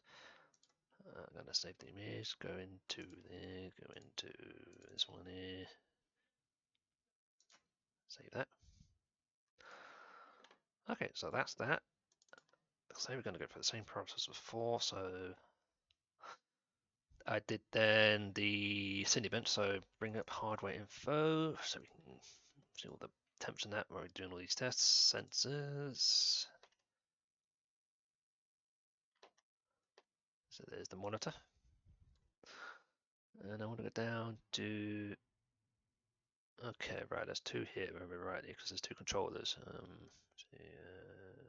Enhance, DTS. Okay, right, I think it's this one up here I need. And send image for 4. Run that.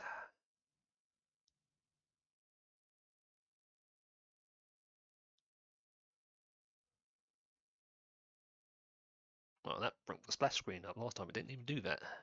Okay, let's pull it up. Let's finish it. Advanced mode allows me to turn that off. And then run multi-core.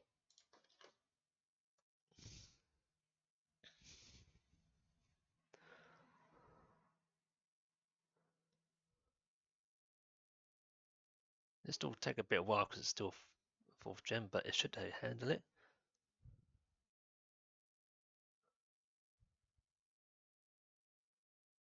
Temperatures are reaching 70, 73.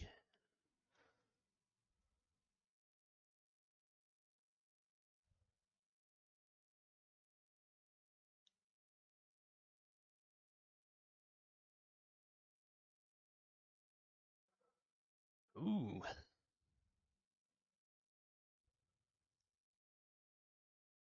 Temperatures, that's maximum is 78 so far. That's a bit more than what the other is, but the difference is this is a Intel stock cooler, so it's a tad smaller than the other heatsink. Also, I haven't actually put any thermal paste on this ever since this thing was built, so it is still a bit toasty, but it hasn't set off the thermal limit, so it's still reaching at 80, so it's still keeping its cool well, but it has not yet throttled, which is so it's doing it pretty well. Oh yeah, and even down here, see all the fans here. GPU fans running about 1.7, but that's the general gist. So these are increase their speeds. Like I said, there are 3 on here that's monitoring it.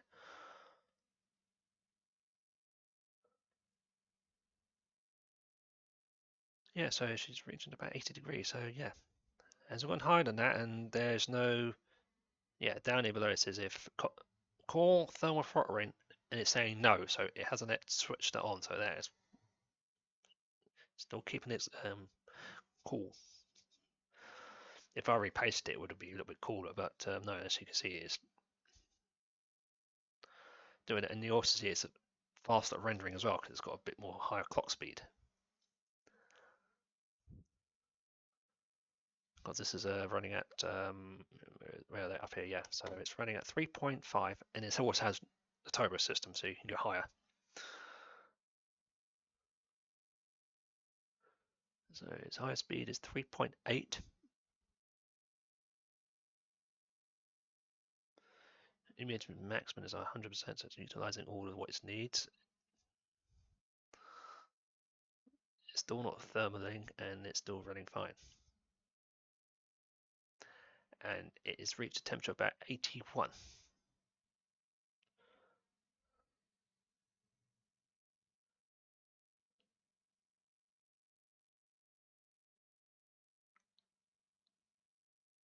It's almost finished of it. You can see bring this up, it's doing this a lot quicker. I won't run the single core because that still will take a while, but I don't need to run it on this one, but it'll still be a high test.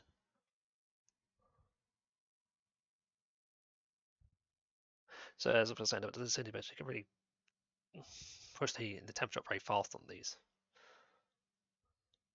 It gives you a good benchmark. So I won't still be higher than 11 gen on this.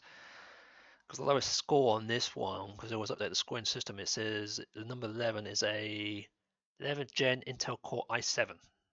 1165G7, that's the lowest score on this. So let's see what this comes out under. Yeah. But it's very close because it says 3476 and the one above it is 3769. So that's not too bad. 3476 to do that. I want to do a print screen of that. So that's that one there. And it's just already cooling down, so it's already back down to, so 35 is the ideal temp, and it's down to 44, so it's already cooling down. And the fan is still running at, oh, and the fan's dropped immediately straight down to 1,000. Max speed went up to about 2, so it's cooling fast.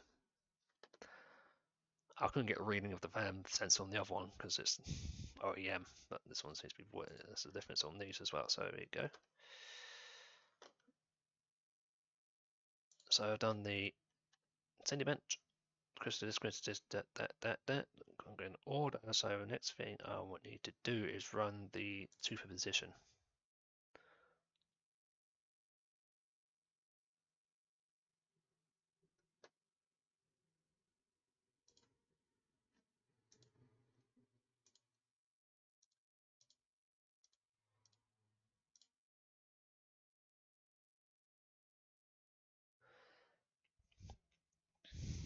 This still may slow it down because of that card, but see what the difference is if you put on something like this.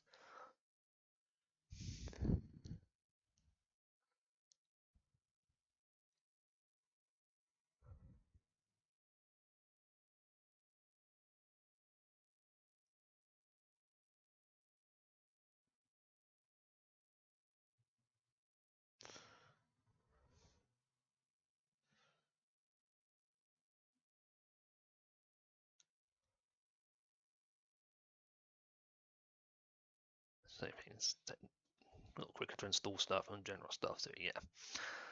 That's the difference, and also the speed of the actual controller.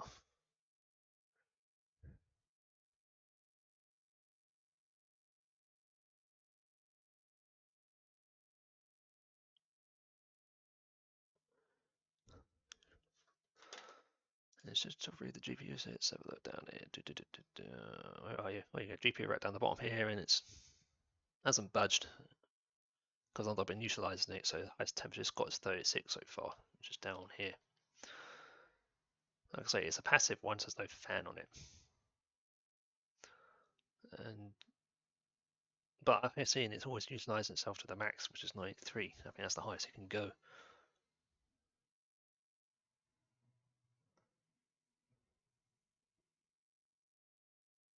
Okay, so that's now finished, and then run it. Same thing before, I can only do 1080p medium because I haven't got enough VRAM. So same settings, and I haven't changed this at all, and I'm gonna run it straight away. Let's see if there's any difference on this.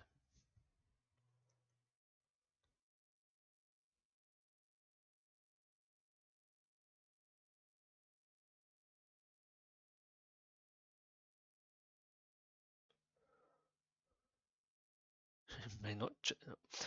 Well, like I say, the load time is a bit faster. Last time it took a bit longer to do the load time, so it is actually loading stuff in quicker as well. Because before it took another minute or so before that it went across.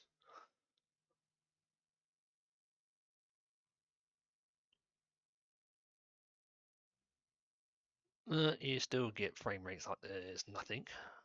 Remove the webcam here. See, so the results on the top right, you can still see it's yeah.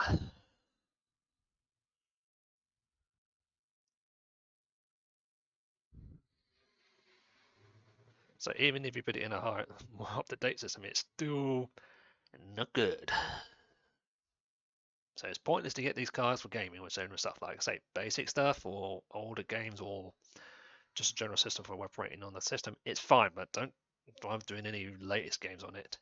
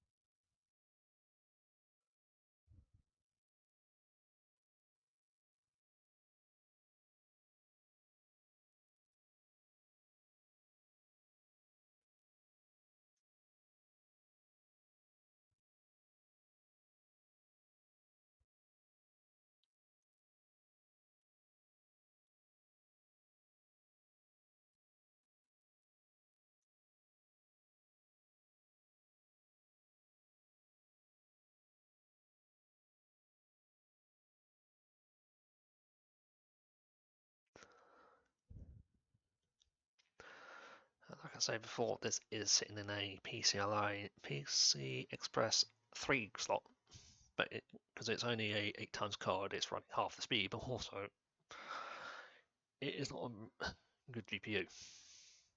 It's good for general purpose uses, but that's about it.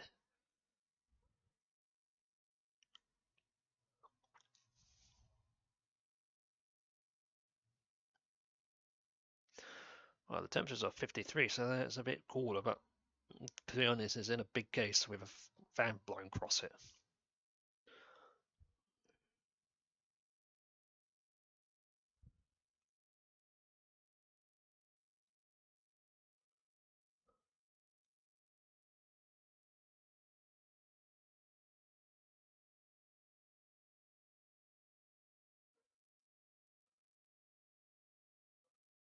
But it is running the test a bit faster as I did before, so yeah, so this is the results here, 651. I think it was the same as before, so there's no change in that. And it got to about 6, the max. GPU went to the max, and the temperature minimum 32, as this idling temperature went to about 55. So it ran a bit cooler, but that's because it's in a bigger case, so it's helping it to breathe, basically. I don't want to do that. No. Within this one, yep. Let's save it in the same one as. Okay. So you can see there, that's what it's done with that one. So that's run faster. So I've got that one there and that one there. I think I then ran, yeah, OCCD.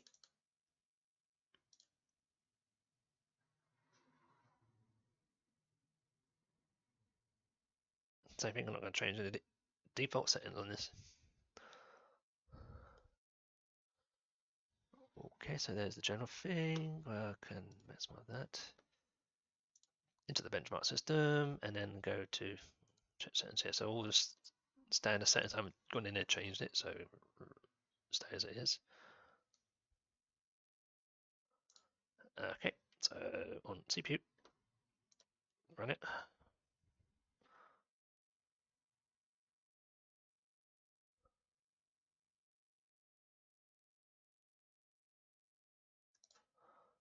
Okay, yep, that's going to run the test, which I can hear already because I gave it the fan changing speed.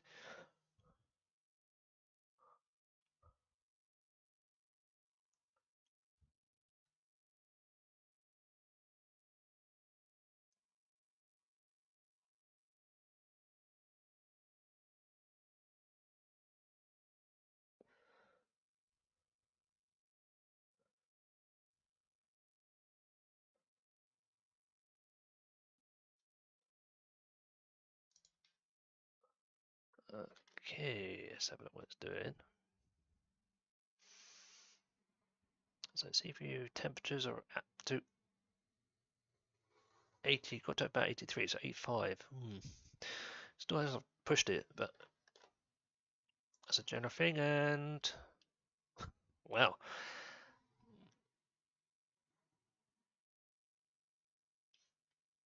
That's a bit of a difference.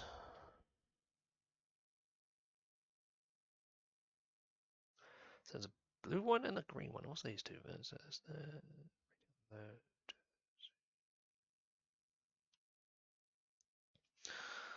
the results here. So the bottom one's average and the top one's there. So the blue and green was the one I have, and it's 272, so a little bit higher up. It's faster than an Horizon 332. Okay, that's because it's clock speed. And it's faster than an i5-65T. What T is, but yeah. But it still won't be in the 5th gen i7 one, because it's an i7, but you can see the difference on the actual speeds here.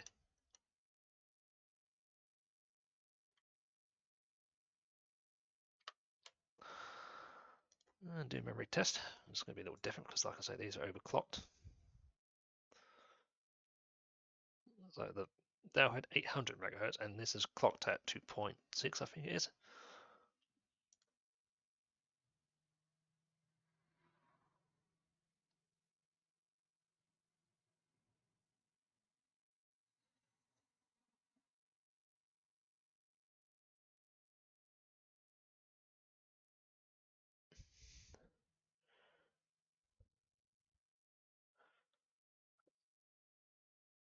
Okay, so it's finished the read, it's doing it right, and it's doing a combination. Indicator in the round here tells you what it's doing. The logs here as well. You can save the log as well. They're done. Yeah, a lot different there. So it's green, the blue one, green. I think the blue one's your highest one. So yeah, so lowest is down here, which is yeah. So mine's a 4670. So it's the blue one. Mine is yeah. So it's higher than an A90. But these are the it basically has the CPUs matched to it. So mine's higher than this one, but it's this one up the top here, the blue one. That's pretty close. Like I say, these are higher rate spikes because it says a clock system. This piece was the very first one I did of these high modules in the standard. You can show here also, so here's the information. So this is the overview, and see the memory modules here, bank 1 and bank 2. They're Kingston, 8 gigs each. In base frequency is at 12, but they're running at 2.6, I think they are. Same GPUs before, 710. Yeah, so the frequency is at 1200, but it's a lot higher because you have a clock. There's the board, and there's the CPU. You see, it's a lot different than the general. CPU, take a snapshot there. Send it into the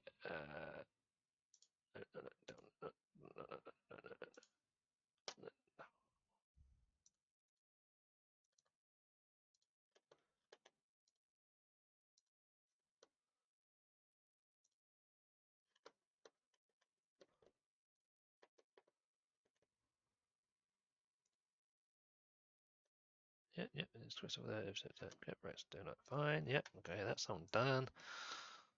Okay, then I've got it there. Go back to the new folder. So I've done that. So the last one I've got to do is the Geekbench. Then I've got to switch the controller over and see if that's changed. So almost through. And this one takes a bit of a while longer because it's in depth. Okay, run that. Like I say, not changing it, it's just running as I did before. Later, so I'm going to do CPU first.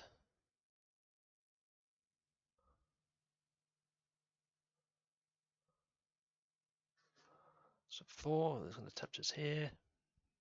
Size temperature is 85 still, but that's from previous tests.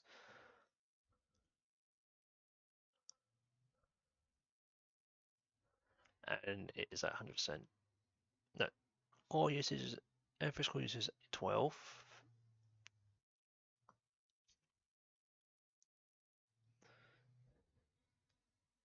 I think this took 10 minutes last time.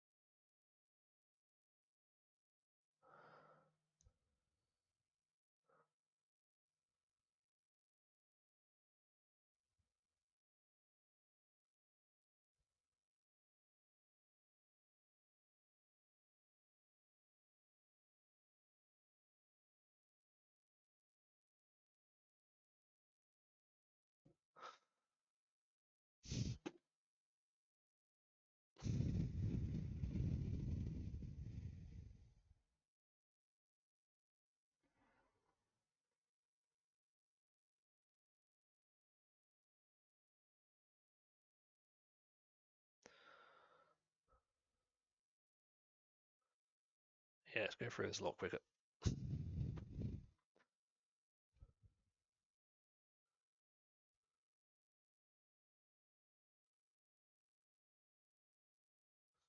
Just hit that. Once I've closed that, guys, it ran for another end constantly on the CPU. But these stock callers are pretty noisy.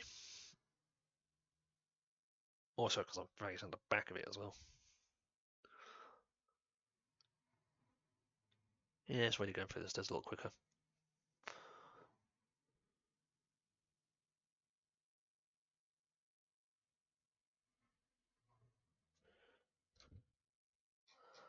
And the fan speeds, where are they? Up here, yeah. CPU is running about, yeah, it's just I put a lot of tasks on the CPU, so it's bobbing up and down.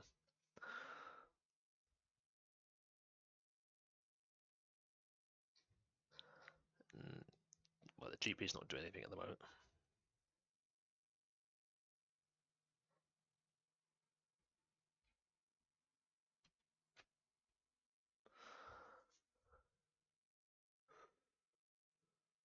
Yeah, it's 3 minutes. It's already halfway through, so almost less than half of it, or maybe less.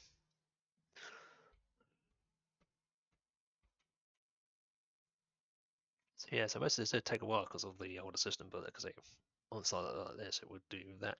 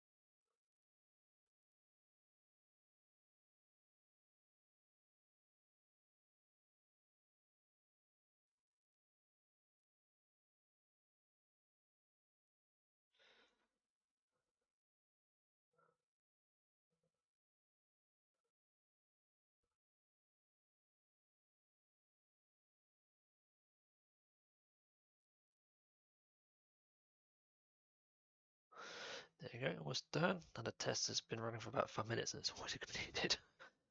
There you go, that's a bit of a difference.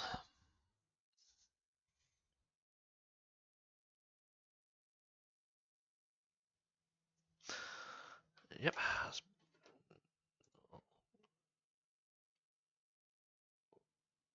Yeah, shut up here. Yeah. Don't know, do that. Don't know. Good thing. Okay, so yeah, so it's quite different on the two, yeah. Um,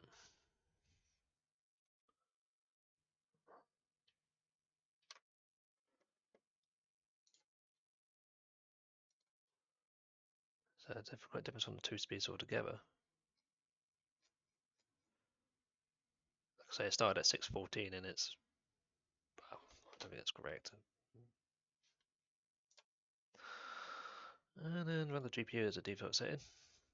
I think it's to be the same speed as before because, like I say, same GPU.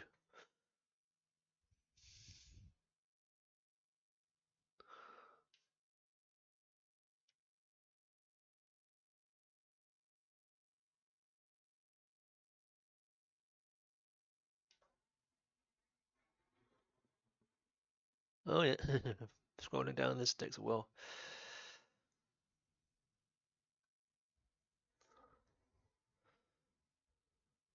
Yeah, it's taking a while to refresh, but it's still the same. Even though it's running a bit cooler, but that's due to the fact it's in a large case. But it's still not helping it because, like I say, it's capping its megahertz already. It's already at 953 megahertz, which is the fastest. It's not even a gig. And the same with the GPU clock. It's only 1.2 on the memory clock. So yeah, so this thing is, no matter what you put it in, it's still bad.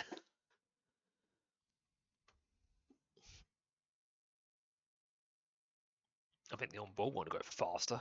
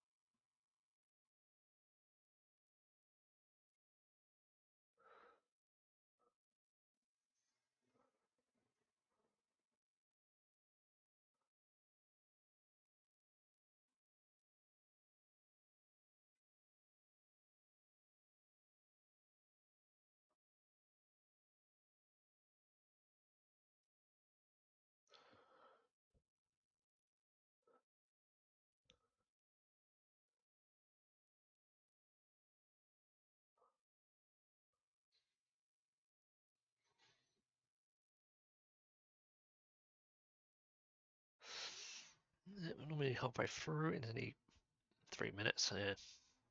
So it's running about the same speed and general stuff. I think it probably bring the same score up, but that tells the difference. No matter what you put it in, it's going to do the same thing.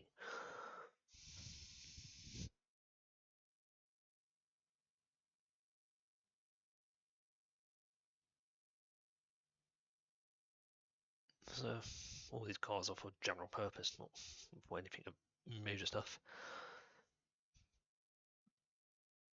So that's what it's doing at the present. It's halfway through. It's about 3 minutes. I see it pushing it more now because, like I say, most things are almost crawl to a stop on the screen.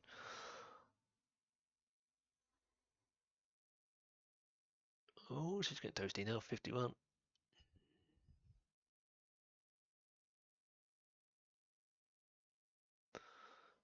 But it still won't get any hotter. Like I say, this has plenty of airflow because, like I said, there's a fan pulling from the front, so this car is getting a bit cooler than it normally would.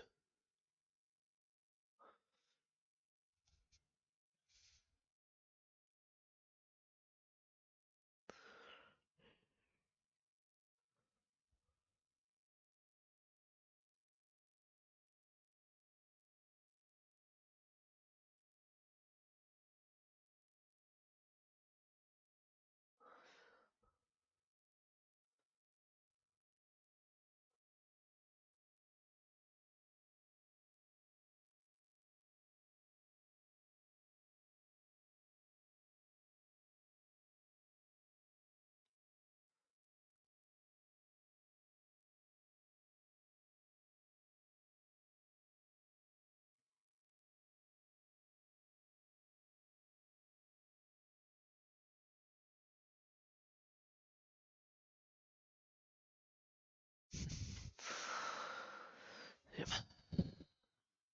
That one's nearly done. And it's still running at 52, so yeah. So just tells you one thing, larger gauge does improve coolant. I need to know how much hot this car's. I don't know how much hot this would have got if I put it in my small office one, and that is small.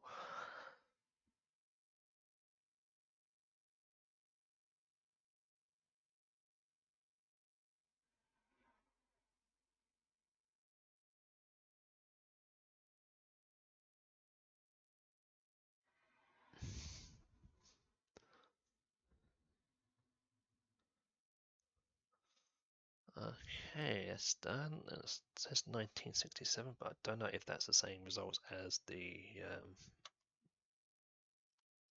unit. We'll look later on.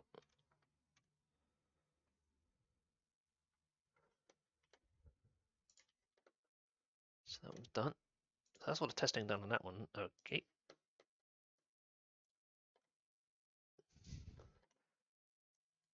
So what I've got to do now is swap the cars around again and see if that's changed. Okay, so I need to go into pictures. All those over there. So now somewhere know where to put them and put them into this one here. So that's what I've got to do now is I've got to swap these two controllers over.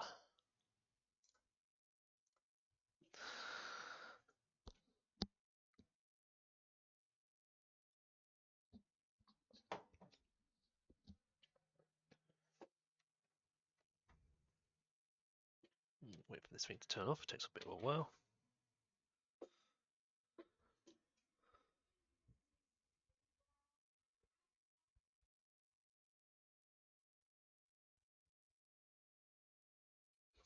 Okay.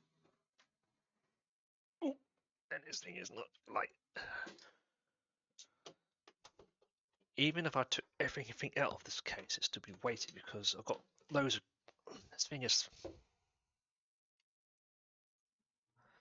This thing is basically made out of rubber steel. It's not that chill stuff. That one, the Dell fully cable, I can still pick it up with one hand if I open the case. But this thing is pretty weighty because you've got a big stuff there. But this is a rubber case. I don't know if I felt bending it by lean on it.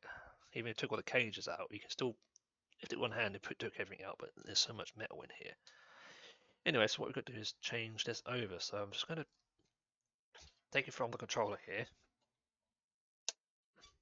and hook it up to, where is it? On the controller up here. And it's the first slot like we did before.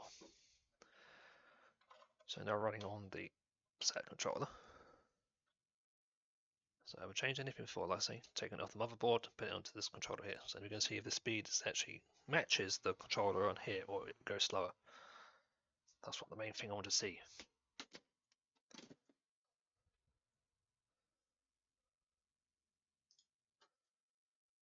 Okay, I'm going to move this around a bit for this test.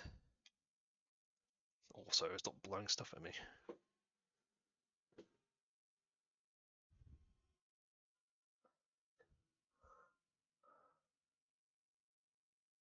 Well, that's interesting. It's warning me that the system cannot find the UEFI driver or the add-on storage.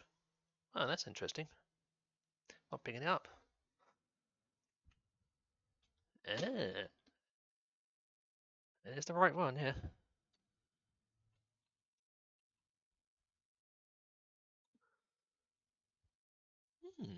That's it.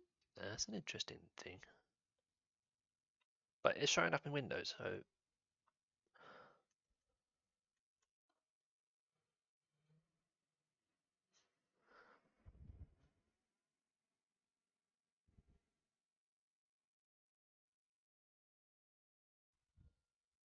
yeah, ATMI driver's not picking up. Wow. Hmm. And it's wide awake way, yeah. I'm not putting it in the wrong slots. Now that's interesting. I'm going to switch it to number 2. If not, I'm going to have to.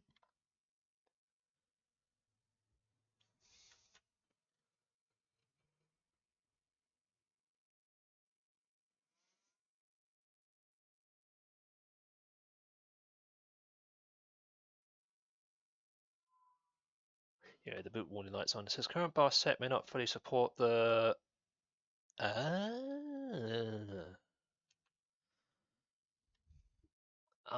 think I know what's causing this.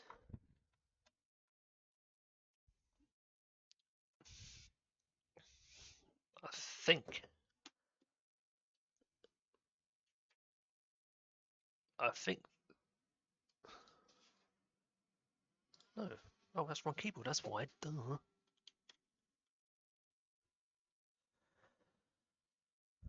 Right.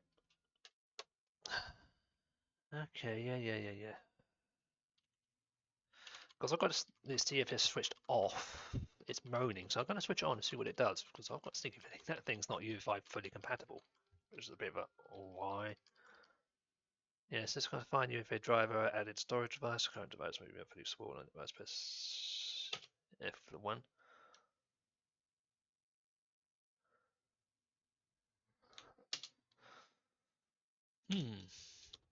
Okay. Boot. I'm going to go into CMOS, going to turn this on, I'm going to turn it to automatic. So I'm going to switch it to automatic this way, so it will figure itself out if it needs it or not. You have enabled off auto, so I'm going to switch it to auto and see what happens.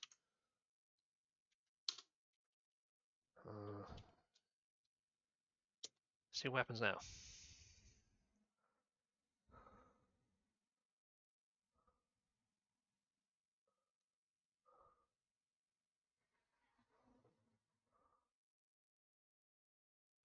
Still giving me the error code.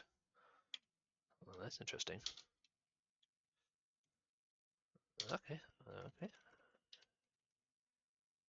If this doesn't work, I may have to put it into another slot and see what's going on. So I've got it there. I've got all of them as UEFI legacy. These are all left as they are. I'm not touching those.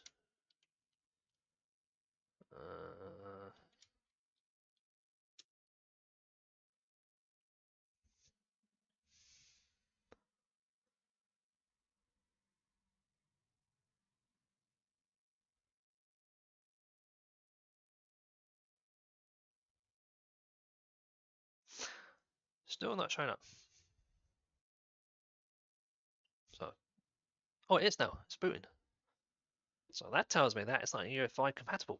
Well, it is, but you've got to have CMS on. If you turn your CMS off completely, it will that card won't work. That's telling me something. So if you try to put the model system when you have CMS off, it's not going to boot from it. I don't know if it's only due to a boot drive or not, but I'm not sure. But well, that's telling me something straight away. Any CMS. But it is running off it now because, like I said before, in the right corner now you can eject the drive, which I wouldn't do because that would just crash the system. And then let's go into it's into disk info 64.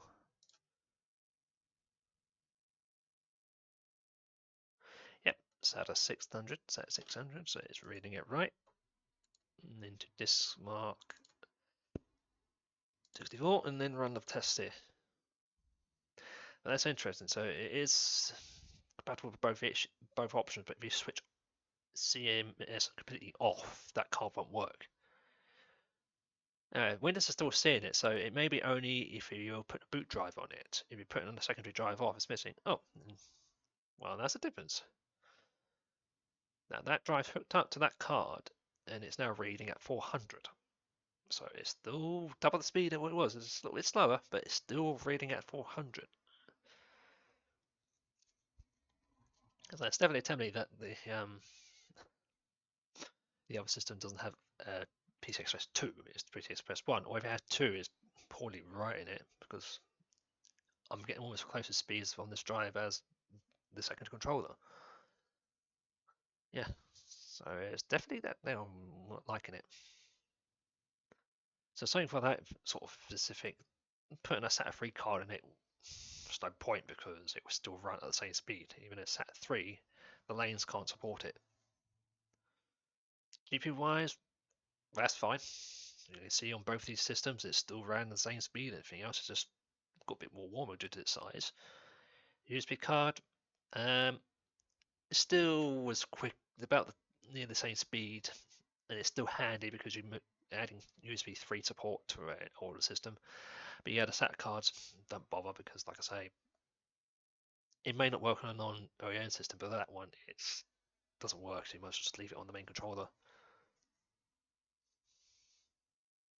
And that's what we wanted to test to make sure everything there. And also, it's just a general test. So yeah, this is faster than each other, but it's definitely showing me that the controllers are different. And I didn't change much at all with them. I simply just had a faster system.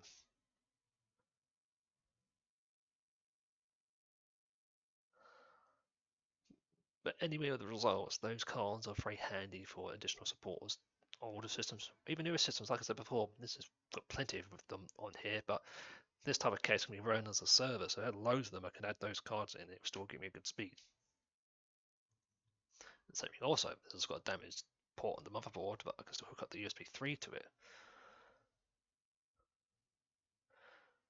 So yeah, so they're the results, and that's what I was trying to look for. I just wanted to run a few things to make sure everything's correct, and it is. So that's just telling you straight away, yeah. That card is still the same speed, but like I say, it's slow. Okay.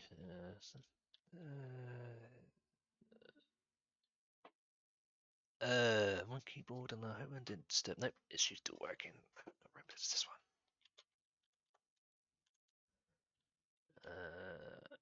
i5 card.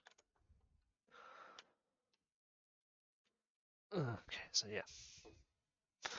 And the right speeds are still fast. That's 386. So yeah. So it's definitely yeah. The card is working as it's supposed to be. I know it's slightly slower than what's the onboard Intel one, but it still gives you good speed. And it was definitely the whatever chipset it's using on that or controller, wherever it is doing it. But that just surprised me. It says it is running at SAT3 controller mode, but it's still running at SAT2 speed. But this thing, SAT3, SAT3, SAT3, SAT3, identical. Slight different in the reads, but they're almost close for numbers. So yeah.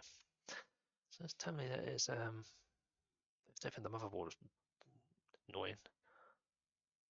But mind you, like I say, that is 09 period, so those were the first time you were seeing those ports, so that's probably still running at SAT1, no, Express 1, and like I say, in here it's Express 2s and 3s, but that's hooked up to Express 2, because the only Express 3 on this is the top 16 lane and the bottom 16 lane.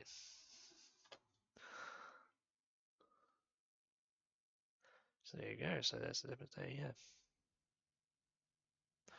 So it's quite a difference on it. Get that on.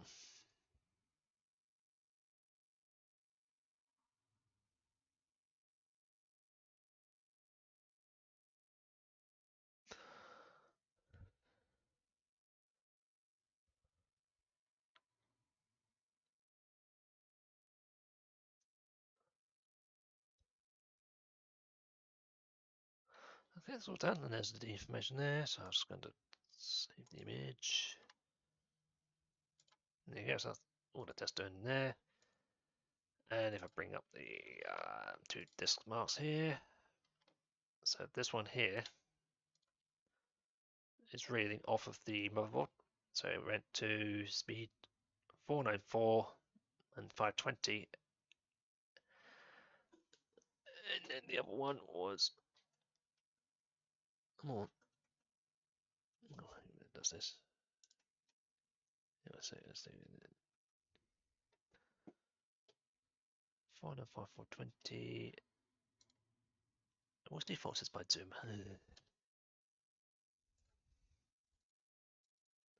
So I'm trying to pick this out. Nope. Come on. Okay, yeah. Yeah, so 494.7, 494 and 520 for the okay, so I've got both here, yeah, so try to get as close as possible. So the one on the left here is the one on the motherboard and the one on the card, but you can see they're roughly close enough to each other, a little bit slower on the card, but it's still reading over 400. This one here reading about 100 more.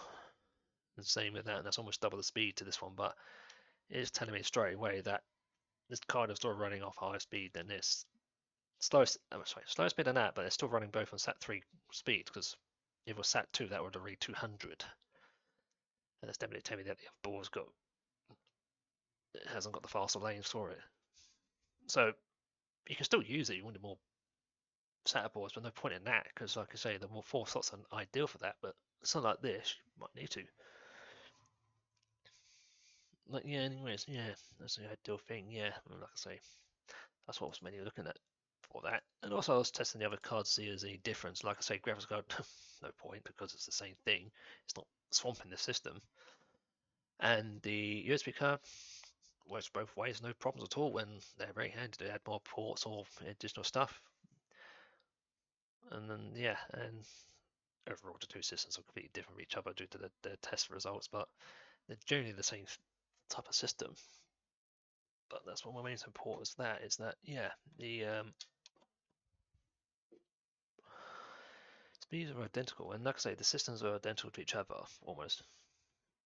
So I did, yeah, and that's just transferring as fast as possible. So it is a bit quicker on this.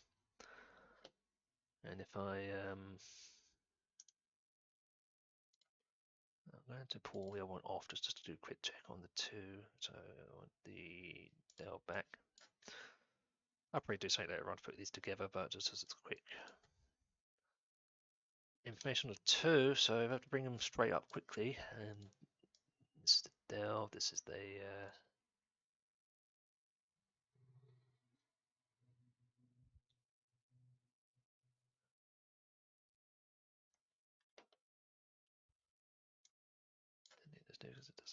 so don't press anything on that keyboard, please.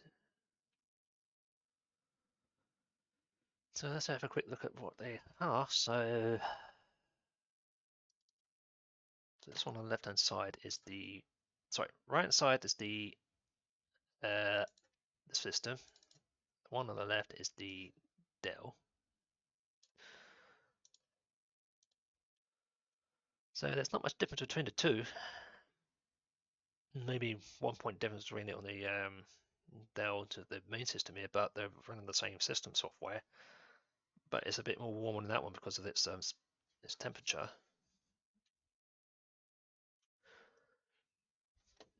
And do that. So that is the benchmark on the Geek benchmark. And you can see there's no difference still on it. They've both got the same sort of speed on the graphics card. This is the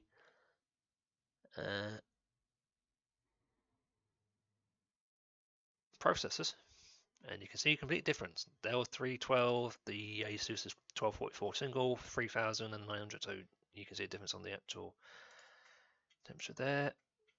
Cinebench here.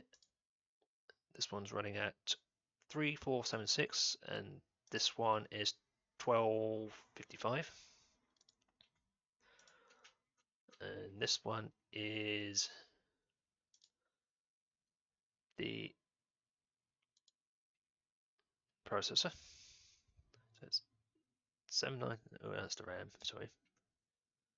So you can see the RAMs are completely different. 793 for the main system here, 142 for the Dell.